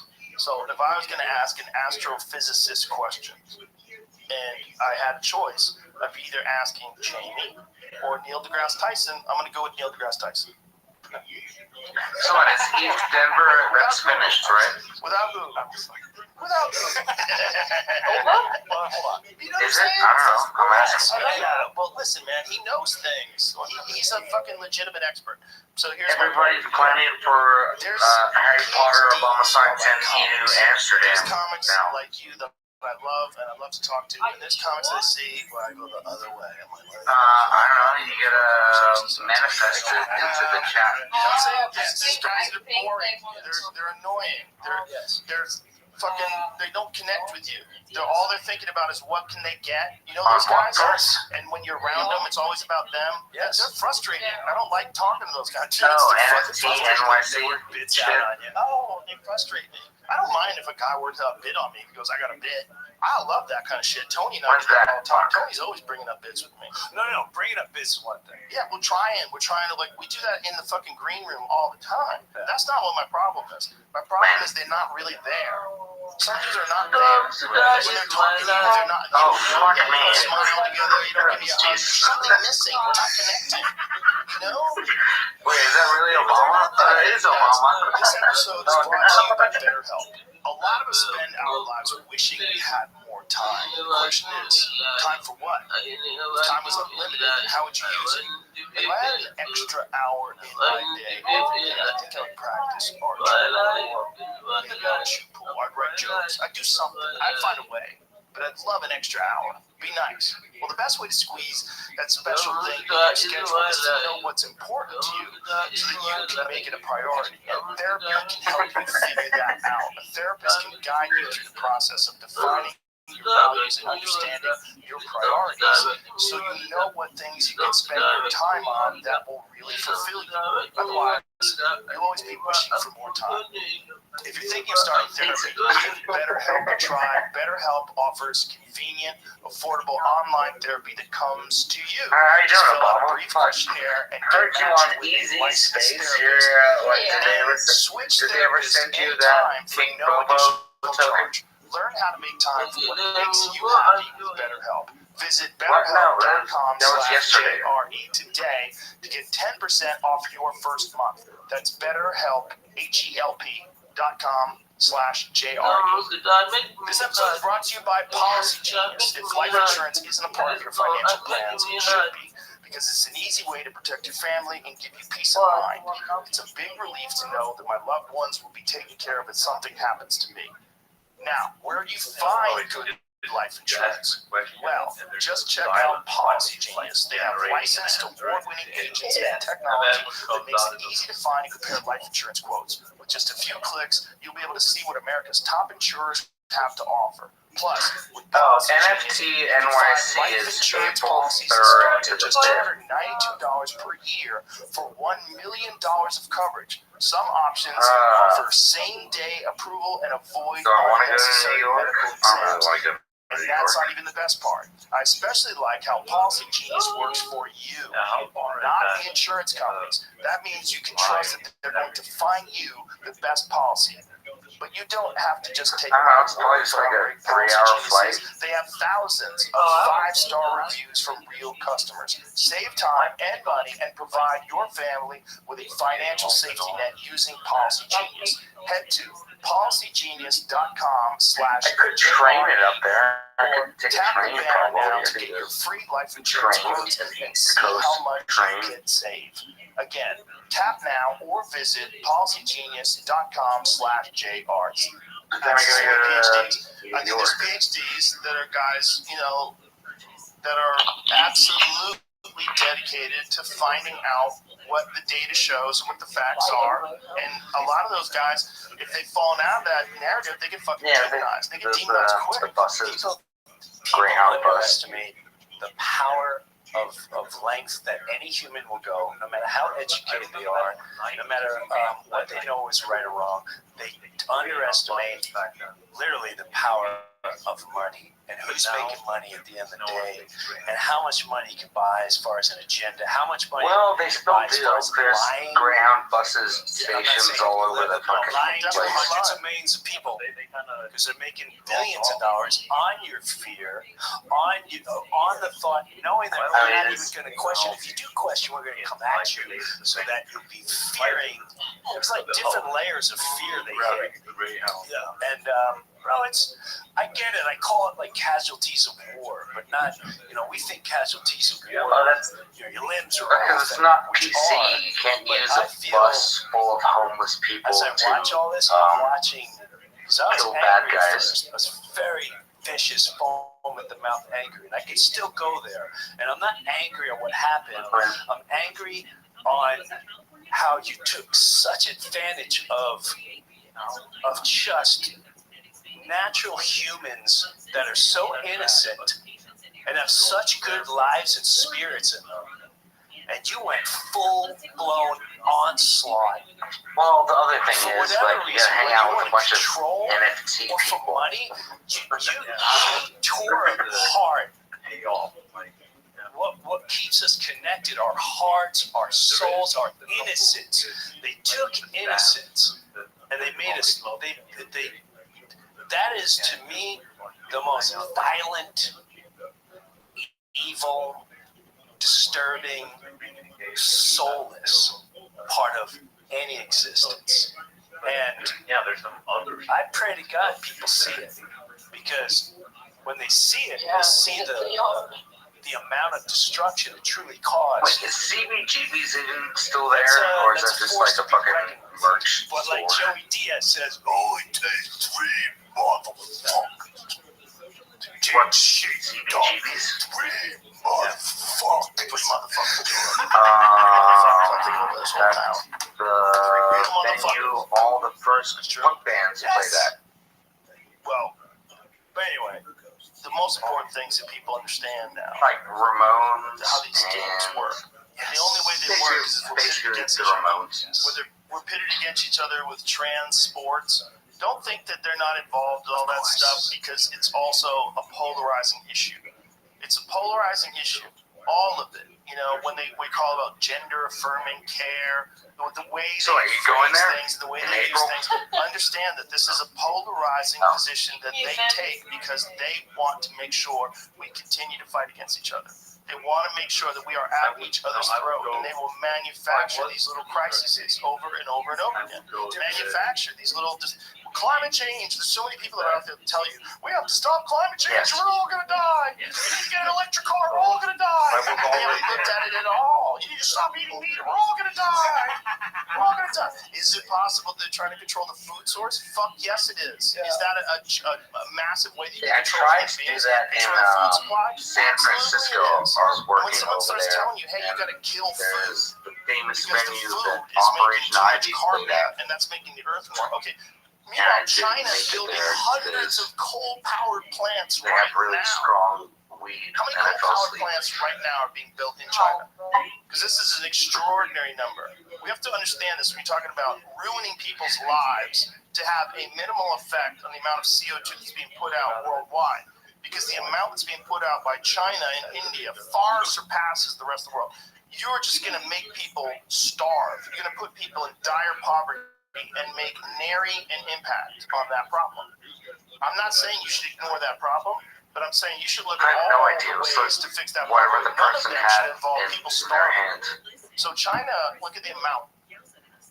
1,142 operational coal mines, more than anyone on Earth. Yeah, India a has stranger handed me a pipe and I The United smoked States it. is 210. And, Well, the United States, you want to do something really good instead of fucking killing cows?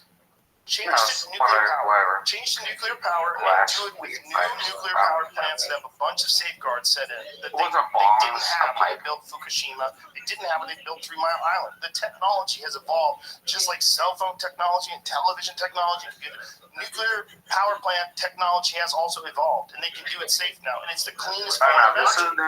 This was a couple of years before fentanyl that I have had talked hit the to scene. convince me of this.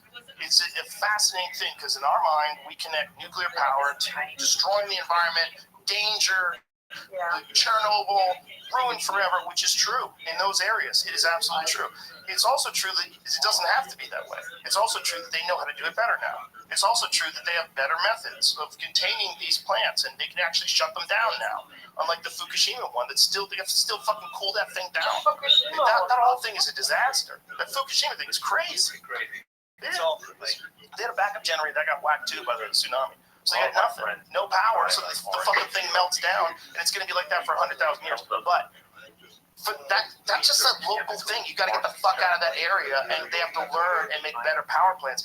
If you let people, if you think you have a carbon problem, and you have thousands of coal power plants that are just pumping into the actual air that we all breathe, that's way worse, kids, and that can be fixed with nuclear power. That's what we should be concentrating on, not killing fucking 2,000 cows in Ireland or whatever the fuck they're doing. They're telling people that they kill their cows. Dude, we have to reduce the amount of cows. You can't tell me they're laughing. It's a funny script. If we got together, we were pure evil. We're like, Joe, I'm going to have them slaughtering the cows, believing it'll be better for the environment. Fucking madness, man. And you're thinking that any people that would not buy into that is the Irish. Don't you guys remember the potato famine?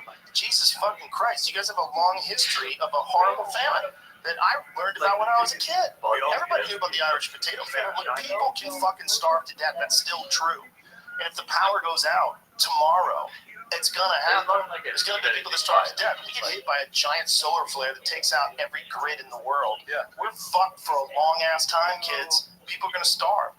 And so the idea that you're gonna kill cows to slightly reduce the amount of methane that gets produced that's in the air, instead of looking at regenerative methods that actually take the carbon and sequester it back into the earth, which they've already proved they can do, at least in places like White Oaks pastures. They do. It's like a carbon. It's like a negative amount of carbon. Oh wait, I mean to interrupt, but Obama left because he joined an easy space. The problem is coal power plants. Coal plants are a bigger fucking problem. See, at the end of the day, I just see it as like, apparently easy is giving away $500 to people in his space. And here's all the brilliant ways and the powers we have to do, blah, blah. It's just, to me, I see it all as hogwash, except for just another way to control. I might dip and then go chill my building over there. Interrupt this space. So much weird shit that goes on, where people start trying to control farmers. If you start fucking with the people that make our food, that's a real problem. It's been going on for the last 40, 50 years. I didn't understand. I would apologize to John Mellencamp, Willie Nelson, all those guys right now, because I remember being a banana metalhead, and those guys were coming out like Farm Aid. It was like, farms. And now I understood what they were trying to do. Nationwide, this is interesting because this just started happening. Nationwide German farmer blockades heat pressure on Schultz. So these, they've been throwing manure all over buildings and shit. German farmers kicked off a week of nationwide protests against subsidy cuts on Monday, blocking roads and tractors and piling misery on Chancellor Olaf Scholz's coalition as it struggles to fix a budget mess and contain rising far-right forces, far-right farmers, extremists. Convoys of tractors and trucks gathered on roads in sub-zero temperatures in nearly all 16 federal states, while protesters clashed with police and leading politicians warned the unrest could be co-opted by extremists. Extremists don't want to get fucked. How about let them be farmers, you fucking cunts? They're the people that grow your food, goddammit. Wake up. Wake up to why anybody would do that. What fucking government would fuck with the farmers? What government would make it harder on the farmers? You're telling me that that's your number one problem is the farmers? How much crime do you have? How many murders? How many thieves? How many rapists? How many child molesters? How many swindlers? How many people that are ripping people off? How many credit card fraudsters do you have out there? You're going after farmers? There's no way that's positive. There's no way. It's not even physically possible. If you looked at all of your obligations and all the things that you should be doing, that you put any resources into fucking the farmers? Yeah, man. People don't understand. To me, it's just a takeover. It's a simple takeover. It's almost gradual. It's so gradual. It's almost like an illusion. Jordan Peterson explained it. Dude, I saw that. It works. Yeah, I saw that. See if you can find that. Jordan Peterson, he was brilliant on explained here to with me how you change things. That you push people a little bit, and they don't push back. And then you push them a little more, and then say, hey, stop right there, and you wait a little while, and then you push again, and the next thing you know, before you know it, as time goes on, you're way further than you used to be. Down the road you don't want to go. And the road that we don't want to go down is tyranny. And if you get attached to one side or the other, whether it's Nikki Haley or you get attached to Joe Biden and Kamala, whatever it is, you're going down that road even further. You're going down that road. And they're going to keep pushing, and the next thing you know, they're going to have your location every time you tweet something. And you tweet something that might be a problem, someone's going to physically visit you, or your phone's going to get shut off, or your social credit score is going to get dinged, or like that is our future if we don't wake up. You're going to have monsters in control of your life, and you'll self-censor. And whether you are on the right or whether you're on the left, as a human being, you don't want to give other human beings control over what you can say and what you can think and what you can look at and what you can talk about and how you can live your life and where you can go and what you decide to do with your money, what you decide to do with your time. All those things should be yours. They should be yours. So where does it? Yeah, this was great. I think this is the first time. One tiny step at a time. You know, if I encroach on the United States, I'm going to encroach 2 millimeters. I'm going to go right to the point where you start the protest. Then I'm going to stop the protest. Then I'm going to wait. Then you're going to calm down. Then I'm going to encroach again. Right to the point. Protesting, then I'm going to stop, then I'm going to wait. And I'm just going to do that forever.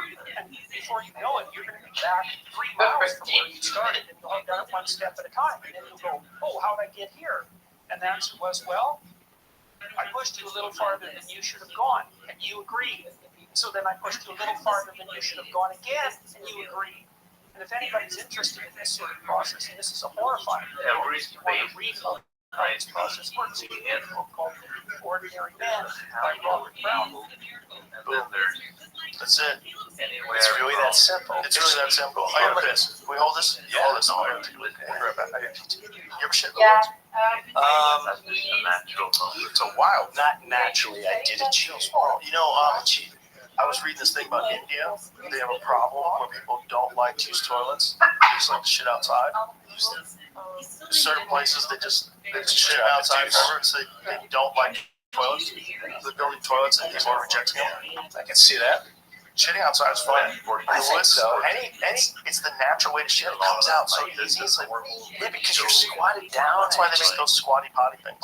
You know those? Yes. You have one of those? I do. I have one. It helps. I'm sure it does. I shit good, man. I wake up, then I have espresso, bang again, double bang. Yeah, and then I'm good the rest of the day. That's as soon as I wake up. It's weird. I think it's good.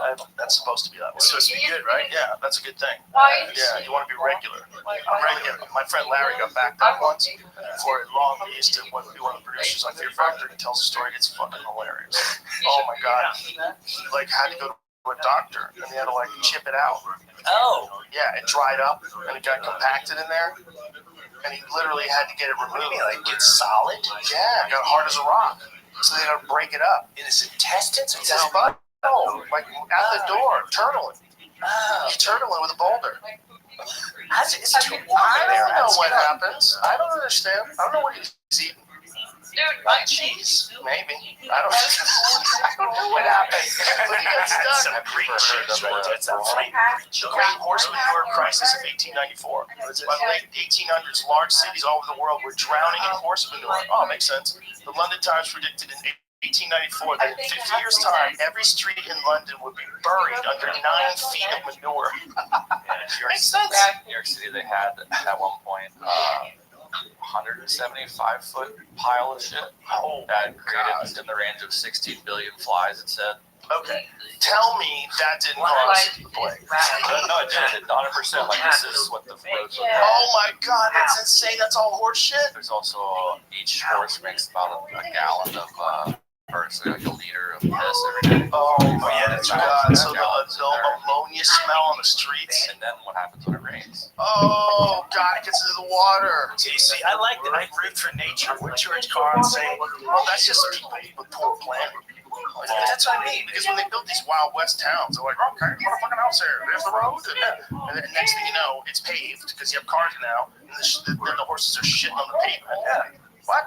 What is this? I love when that And happens. they fight people, they kick people, Oh, they yeah. hurt little kids all the time. Yeah, if you were a horse, I would do that too. And then they would die, a certain amount would die every day, so they had to get, like, moving dead horses every day from New York City was a whole Whoa, they're drag them off. Where are you going to put them? I'd be pissed if I was a horse. Yeah, they should be city. You know, there's a sizable amount of wild horses in this country.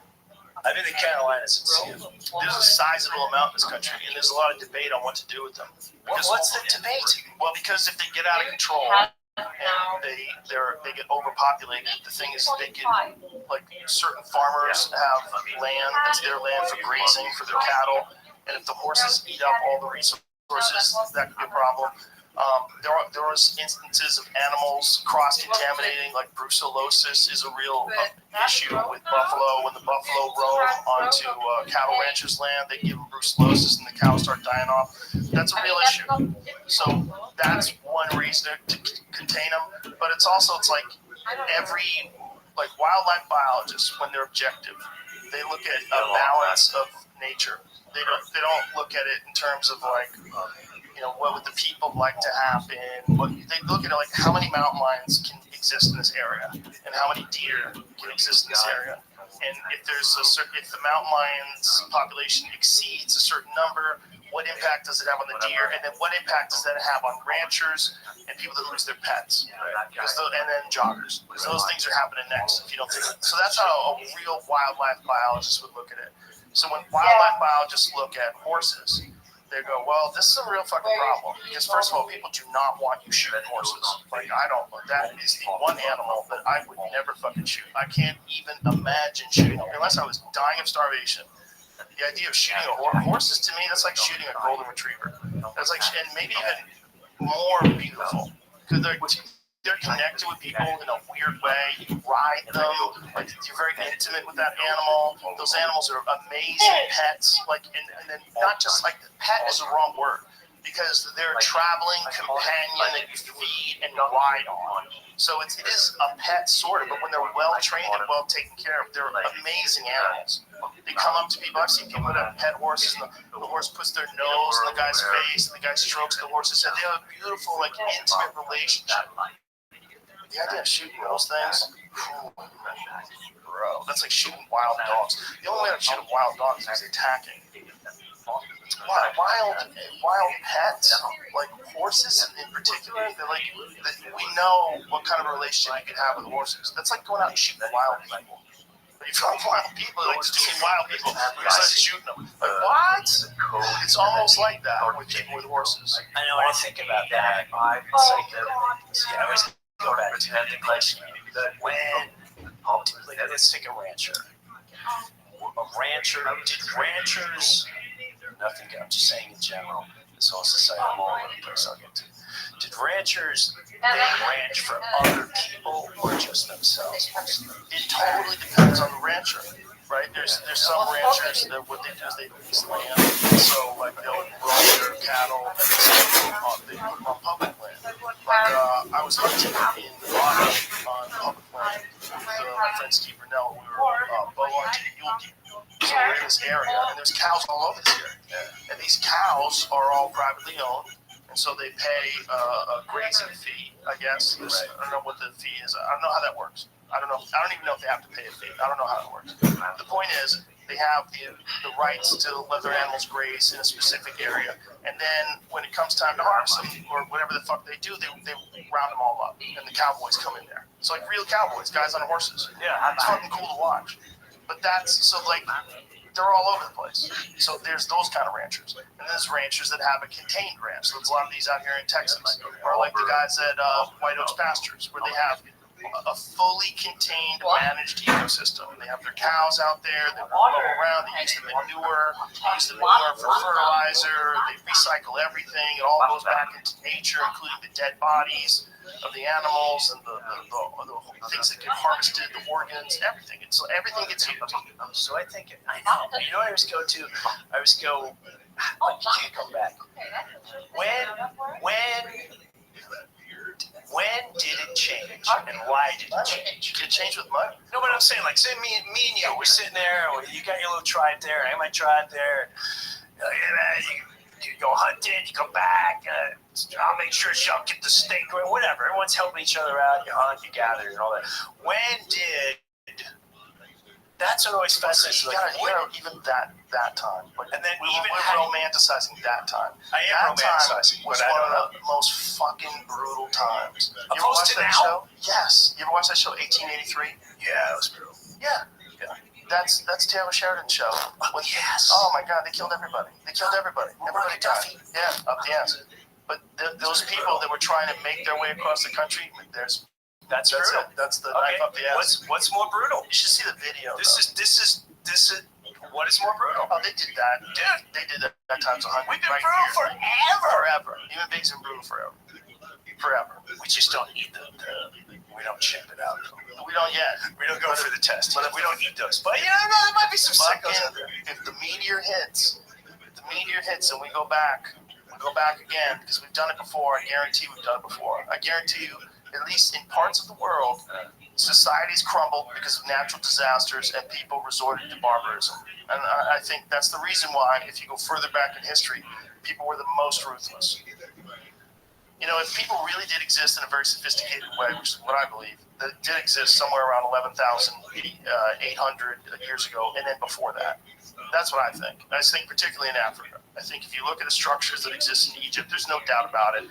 Some of those are old as fuck, and I don't think it's outside the realm of possibility that they're older than they think they are, especially when you have geologists that are observing these deep water fissures. Like Robert Schoch has done this work on thousands of years of rainfall must have created this, which is that pushes it back way to the point where there used to be rain in that area, which was like 9,000 years ago. So now we're in this area. Like, well, how old are these fucking things, man? And I think if something happens and the world falls apart, I think only the monsters live. Only the monsters. Only the most psycho of psychos. Only the most evil dog-eat-dog people, because they're probably cannibalizing. At a certain point in time, I bet people are cannibalizing. At a certain point of starvation, a certain point, if there's like a nuclear winter, if like when those things impact and the fucking sky is covered with volcanic dust for 2 years, nothing grows. You ain't no guns and nothing. I guarantee people start eating people. I guarantee we are the ancestors of people who ate people. I think so. I would buy that. Dude, the Comanche did it. Well, the Comanche didn't do it as much as some of the other Indians did it, but they would eat each other. They would eat their enemies. They would kill their enemy and eat his heart. They would do wild shit right here, the Nez Perce. Yeah. They would catch people and cook them and eat them in front of their friends. Oh, yeah, man. Yeah, I mean, they did wild shit. Yeah. And they did it for fun. They did it to torture people. Oh. They would torture people. That's why Native Americans had no concept of surrender. Like, surrender, they're going to torture you and kill you 100%. You got to fight to the death. Yeah, but you can't surrender. Would you... I think about this too, like, would you, if you knew your entire existence was going to come to, if you felt like, you know what, these guys we've seen, they've crushed it everywhere. Yeah. There's no winning this. We fight to die or we become them. What are we doing? That's it. I always think about that with certain societies, even ours. We've never, ever, well, I can't say that. But have we come a time where you're willing to go to? We're not getting out of this one. We're not getting out of this one. So in the meantime, do we start taking out doing as much as we can? Like how do you? I can see Think about what the Native Americans went through in this country. That's what I'm saying. And their plight was even more dire because we removed their food. We removed the food. We killed the buffalo. Right. So there's no independence anymore. You couldn't exist out there by themselves. Make them sick. Yeah, make them sick. Make them starve. Yes. And then when the winter comes, you got no food. What the fuck are you gonna do? And they offer you the reservation. They did that. They did that in this country.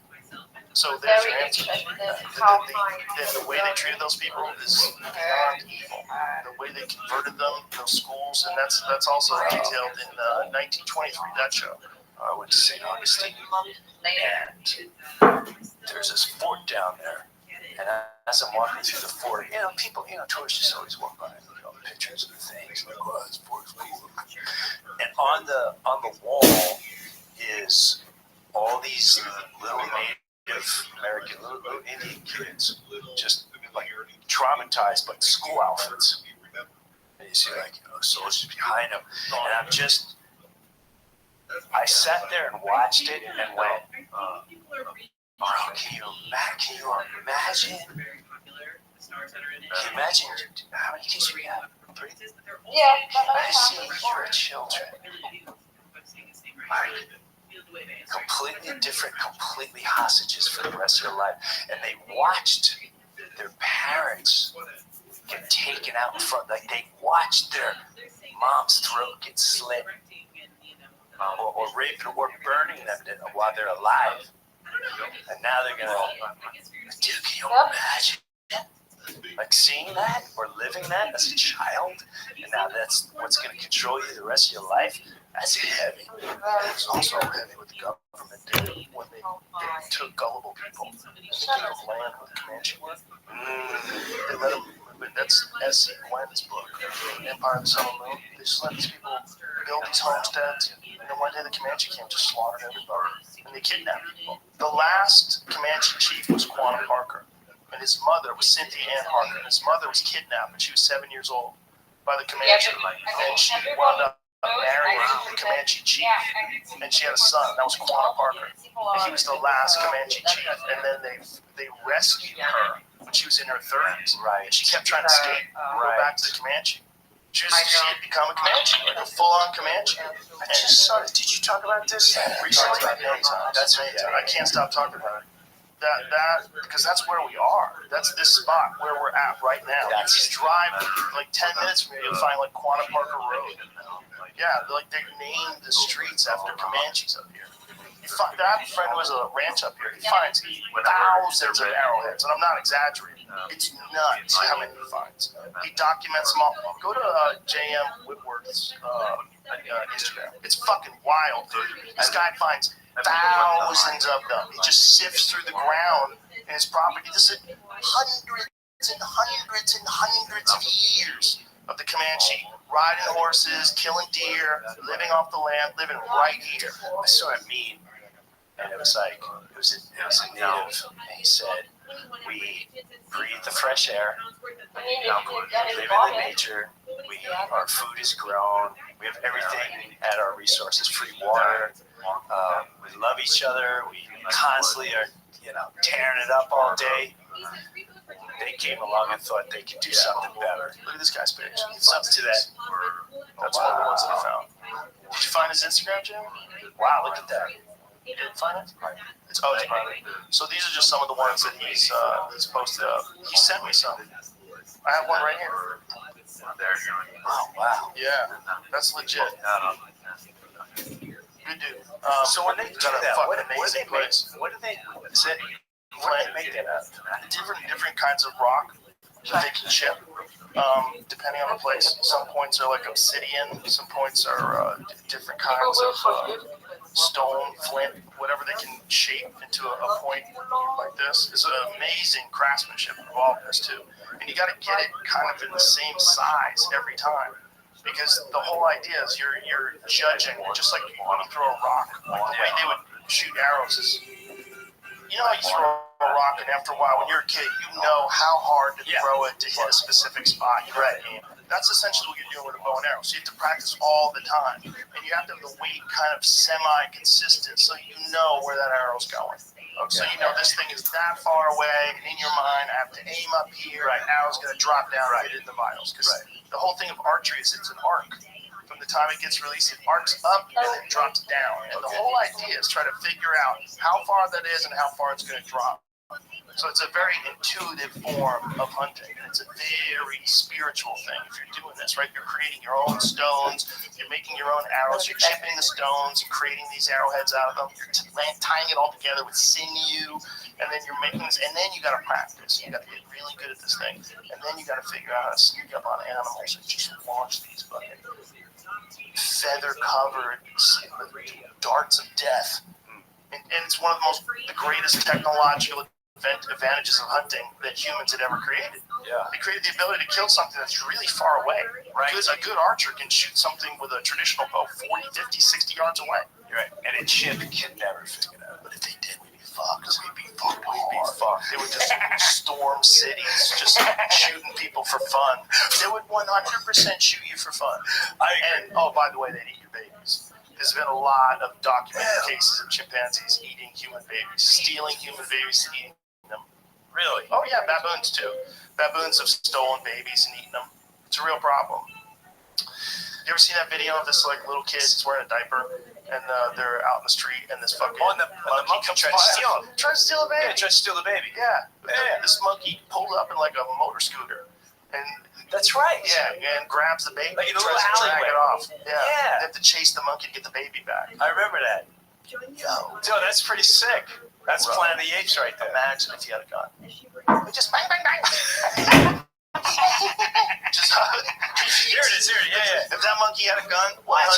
Look, in front of his parents. Yeah, ragdolls it and then tries to drag it off. Wow. And it's moving pretty fast too, man. With something that's way bigger than him. And this guy's he's used to it because look at this guy. He's not even running. He's just like, what country are they in? The monkey's actually being yanked back on a.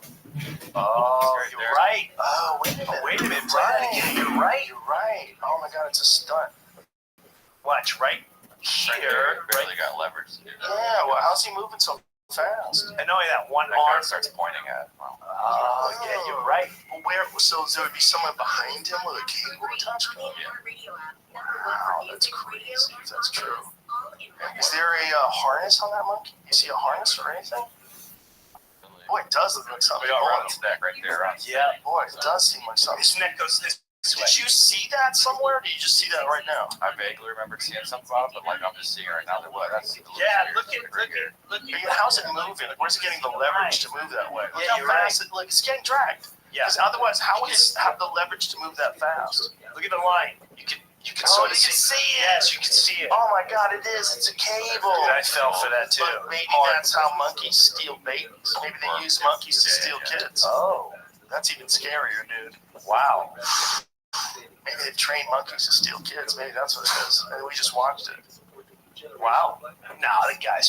Well, yeah, bro. Or they're showing everyone how to do it. This is how we do it here. So that's totally possible. I'm going to show you how you do it. You should do it. Well, can we agree that people steal kids? Oh, yeah. Okay. So that's true. I think it almost happened to me. If people are so evil that they would steal kids, which is real, then you don't think they would train monkeys to help them? What, are you crazy? Of course they would. That's terrifying. Not only did your kid get stolen, the kid gets stolen by a monkey. What's this one, Jerry? I was looking for proof and I found a different video of almost the same thing happening. A monkey stealing a baby? So it's not on a leash. So these people ran away. And they ran away from the kid. Oh my God. That's real right there. Why did they run away? They ran away from that baby? That's so crazy. Is he trying to help And then the mom came by. The mom got the baby. Look at he ain't let it go. Oh my God, he didn't want to let go of the baby. Wait, flip back to these kids. Oh my God, that's crazy. Wow. That's crazy. Oh, maybe it wasn't much of a kid. Wait, now watch it. It's all these It's kids. little kids. Still that boy. Run around. Run back, fella. Save that fucking baby, pussy. Yeah, that's your sister. Ew. Don't show me that again. Alright, so, but isn't that society? How do you think you do? The monkey was trying to kill the baby. Fuck up a monkey. Oh, dude, I'd start kicking hard. I know he'd come after me though, but I'd be in it too late. He might tear my ass apart, but if it was a chimp, I don't know. No, you can never. If it was a chimp, I'd do a lot of this. You have no chance against it. And then I'd lie. But I wonder how many chances you have against it. I'd lie and say, man, I tried to help. It's just, I couldn't get in there. Like I was looking at that monkey, I'm like, well, We'll play it back. yeah, let me see that. Yeah. I think I'd go straight. If I had a face kick I the got monkey five that's Upstairs, upstairs. I think I'm gonna let that monkey feel it. Yeah, I see. Kick him really hard in the head. Yeah, I'm gonna shake right. I'm gonna shake Kick him good, right in his head. I'm gonna. Or in his gut. I'm gonna power kick that monkey into another dimension. But I'm gonna be ready for that to bite my dick. Like that's not a little thing. That 35-pound animal or whatever the fuck it is has insane power, And it's fearless. It's fearless. So you gotta right there. You gotta smash that monkey. You gotta smash that monkey. You gotta really boost it. And he also knows you don't have the power to fight it. Like, Well, what you gotta do really is grab him. You grab him by his back legs if you can, or his tail. You grab him. Well, first of all, you kick him as hard as you can. But if you do get a scramble with him, you try to pile drive him to the ground. That's what you try to do. You try to smash him into the ground as hard as you can. Like that might be your only way out. It's gonna be hard to do because he's gonna break what you do. He's probably gonna be able to twist and turn and stop a lot of the force. But if you can figure out a way to slam that monkey into the ground over and over again repeatedly, I think you'd break it eventually. Maybe biting the fuck out of you. That's a tough task. I go for the tail. Biting the fuck out of you. He would be jumping for your face. But you gotta beat the shit out of that monkey. What about the tail? The tail, the thing is, it's gonna turn around and bite you. It's gonna grab you. That's the way they can move. They move so much better than us. So you have to accept that this little thing's probably as strong as you. I'm cocky right now. I'm gonna twirl. I think those 35-pound monkeys are as strong as you and me. I'll go right at them. How how strong is what is that? A rhesus monkey? What kind of monkey is that? I don't know. I think I'd get fucked up. hat off? I think I might be able to kill it, but I think I'm getting fucked up along the way. I'm getting clawed at. It's clawing at my eyes. It's trying to bite my face. I don't think it would get to your face. So that monkey, I don't think get to Joe Rogan's face. I'm being honest with you. You could be shocked at how fast and how strong a monkey is. If you don't fucking move accordingly, if you don't stop it while it's happening, if you allow it to get grip on you, you might be really fucked. It might get your jugular. Like there's a video of this guy, there's this old man, and he's sitting there on the ground, and this monkey climbs on him, and he's like sort of accepting that this monkey's on him, and this monkey decides to scalp him. So this monkey just clamps down on his head and peels an enormous slice of skin off this guy's head. What size monkey is this? A small monkey. A monkey like that. Like what we just saw? Exactly like that monkey. So what I'm trying to say is, I think you're in your head. Yes. You see this Like guy. a plane. Look at this guy. So this is the same kind of monkey, right? Okay. This guy's sitting there. Now watch this monkey. Oh shit. So that, but I guess you're explaining context. I've said this before. Dude, Oh. it just bit him and took a giant chunk of his head off. So that's what I'm saying. This is what you're dealing with. Oh, damn. Yeah, you are not dealing with. Wait a minute. Yeah, that's his head, bro. Just bit into his head and took an enormous chunk of his scalp off. Yeah, and you saw it. This is the thing. I think you need to reassess where you are with this monkey. Watch this. It just bites him. Dude, he can do that to your face. He would grab your nose, and you wouldn't be able to get it off your nose. Why is his Rip your head fucking nose? Why isn't clean his up. head bleeding? His head's not bleeding because that's what happens, dude. It bleeds out of the part where there's skin left, Jim Brewer. There's no skin. You're looking at his skull. You're looking at his skull. So Jim, all the things that bleed are now gone. That's the stuff that bleeds skin. So all the skin that is bleeding is the skin that's around it. And it's bleeding into the fucking cracks where his scalp's been removed to his head. That's real as fuck. All right. I'm thinking that monkey might fuck you up. I think you have to really reassess what you think a monkey is. You can't treat a monkey like it's a little person. That's a way more ferocious, powerful thing. You're looking at it proportionately because we think we're pretty big in compared to that monkey, so we're stronger, but we're not. We're just bigger.